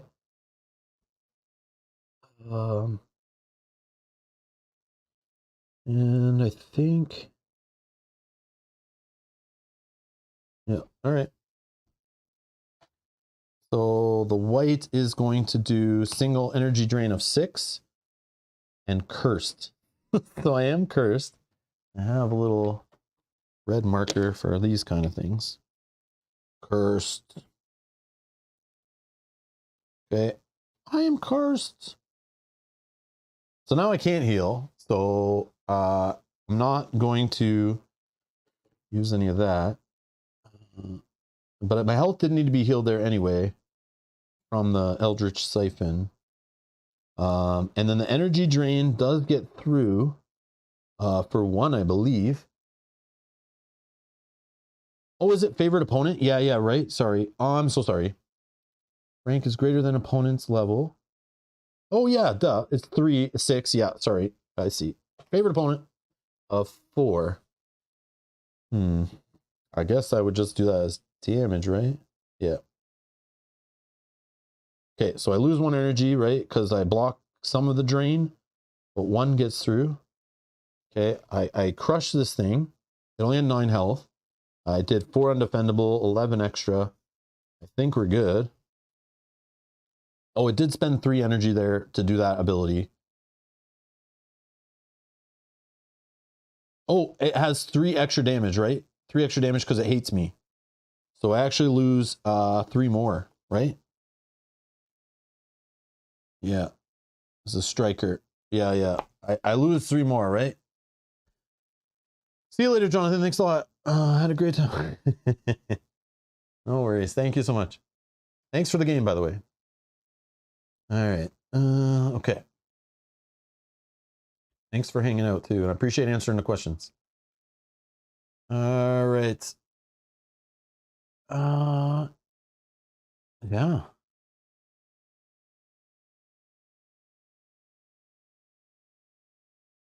So 4 gold and a clue. 33 I'm at. And a clue. I'll put one here.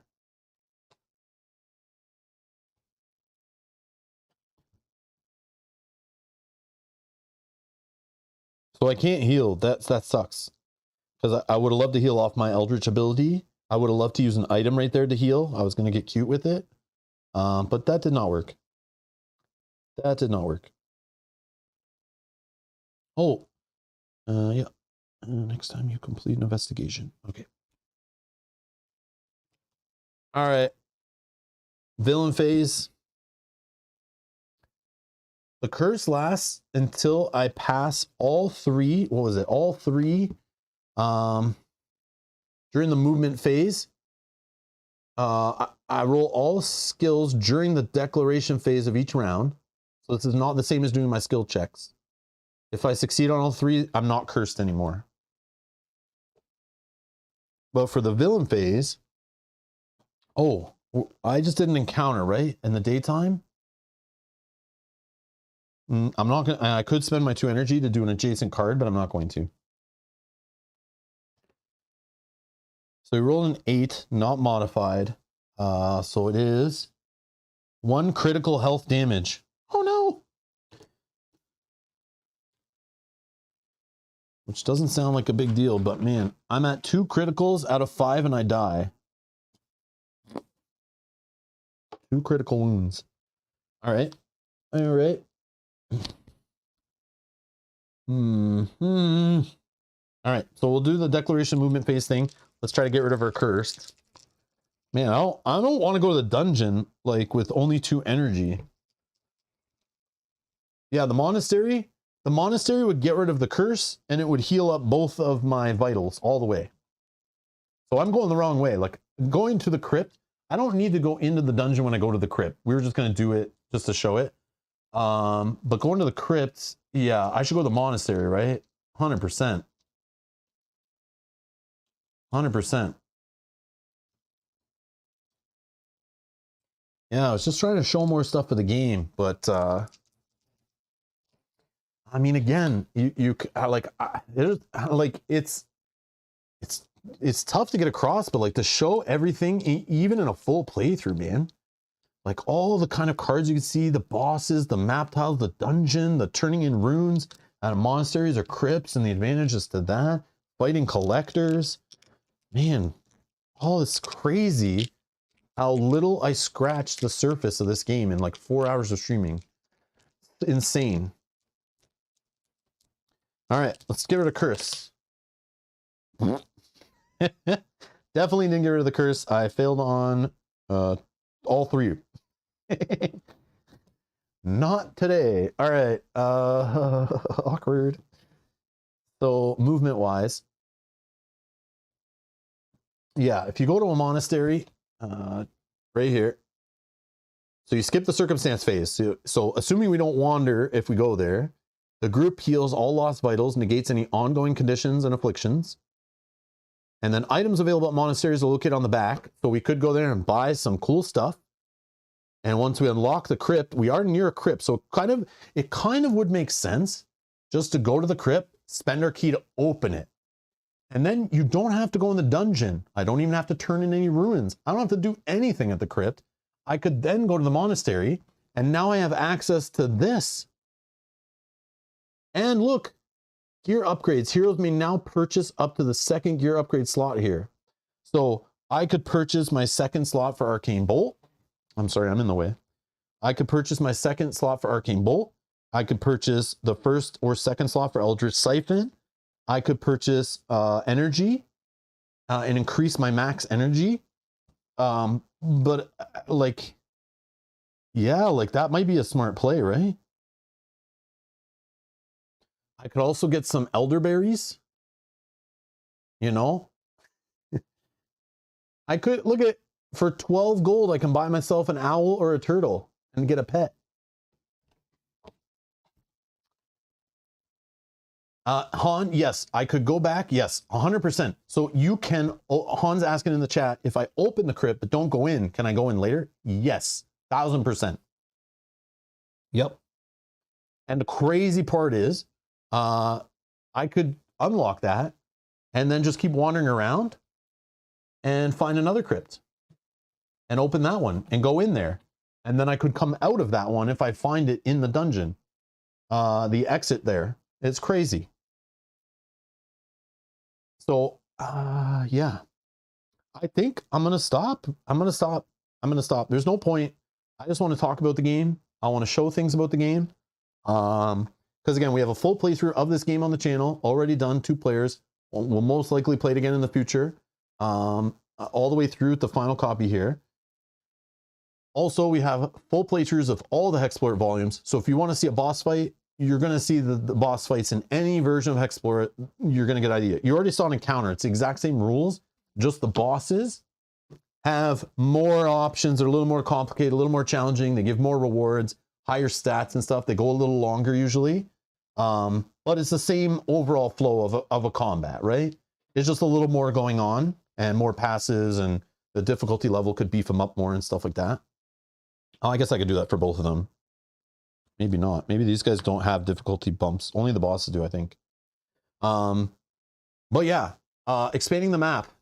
Like again, you saw some of that stuff. Like to find the final boss, he's on an extension of the map. So we can't even go fight the boss yet until we find him. So you have to explore the countryside to make that happen. And when you're exploring out there, it's dangerous, right? But the crypts. So again, we go over this in our previous stream of this game, but you could enter this crypt. I could unlock it. I could come back later. I could go in here and choose to enter on the turn. If you do that, you enter the dungeon. I grab these dungeon tiles. First time you go in the dungeon, you grab this little thing because it's going to help you with populating runes in the dungeon. It's like a little dungeon compass. Okay. I shuffle these. Okay. Let's pretend I shuffled them good before. Okay. First time you enter, you need to find where you came from. So yeah, why am I even shuffling then? Not yet. Where do we come from? We came from crypt number 2. So let's find crypt number 2 right here.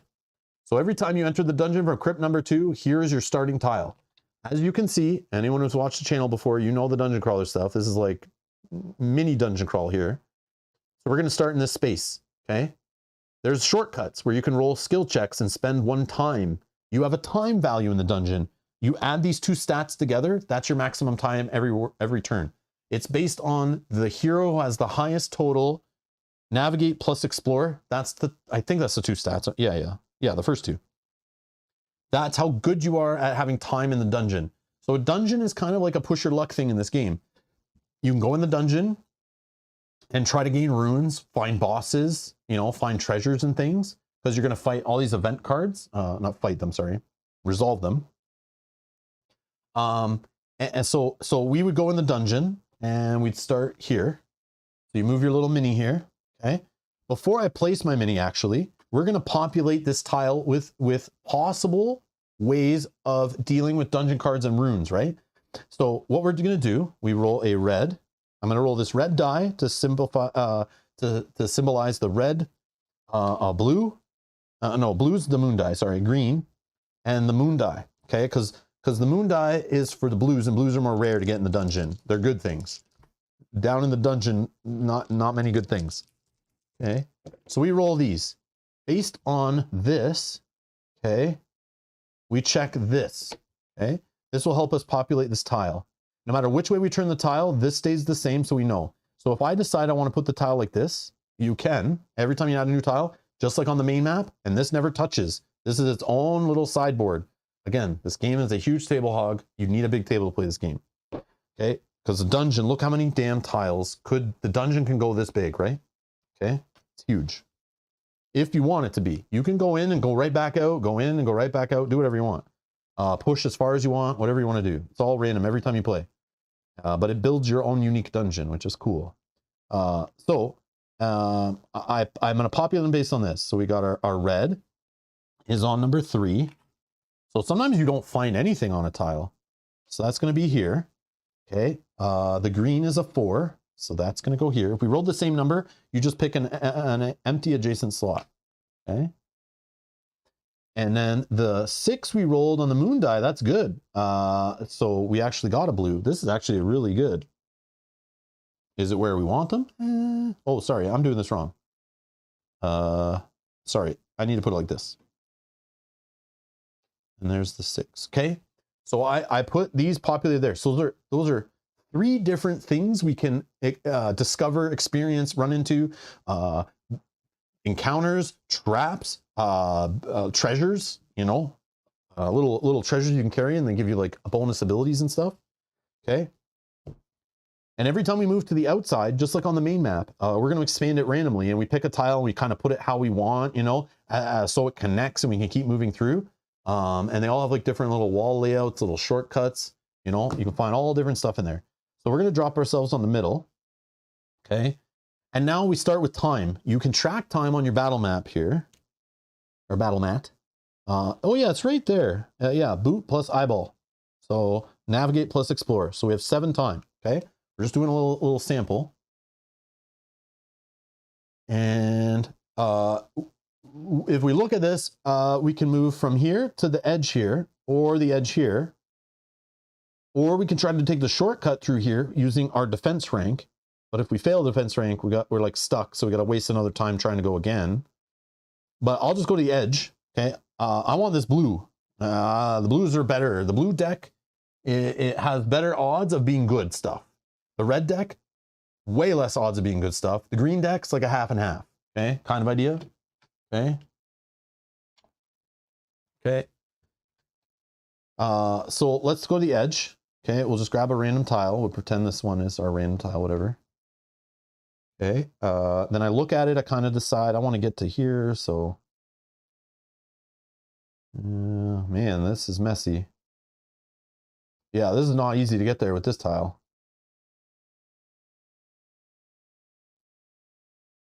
I don't know. We'll just put it like this. Oh, actually put it like that. It's good. So we'll move 1 here. So that's 1, 2 time we've used up already. Now we hit the edge of this. We're going to put another one. Okay, the next tile we found has a little shortcut. Okay. We'll put it like, oh no. Oh yeah, this one's fine. You're not stopping me from getting that blue. Don't you dare. Yeah, I can move straight in. Yeah, there's no wall there in the way. Okay, so once you land on a boss or one of these things, it ends your movement. So I just did 1, 2, 3 move or done, or time or done, sorry. 3 time. So I'm at like 4 time left, okay? Now here's the crazy part. This blue, okay, is a random card. And this is how crazy this dungeon is. Okay, I'm gonna grab a random card. I might not even be able to resolve this card because every card, not every card, I don't think, has like a time cost. Oh, thankfully this one is time 3. So I actually can do the card, but it will eat up 3 of my time dealing with this. It's a treasure, so awesome sauce. Okay. So I spend 3 time, I'm down to 1. Okay, I got 1 time left, whatever. Okay. This is a treasure, so I can take this right now. Okay. I take this right now. It's my treasure. And it says, and I can carry it around with me for the rest of the game. Or I can trade 2 blue cards in for 1 blue rune to exchange at a crypt or a monastery. Okay. Or a village to buy stuff, whatever. But don't do that. All right. So this says, the bonding collar. The wielder may use their familiar's rank instead of their own when rolling a stat test that matches the familiar stat. So if I'm making the fox super OP by buffing up his stat way higher than mine, this just helped me out during skill checks. Amazing. So I attach a collar to the fox. The fox is now just looking extra awesome. And yeah, also the wielder bonus, while I have this item, and if I don't trade it in, I now have a +2 on my familiar's rank. So I take this, and now the fox is an 8. If I trade that item in, the fox goes back to the 6, right? I lose it. Okay, so going in the dungeon, you can find cool stuff like that, but if you've seen our previous playthrough, you also find lots of bad stuff. You could be on death's door and you're running out of the dungeon trying to survive. You can rest in the dungeon if you just decide. So let's say we do another villain phase. So in the dungeon, time passes kind of weird. We're still in like 1 game turn, kind of, and you're spending as much time to move and interact with things. So if I had more time left, which I have 1, I can still move again, I think. I think that's how that works. Yeah, I think I can move one more. Okay, I go one more towards this green, let's say, right? So this is gone, you know. And then I do the villain phase like normal. So at the end, I roll the die, I get some punishment, collectors happen, whatever. I raise the blood pool. But while I'm continuing the dungeon, now a new round happens. I'm back at 7 time, okay? And I go again, and I spend time, and I'm pushing my luck. But what I could do is rest. And if you rest and you have at least 5 time remaining, you choose to rest on the turn, you use up the rest of your time, you then get to heal, I believe it's by like half, what is it? It's like half your survival rank or something. I can never remember all the different heals. Oh, it's on the back of the crypt, one sec. It's probably right on here. Right here. So if I rest, I use all remaining time. If there was 5 time or more, each hero heals health and energy equal to half their survival rank. Oh, I was almost right. I was almost right. Yeah, what happens, the problem with this game, there is so many things to keep track of, which I can't knock the game because they give you reference sheets for. But because the reference sheets are there, I always go to them. And then I decide I don't really want to memorize everything because it's all right there. So then try to do it off the top of my head. It's like hard to keep straight. And for those of you who play multiple HEXplore It's in like the same month, I don't know how you keep it all straight. Because every game's like similar, but there's so many differences, which is crazy. Not to mention other board games. But yeah, it's crazy. But it's all in the reference sheet, so I can't knock it. It's there. But I've become reliant on them so much that I like don't remember everything. That makes sense. It's a gift and a curse. But I appreciate it. All right. So yeah, you can go around, so I can, you know, interact with the green card, get that and resolve it, you know. Oh, it's a safe space. Yeah, so the green deck has some good stuff in it, okay? So let's say I resolve that. Now I have this. I keep it face down. Let's say I do another green later in the dungeon, okay? And then I can trade any 2 of the same color in for 1 more rune of that color. Sorry, that's 1 green, Rob. Okay, so now I have a green rune, okay? So see how you can like determine where you want to go, kind of based on hunting down. So as I added these tiles, sorry, I forgot to do it, but I should have populated them also, you know? So I didn't get a blue on that tile. I didn't get a green because it rolled higher than 7, but I got a red. So red are like the worst. So on this tile, we would have had a red there, but I didn't go that way, so that's fine. When I added this tile to the board, I needed to also do this. So this, I get a hex, which hex is the low number on this one, right? A 1. Yeah. Oh yeah, it's right there. Duh. So we actually had a blue in the center of this one. And then the green is down here. And a 7 for the red is up here. So I didn't go into those, so it didn't affect me, but I forgot to do that. Because I was just trying to rush, kind of show it. But yeah, the dungeon's pretty, going around chasing little gems down, trying to do your set collection game of getting dungeon cards. And it's every 2 dungeon cards equals 1 full rune. But as you go through the dungeon, like, look at how many green cards you could run into. And not every time a green shows up on the tile, for example. Look how many red cards there are. You know, mostly bad, mostly encounters and punishments and afflictions and stuff. Okay. Almost all bad in the red, I think. I think it is all bad, at least my experience. But the blue is mostly good, but there's not many. So it's like, if you're trying to find something specific, you might be able to find it in your playthrough a little more often, but these are super rare to show up, or more rare, I should say. And then based on what you find, right? But that's kind of the dungeon mechanic. And again, if I was wandering through the dungeon and I found crypt entrance or crypt entrance / exit 3, let's say that got added to the dungeon somehow, you know, I wandered here. I could then leave out there. I will then go find crypt 3 right here. I will find this tile. Okay. And then I can add it to the map wherever I want. So I could say like, it's right here. Then I literally leave and I come out here. You don't even lock it. Like you're just coming out of it. You unlock it basically that way. So now I technically have 2 crypts unlocked doing that. So it's like, if you can do that early and get lucky and kind of find an exit, you get 2 crypts unlocked, which means your monasteries now have 2 options of levels of items.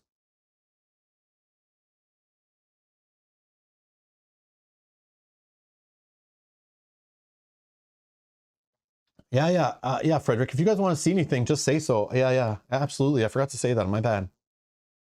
So there's a random red card. Costs 2 time.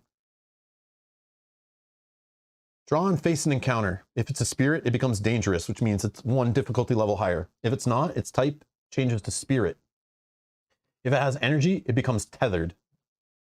Which tethered, I think it like connects to somebody. It picks a target to connect to. And if it gets damaged, that target gets damaged also, if I remember correctly. Here's another red card. Favored foe. Draw and face an encounter. So even though you're not roaming the top map, you still can run into encounters down here, which it leads to rewards if you win, but they all get like a buff. Favored foe, draw and face an encounter. Healers and assists, so these are 2 types of roles in the game. I'm playing striker. Gain favored opponent against it and may ambush it. So this one actually helps you fighting down here. All other heroes lose their favorite opponents until combat ends. So that could be awesome and that could suck. For me, that would suck. I'm playing solo and I'm a striker, so this card really sucks. I lose favorite opponent if it was, right? I don't get the ambush. Okay, here's a green one. Forlorn Spirit. This costs 5 time. So if I don't have enough time left, I don't think I get to do this. So it's like sometimes you even draw a card and you can't even get the benefit because you don't have the time for it. So obviously, like, I would definitely, this is why I say the dungeon. When I play this game, I don't like to go in the dungeon early in the game. I like to buff up these stats, go in there with more health, more buffed up attacks, more defense, my abilities doing more damage, some more familiars and extra things. And when I go in there, I'll have more time, and time is the key stat to go in the dungeon with, not just health, because you can always kind of run away, you know, because if you don't run into any of these little runes, you don't deal with any dungeon cards. So you still have your way back to the exit that you could just decide, I'm done, but it's going to take you time to get to the exit. And that time could lead to you doing more villain phases, which leads to the blood going up and bad abilities on Mirza Noctis' little table here, which could set you back too, and you're not really progressing forward, right? So you're like not getting circumstances done and stuff. But it's like, this is just one way you could play the game, and you could totally ignore the dungeon, which blows my mind. Or just dip into it later, or push it really early, maybe get lucky, maybe find some amazing stuff, maybe get some items unlocked at the monastery that you just get early in the game, and then you like kind of bust the game a little bit, right? But it's just the cool sandbox open nature, which is like mind-blowing. All the little paths to victory and adventure and discovery in this game. And they just keep adding layers, so it's like, this feels very similar to like the first volume. And I remember Jonathan even saying that when I was complaining about Sands of Shirax just being for the hardcore HEXplore It fan, it's just they added on so many layers and complexities. Very hard to start with that one, in my opinion. You can, I just don't recommend it. But if you start with the first one, it's just the more simplified version. This goes back to those roots, which Jonathan said. They're going back to the roots with this version, but they still added layers and layers of craziness, which is awesome. Because it's not that complex in this one, which I love. I love this little dungeon mechanic, completely optional, but it's there. And it's like awesome that you could do it and unlock the crypts. You don't have to go down, but you can. And it's a cool way to get ruins and try to get your sets completed. But you also could just sit here doing these. You can do a little bit of both. Crazy. Oh, Juan says there's a chat comparing the 4 volumes on the campaign page for this game. Stands tops on the complexity, I would agree. Also compares volumes on how open they are and the boss/timer. Oh, okay. Juan, I think we did look at that before, actually. At the beginning of the stream, I wish you were here because I was trying to find that and help people out decide between volumes.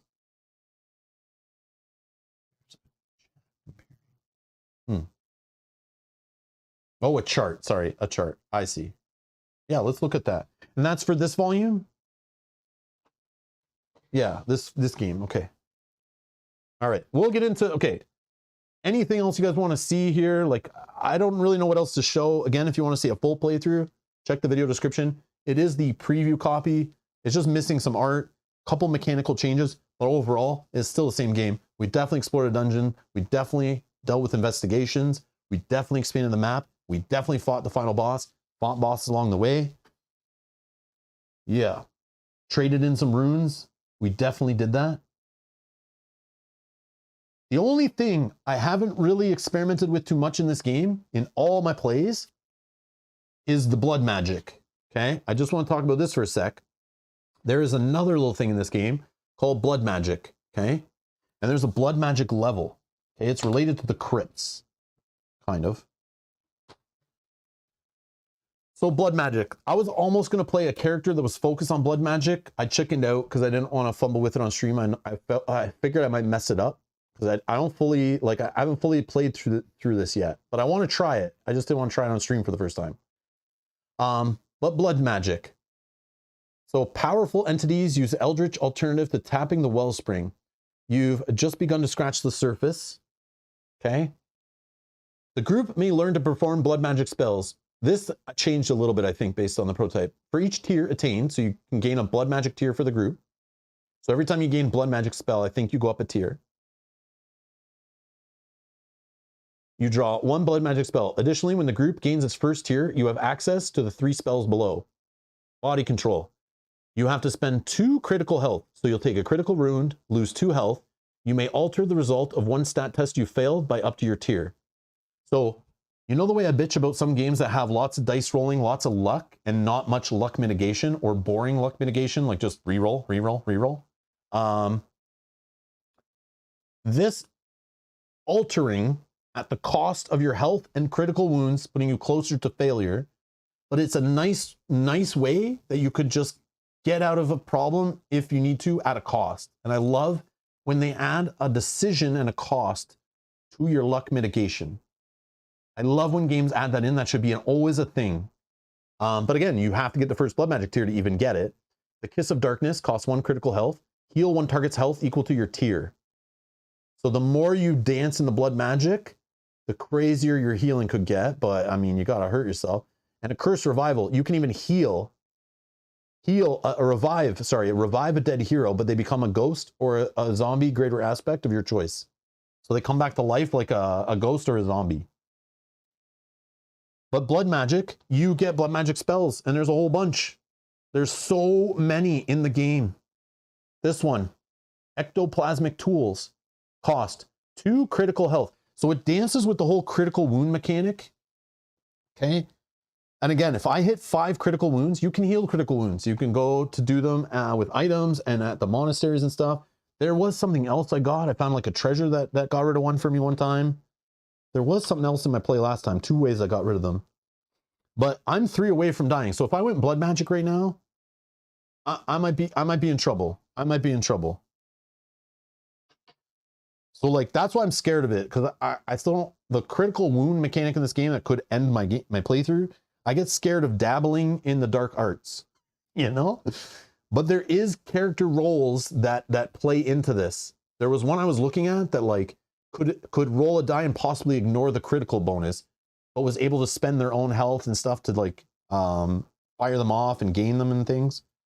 The Blood Mage I was reading. I think it's in the expansion, one of the hex, but it might be also in the base game as a regular one. I'm pretty sure that's what it was.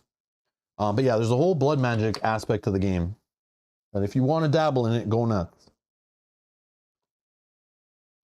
Oh. Oh, okay. Yeah.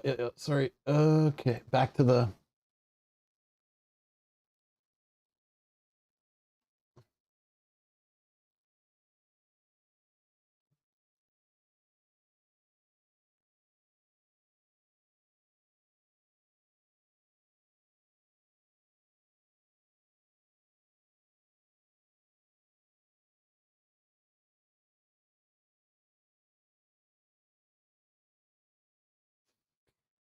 The adventure of scrolling a campaign page. My favorite thing to do.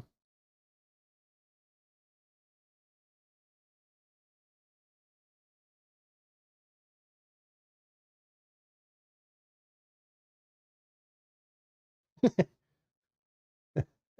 Cultist Group Bundle. Kate, is this what you get? Oh, yeah.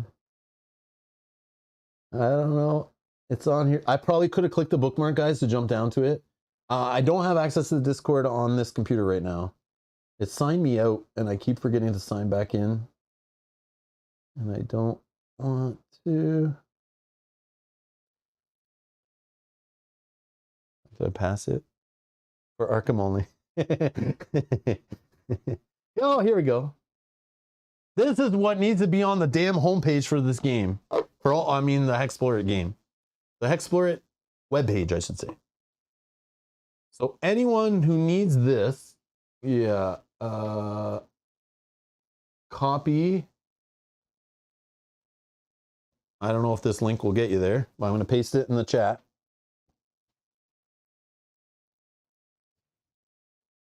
Did that work? Testing, testing. Yeah, that works. Okay, the link is safe, guys.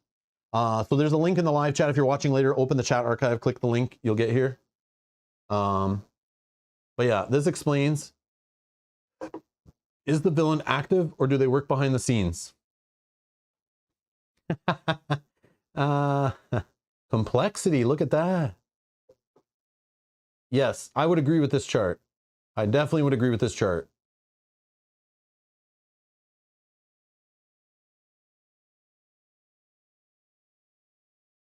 Focused versus sandbox. Focused versus sandbox. I like that. Because that was one of my complaints about the original game, was how it was like too open for the player. Like, you don't know when to do anything. You don't know what difficulty you should be playing at. Nothing. It was so open. But later they start adding a little more like rigidity, a little more boundary, but still open is crazy open. So hold on. Villain management. No, we already read that. I wish this wasn't a rotating thing in just 3 pictures. Complexity. Okay, we get this. Come on. Come on. Focus versus sandbox.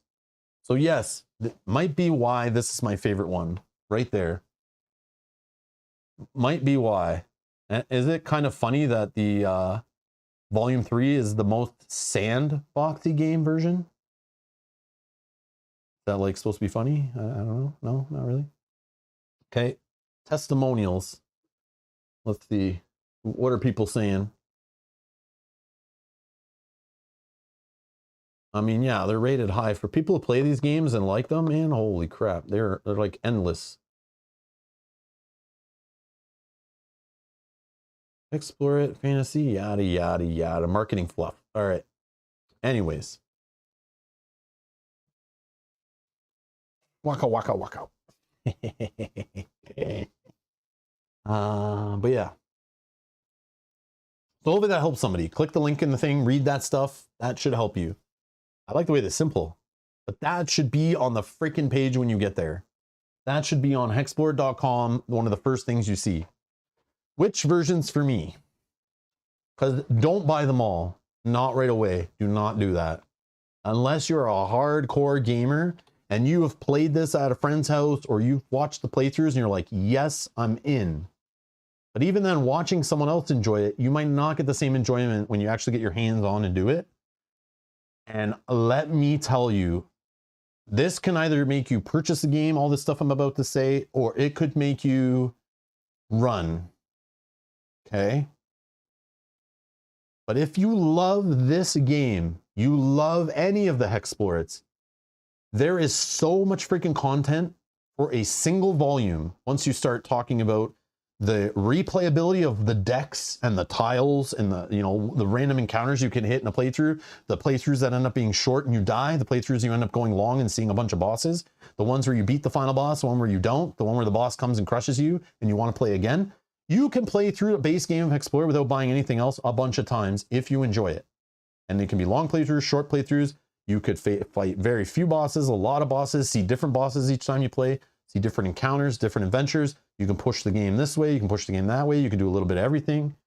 They're all that applies for all 4 volumes, okay? They are an open sandbox, crazy, epic playground of adventure and discovery in all of them, okay? They all have different themes. They all have different icing on the cake, different modules, mechanics, layers, however you want to say it. But you could buy just one and then play it a bunch. And yeah, maybe you're like, okay, I'm crushing the game, or I've seen everything. Then you buy an expansion and throw it in. It adds cards to all the decks. It adds new bosses, adds new items, adds new mechanics, adds new modes, new play styles. Like, I don't know who is playing one copy of this game that many times that they need the expansion stuff. And then after needing the expansion stuff, I don't know why you need any other board games if you're just enjoying your time in that and not getting bored of it. Like, the amount of replayability for a $70 US game plus the expansion. I don't know what the expansions cost. Less than that, I'm assuming, because they're smaller. But like this expansion, for example, okay? This expansion, like, it's a little thin box, okay? It's packed and heavy. Adds more rolls, races, keepsakes, blood magic, legendary allies, and items, okay? Play the game in an entirely new mode. You get a whole new way to play this game. It basically takes place in the future after Mirza Noctis has like won. And now you're playing with the full blood pool and trying to reduce it. And it's like all different mechanics and everything. Even in the base box, in the play styles book, okay?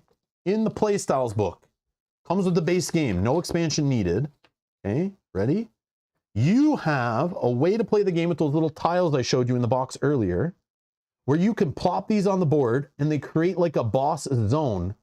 And they're another way you can go get runes around the boss. It changes how the boss works with time, and it kind of meshes the dungeon mechanic with the cards. Sorry, I said runes. I mean, you can get runes with the cards. I meant the dungeon cards. They're not completely interchangeable. But you basically can enter these dungeon these boss spots. So without going in the dungeon, you can interact with dungeon cards by just adding these into the game. And this should have been an expansion. Like, the fact they included in the base game is crazy. So already you can spice it up by adding these on the board. You can be like, yep, this right here is this. Okay. This boss is this one. Okay. Now when I go there and I enter, oops, wrong mini. When I go there, I enter, you know, you start doing the whole time and dungeony thing. And you're like, I have to draw this card and I have to deal with it. Okay. You know, like stuff like that. I don't know if that's exactly it. I read it like a few days ago, but yeah, it just meshes that together. Okay. And it's optional module to spice it up. Okay. There's also a thing you could do that with the final castle. Okay. The final castle of the game. Look at this shenanigans. And you can read all this online. Just go to hexplore.com, click on the volume. You can read this book there. It's in the downloads under the PDF. Just check out playstyles if you're interested. This is in the base game. Like, it comes with this much craziness. After you played this a bunch and you're like, man, I need to spice it up, I got a handle on the game. Yeah, you can start adding in stuff even in the base game, not expansions. Like, yeah. $70 game, just throwing it out there. Okay. But again, if you don't like what you just saw, the gameplay loop, the choice, the dying early, the writing on erase boards, the math, the constant dice rolling, skill check city, RNG from the decks, like, it might not be your game, but if it is possibly your game, this might be the little hidden gem for you. So the expansion adds all this cool stuff. More decks. I think you can probably play as the bad guy, at least you could in the other ones. More keepsakes, components, like it's got a madness cubes and madness tracks. Okay, adds a whole madness thing to the deck. Like, what the hell is this? I don't even want to know. I don't even want to know. Like, you get a different type of rune, a rune in the game or something. Purple. I don't know. This is crazy. You know, more cards for all your decks to spice it up. Okay. Yeah. I love these little expansions. Like, they're just more gameplay. They're not like, okay, here's an expansion, you get a premium bag and some metal components to upgrade your plastic or your cardboard. No, it's all gameplay. Added replayability, variety, you know, spice up your game. I don't recommend throwing all this stuff in first because it adds layers of complexity, could change what items are in the markets and things like that, adding different items and allies to the game. But it's like, it's after you've played the game a few times and you're like, okay, I'm seeing some of the same cards again. I'm kind of telling the same story. If you need new bosses and new challenges and new interesting things, you just buy the expansion for the game you have. the domain expansion also has calamity, disaster, cataclysm, and tragedy. Yeah, I saw those little decks of cards, right? I don't know how that works, but yeah, there is so much stuff. Look at this in this little box. Okay. Yeah, more blood magic spells, more dungeon cards, all the night day power up cards, horror cards. Like, what the heck? Yeah. Okay.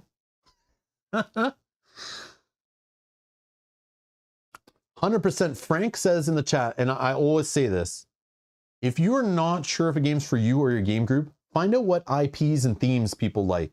If you have a friend that loves watching old horror movies, but won't sit and watch Lord of the Rings with you, and you want them to play this game, maybe this version's better because they'll take the, the vampires and the Transylvania kind of theme, and that will help lure them into the game and keep them interested versus trying to play, Forest of Adramon or whatever. It's more fantasy stuff. But yeah, like definitely theme matters too on choosing a version. But I want to go over some of my notes here that I made as I was playing through this game over the last few days and in general. Okay, here we go. So I have warnings, okay? Disclaimers. What is a pro or con to me might be the opposite to you, okay? Please understand that. I know most of you are smart enough, you realize that. If you see me bitching about something in a game, it might be what you are looking for in a game. Like when I play app-driven adventure games on the channel, I know there's a whole bunch of people in the hobby that hate apps driving anything in their game. They hate electronics even near the board game table. But I love it. And I love that there's games like that for me. And I love that there's games without that for people who want that kind of stuff. Not every game is for everyone, okay? So I don't need to hear you fighting with me because I say the game might be too long sometimes, but that's not a negative for me. That's actually a pro, as long as you're willing to play it over multiple days. But to some people, that's a no-no. I might say you need a 3x10 table to play this game. That's a con. But to me, it's not really a con because I have that table. But to you, that might be a no-buy. Okay? So just understand that. Okay? I'm just throwing information at you. This game is not new gamer friendly. Okay? That was one thing I talked with Jonathan about that. But I think it came up during Sands of Shirax. Is like, where's the tutorial? Where is the dipping your toe into the water and making the player come into the game system slowly? Because even with the base game, the base rules, no expansion stuff added, you need to read and understand a lot of rules and systems before you might feel even comfortable to put this game on the table. It is a very high bottleneck barrier of entry, I would say, to start feeling comfortable to get this on the table. Just go look in the rules forums. And anyone who's asking rules questions for the first time playing HEXplore It, there's always a ton of ambiguities with the rule book and stuff that, like, if you're not a HEXplore It veteran, it might not be obvious to you and you might need to watch some videos and all that stuff. There is no tutorial, which is like, I wish there was. I wish there was take these 3 tiles, kind of like we saw it in the campaign for Clicks Madness a little bit, is like, just take these 3 tiles, make a mini map, set a boss, set this, and walk the player through those few things, what they might want to do, even like a little walkthrough, a little sample game, a little small table presence, less overwhelming, maybe like a few seeded day cards, a few seeded night cards, and just set up your row a certain way and have them play through like 10 turns of a game just till they fight one boss. And that's like an intro scenario. They should have that for teaching, for learning, for people to try it if you want to show some friends, to be able to just play like for a couple hours or less, and not have to be overwhelmed with all the mechanics of the game. Maybe some recommended heroes to play with, no races or something, just straight dirty heroes. That way, when the player actually sits down to do the full game, they're not overwhelmed. You see during setup how much choice and thinking and like choosing races and characters and which gear upgrades you want to do, and based on the town you started in, like what do you want to buy and all this stuff. It's like very overwhelming. And then even the first move of the game, like if you don't fully understand the mechanics of all these cards that could be in here, the card types and like where you're trying to do in the runes and trading them in, or what a monastery does, and what a crypt does, man, there is a lot in this game. This game is definitely made for the hardcore board gamer. It is not meant for new to the hobby. It is not the game you play after you got finally mastered Catan or Ticket to Ride. So, but it could be it could be a game that you don't need to be afraid of. But like, I don't think the designers are interested in making this game newish player friendly or easing the player into the system. They rather just answer questions on BGG, and I don't even know if there's FAQs for this game, but that I have to knock the game for that. I rip on every big game for that doesn't do it. Like now that we've seen like Jaws of the Lion and how they can introduce you into Gloomhaven, and I had players who like aren't heavy gamers who can get into Gloomhaven through Jaws of the Lion. I've heard of people playing with their children that would normally be too young to really play Gloomhaven are able to like ease themselves in that system through that tutorial. And when we've seen games that do that stuff or have nice little walkthroughs or intros, I have to tag a game and make that disclaimer right up front. It's like, this game is a beast. To those who've already got into the system, who love it and play it, you might not think that way, but like they need to have that in the game. And I know some games that come out and do that and get that complaint, they'll make it later. And I know they're making campaigns for this game after the thought. I know as new volumes for this game come out, they add in modules and stuff for the older games. But like there needs to be like, and I don't know if it exists, but there needs to be like a HEXplore It tutorial. Somehow. Maybe it's online, maybe it's print or play or something. You know, maybe there is on TTS, I don't know. But they're definitely like, this game has a barrier of entry that like might not scare you, but it can. And I do see it affect players a lot. It scares me. I'll be honest. Every time I don't play HEXplore It for a year or 6 months or whatever, and I pull it out, it is a process to relearn the game. Forget what's different in this volume and remember what's, or forget what I know from the old volume I played. Now I need to remember what's new in this volume and how this isn't there and that's there. And then I have to start reading all the placards and trying to remember where I need to go and how all these things work. And then when I don't find answers, I'm spending hours on BGG looking up stuff. And I've played hours of HEXplore It before. So even a returning player, there's still a big barrier of entry before I can even like start diving into this game. Okay. It's like a lot, man. Just throwing that out there. It's a warning. Some people that's not a problem, but it's a warning. Please don't buy this as your first like adventure game. Like, you know, just throwing out there. Greg says my 10-year-old loved Jaws of the Lion. Yeah. Your 10-year-old might love this game too, but it would take a lot of time and attention. And I bet your 10-year-old is not going to sit there while you explain for an hour and a half about all the things in this game and how they all work before you start, right? Because you need to do that kind of, right? All right. Lots of dice rolling. Okay, if you don't like the standard RPG dice rolling, checking your stats, you do it every turn. Every game turn, you're doing it over and over again in different ways. It's all about the dice. Okay, lots of dice. Okay, the luck and the RNG of card draws and stuff. If you're not a fan of that, there's a lot of control in this game. There's definitely a lot of fun and under your control.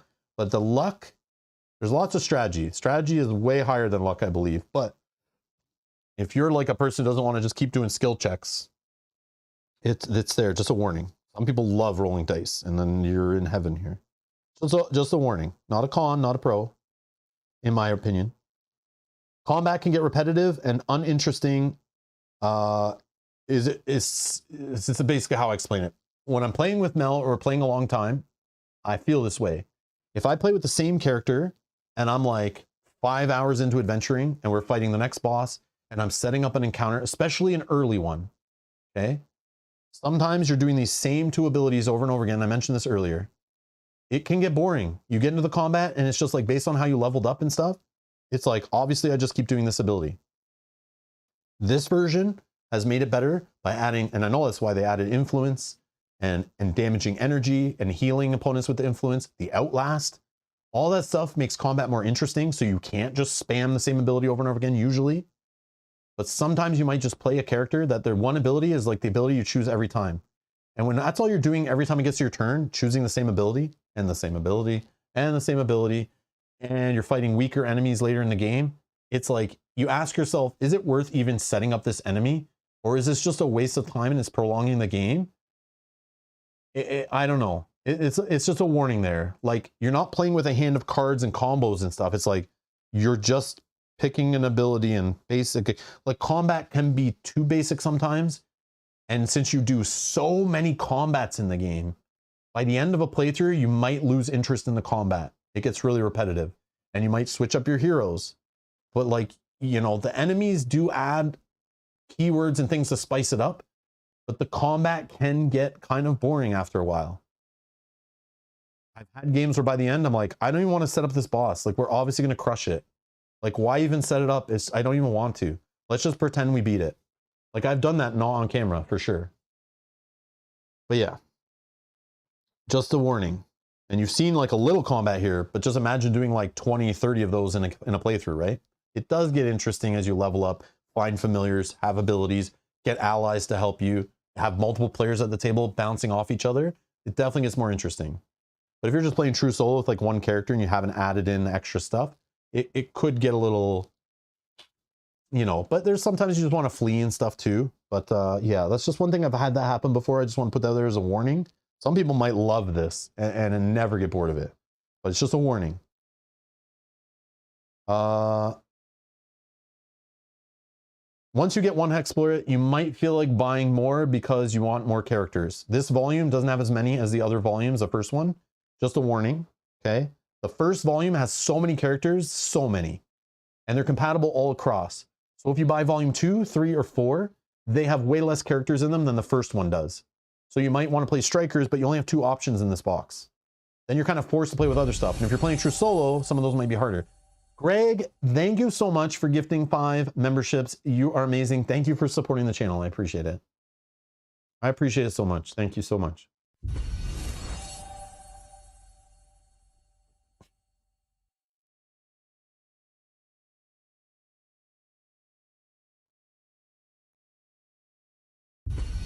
Yeah. So there's some good chatter in the chat. I will open it up later to anyone who has thoughts on the games too, wants to play, who's played these versions and stuff, played any version, throw out the stuff. There's always juicy stuff in the chat and different perspectives. So like Mike's saying, don't worry about like the rules complexity that much. Just plays and has fun. It's a toolkit, not a rigid rule set. You note the questions, have fun, look them up later. Not everyone plays that way, Mike. I'm not that type either. So some people want to make sure they play a game correctly. And this game, there's ambiguity. I'm not even saying the word right, but there's ambiguous rules in the rule book, and there is lots of questions, and there are a lot of players that don't just play loose like that. And that is a warning for that reason, because not everyone plays games the same, but some people just don't care. They'll just house rule as they play. This game has that warning all over it. Can be very loose, and just have fun and explore it. And if you bump into a weird card that might not work weird, look it up if you want, but you might not find the answer for it. You might have to go on BGG and then it ruins your experience.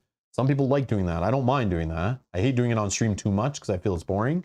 But yeah, that's why I take so long playing solo with the game, because I like to look up things, because I feel like I need to be an expert if I'm going to kind of play the game on stream and stuff. So, but there are others. Go look at BGG in a rules forum on any game, Mike. You'll find a lot of players who are like, I need to know how these card interactions work. I'm about to teach a whole group of players. I want to make sure I'm teaching them correctly. So, but yeah, some people just play loose and don't care. But there is a segment that doesn't, for sure. Component quality is okay, but definitely awesome for the price. Like, I have some boards that are already like peeling in the corners. The cards are like, kind of feel like, you know, not the best card stock quality and stuff, but they're fine. They're definitely cool. I mean, sleeve it up and you don't have to worry at all. But again, that's additional cost.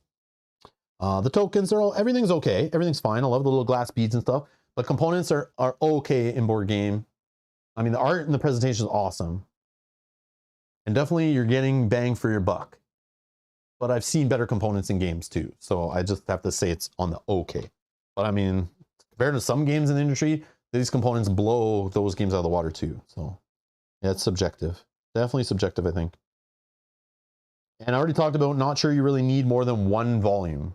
Like, unless you've played it out, don't start buying other ones. They are different, but are they that different that you need more? I don't know. Unless you want to start combining them and all that crazy stuff. Pros. Here's the pros. I'll save the cons for after.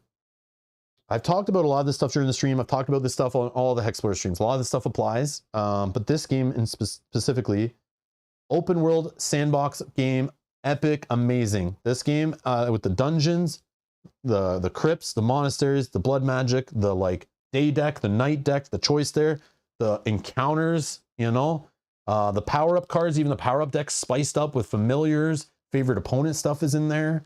What other things? yeah, I don't know. It's just got that extra level of complexity and spice that just adds more things to discover, more replayability. It's just a crazy little world to just explore and play in and experience. Oh, the 18 bosses. Yeah. Yeah, it's just, man. Like, it's crazy. Like, compare it to like Lord of the Rings, Journeys to Middle Earth adventure game, right? You play the same scenario again, what's it gonna do? Move around some tiles in different spots, put a character in a different spot, you know what I mean? But this game, it's like, man, the amount of different things that you could see on a playthrough, like, nuts. Nuts. All right. So much discovery, talked about that. Art and graphic design, amazing, love it. Dripping with theme, love it. The replayability I talked about, it's like nuts. It's nuts. If you like the gameplay loop, it's nuts. The amount of extra work they put in, putting modes in the game that most people won't even try, is insane. Like, insane. The amount of work behind all that, it like blows my mind. The passion and the love they put in this game, coming up with just the way, like, no one can ever complain that they bought HEXplore It and they're like, man, after one playthrough, it's like, I get it, I'm done. Like, I've seen it all. You'll never hear that. Never hear that. In just one game, like, because then it's like, play it again. Go this way, do that, play a different role, fight different bosses, make different choices. Different things show up. The map even builds different, you know? Go down the dungeon, find different things. Yeah. Then you start adding the modes, the modules, the expansions, like, yeah. It's insane. Yeah, good balance of new mechanics in this, I put, but still keeping the magic of the original game. And I'll always say it, like, before playing this game, the first one was my favorite. There was like a magic there. I just fell in love with the whole system. And again, the only complaint I had was like how it was too open and it left it up to the player to decide when to raise the difficulty and all that. I felt it was a little too open. But again, I love the way the boss mechanic worked in that one. I love the discovery. I have like a nostalgic attachment to it. It had the theme I liked. It was very cool. The undead thing. It was neat. And the complexity level on it for me was like just right. Like, it wasn't too overloaded with extra fluff. But this version, it just adds the extra level of complexity on it. But the amount of replayability adds, the refinement, the rigidity of this, I need that in my games. I need like boundaries. I need boundaries. I need a timer ending the game, which the first one had. But again, you could make that timer almost go infinitely, I think, in the first game. But this one has a timer. You're eventually gonna run the boss. It has the difficulty, auto raising. If you empty out this deck, or for every 3 collectors you defeat, the difficulty goes up. So there's always like a, you know, the end game is coming. You know, it can't end, it can't go on forever. And yeah, so it has that. So there's a little more containment, but it still feels so epic. I think it's like the perfect balance, which is why this is my favorite one. Because I get the feel of the Valley of the Dead King, but the added like dungeon and the day and night deck choices, like it just adds so many more choices, more little places to visit and stuff. The collecting of the runes, the set collection, and even when you collect the sets, how are you spending them? You know, are you spending them in crypts or monasteries or both? And how are you spending them? Are you handing in sets of the same color or sets of multiple colors? Which monasteries are you going to? Which abilities are you getting? Over here, you're focused on blood magic. Are you going to help, you know, just get power-ups by trading in sets here, which will help your blood magic thing? Like, you know, how are you going to get your runes? Are you going to do it through investigations? You know, are you going to play with this module? Are you going to go in the dungeon? You know, how are you going to do it? How are you going to do it? Crazy. So many things you can do. However you want to play it. All right. Let's see here. Cons. Okay. Cons. Here's my cons for the game. Again, this is personal to me. And these are things I complain about in all games, so I can't let this one slide. Not all characters designed for solo. Solo doesn't feel completely like an afterthought in the HEXplore It series. It's definitely possible. You definitely add a couple rules to do it. But the balance is not there for solo players. All the characters you get in the box, you can't all play them solo. The game is a solo-friendly-ish game, but not completely designed from the ground up with solo in mind. Definitely you need to play with multiple characters or a party. But you could just add some variant rules that we saw us play with at the beginning and we play with when we play solo, that you can bring the game down, you can power up yourself better. You can tweak the game to make it so solo is not as difficult, but if you like difficult games, man, that could be a bonus to you. So again, see how the cons, my cons could be a pro for you, but I just don't like a game, and I've complained about other games that do this, where all of a sudden you're like, oh, I bought this game to play solo. My friend told me it was an awesome solo game. And you pull out a roll that literally gets wrecked by the first enemy they see because they don't have a way to deal with them because it's a bad character to play solo. That exists. And they recommend you play with the expansion characters or roles because they're more beefed up. But there are rules you can beef yourself up, and you can even house rule if you want. But there are built-in rules you can add to your game to beef it up so that all characters should work-ish. But the difficulty is skewed based on what type of hero you play. So just keep that in mind. That I consider a con. But not a big one, but it is still a thing. And yeah, not as much character choice for lower player counts. RNG, so RNG based on these encounter decks, basically the encounter deck really, based on the level of enemy or the type of enemy or what the enemy does, or the random boss you might hit, or the tile you reveal, or some boss appearing on the board and chasing you and running into you. Based on the collectors you roll and you have to fight based on where you are in the game and what you can deal with, based on the dungeon. There's a lot of RNG. Random stuff in the game, but it adds to the coolness, adds to the variability. But the con of it is, and some people don't like, is the difficulty can feel way too hard at certain points in the game or way too easy at certain points in the game. And both those can be annoying for different reasons. So just keep that in mind. So the randomness can lead to you fight a boss and you're like, I one-shot him, it was a waste of time. Or you can early in the game run into, a basic enemy and you're like, I literally just died and I couldn't do anything about it. It can happen. Just based on the shuffle of the deck, okay? You're trying to flee from a battle before you die, literally at the start, and you keep rolling and failing your fleeing. It helps you every turn when you're trying to flee, and it should get you away eventually.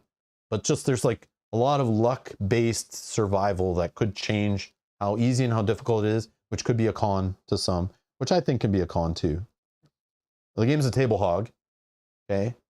I'm putting it as a con because it does annoy me for filming purposes. It annoys me when I'm playing solo and there's so much I have to reach and grab and play. And as you play, the map expands and the dungeon expands, and I need to start grabbing for placards and I have to put them in a stack, and then I'm pulling them out of the stack, and sometimes I rub the dry erase off a little bit. So it is a table hog.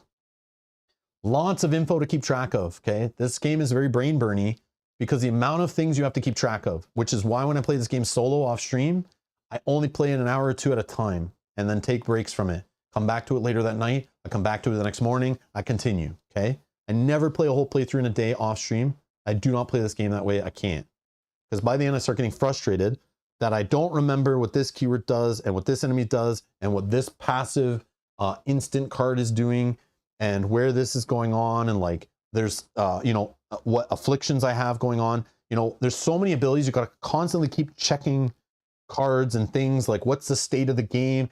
And then you're constantly grabbing these, especially when you're first getting used to the game.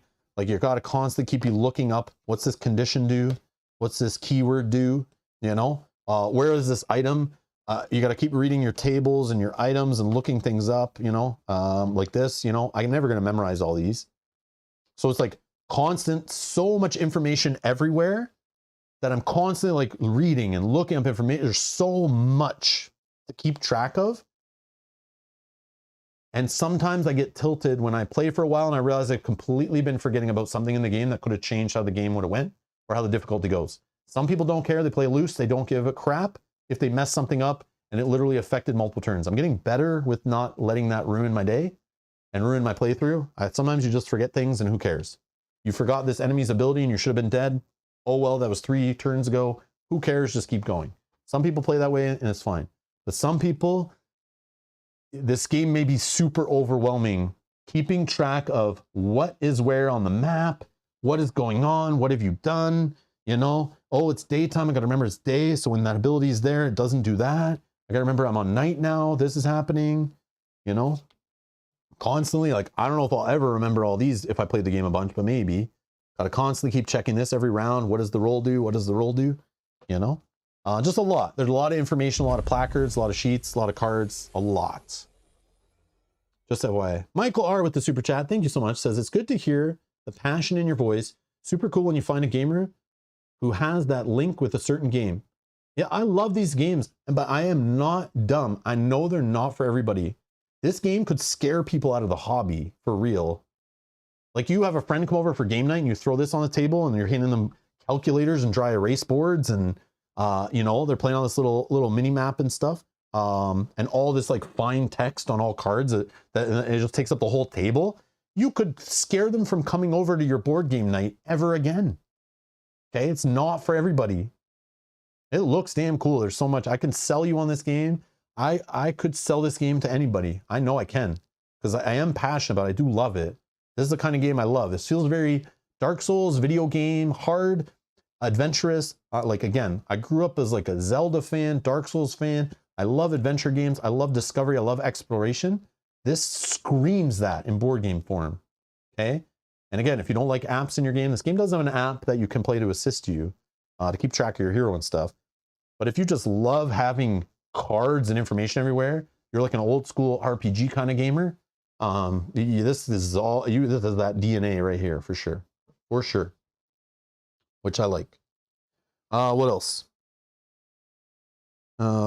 Yeah, game length can be all over the place. So yes, you can set up a whole game. You can take the morning reading the game, set it all up on the table, literally move, you wander, boom, random boss or encounter, and you're like stuck. You're almost dead.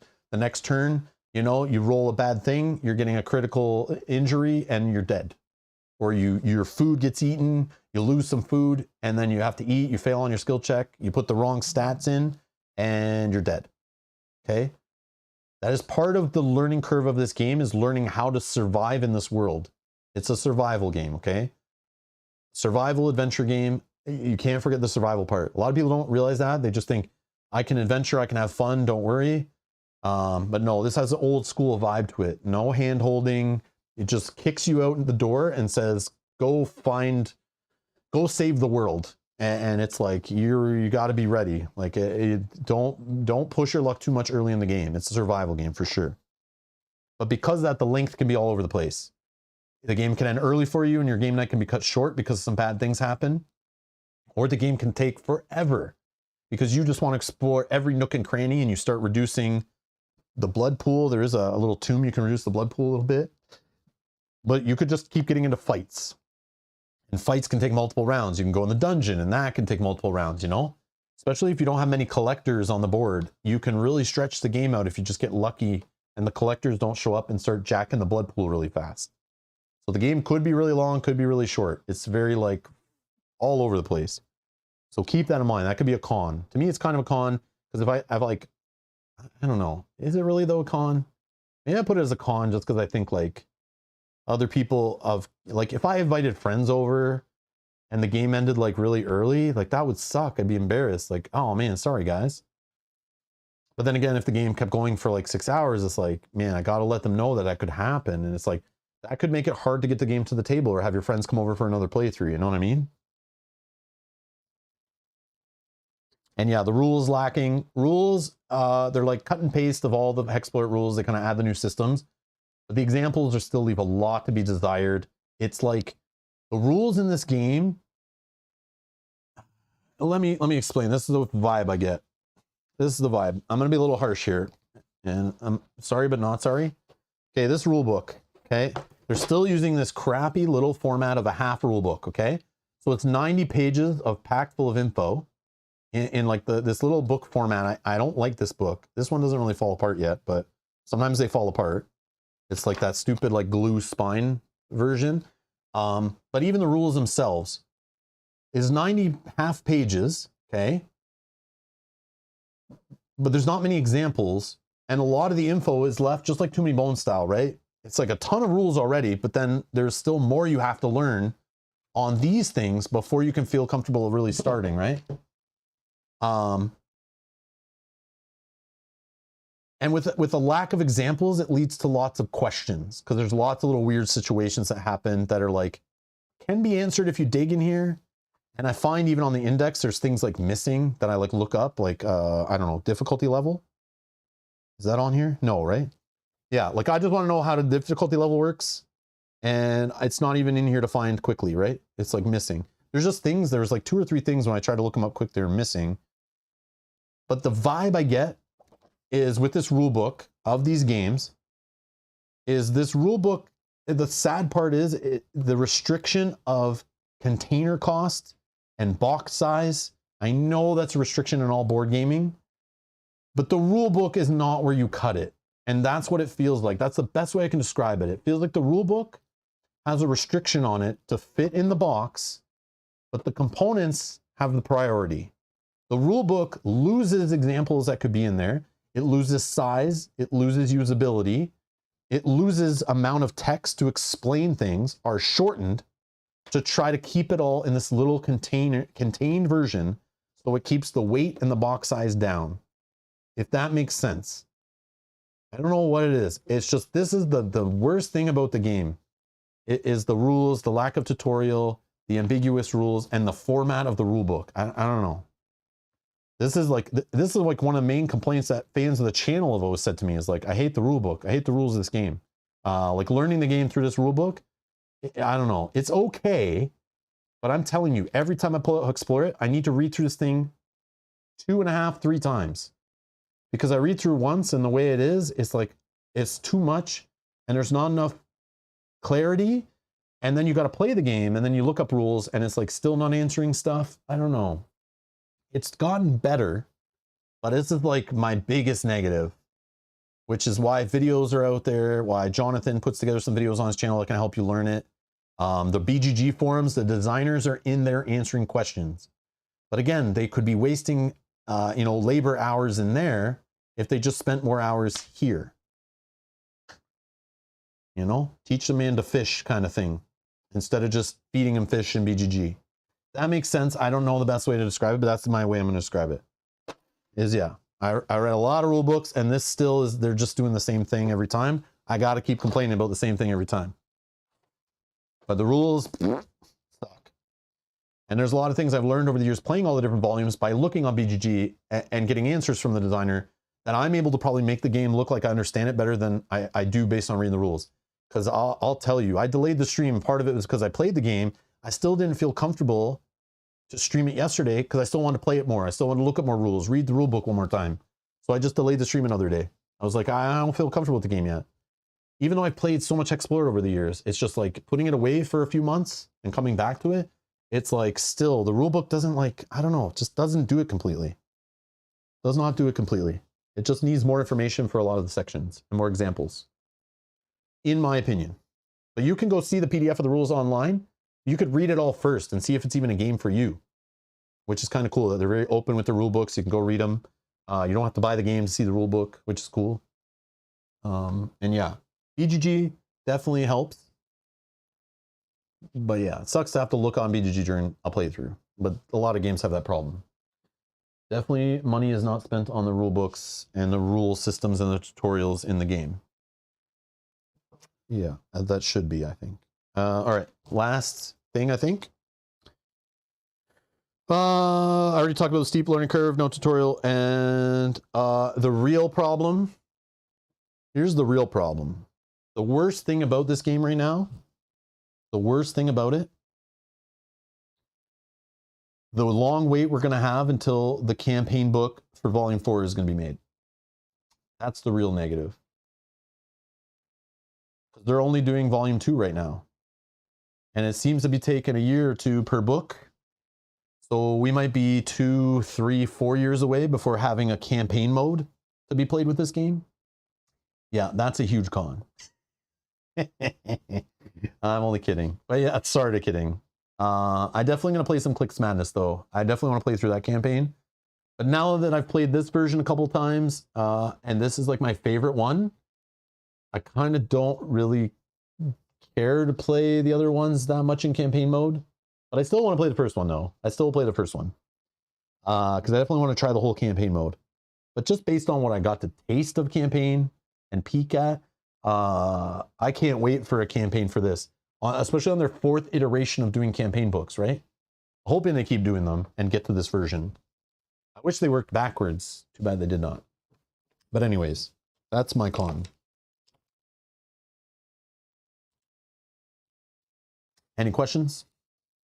Any questions? Let's see what you guys are saying.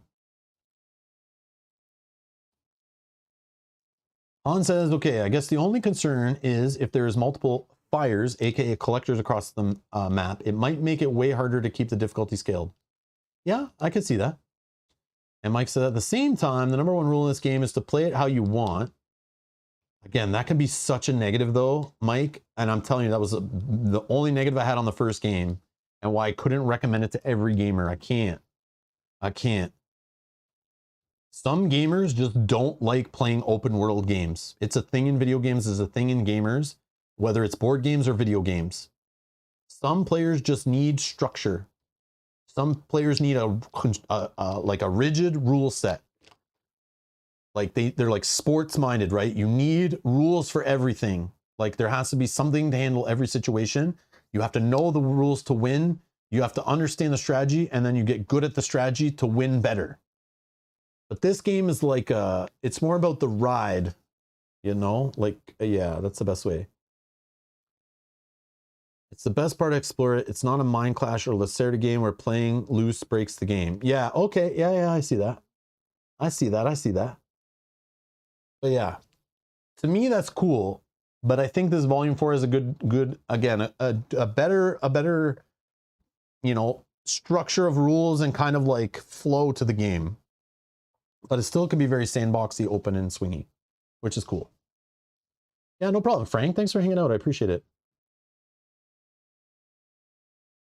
Oh, sorry. There's other questions here. Sorry.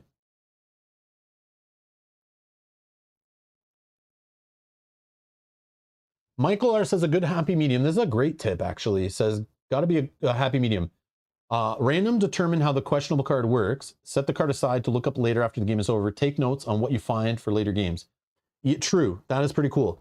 Again, you could also just draw a card, and if you're like, I don't get how this works right now, discard it and draw another one. Like, there is like, it feels like an endless amount of encounters and cards and different things to see. Like, who cares? Just draw another one.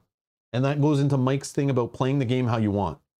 Play it how you want. Add the modules in, change the variant rules, play on the difficulty you want.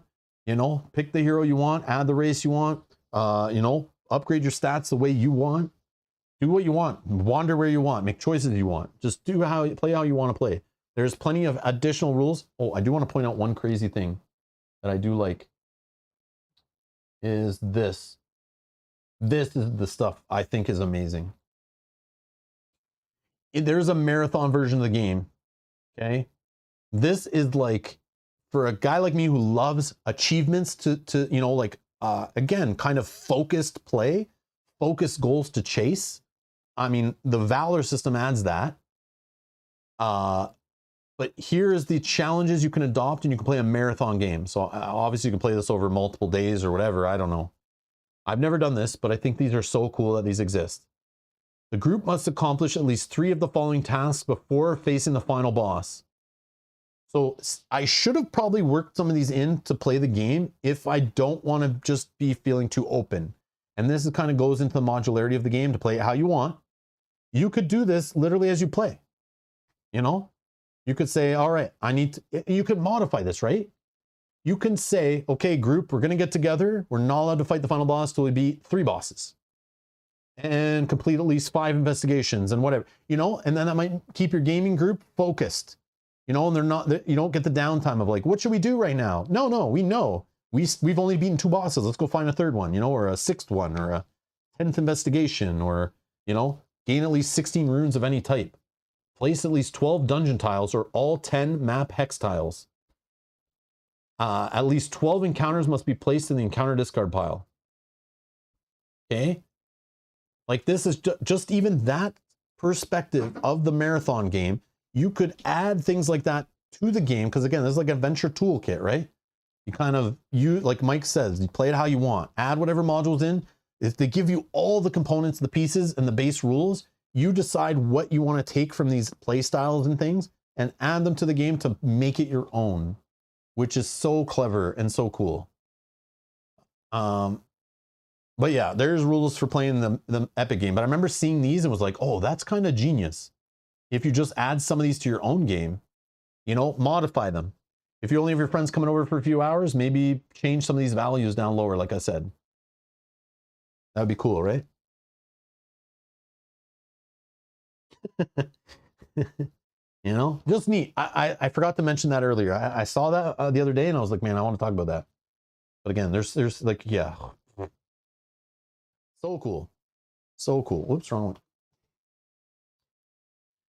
Anyways, hopefully that was helpful. I know it wasn't the normal playthrough and like, but I think that is more helpful because we've already done a playthrough of this game and we probably will play it later. But I definitely wanted to just show off the game and talk about it and answer the damn question I keep getting asked, which HEXplore It do I recommend? For me and my taste, obviously I recommend this one. For you, I don't know everything you like. I don't know. Pick by theme.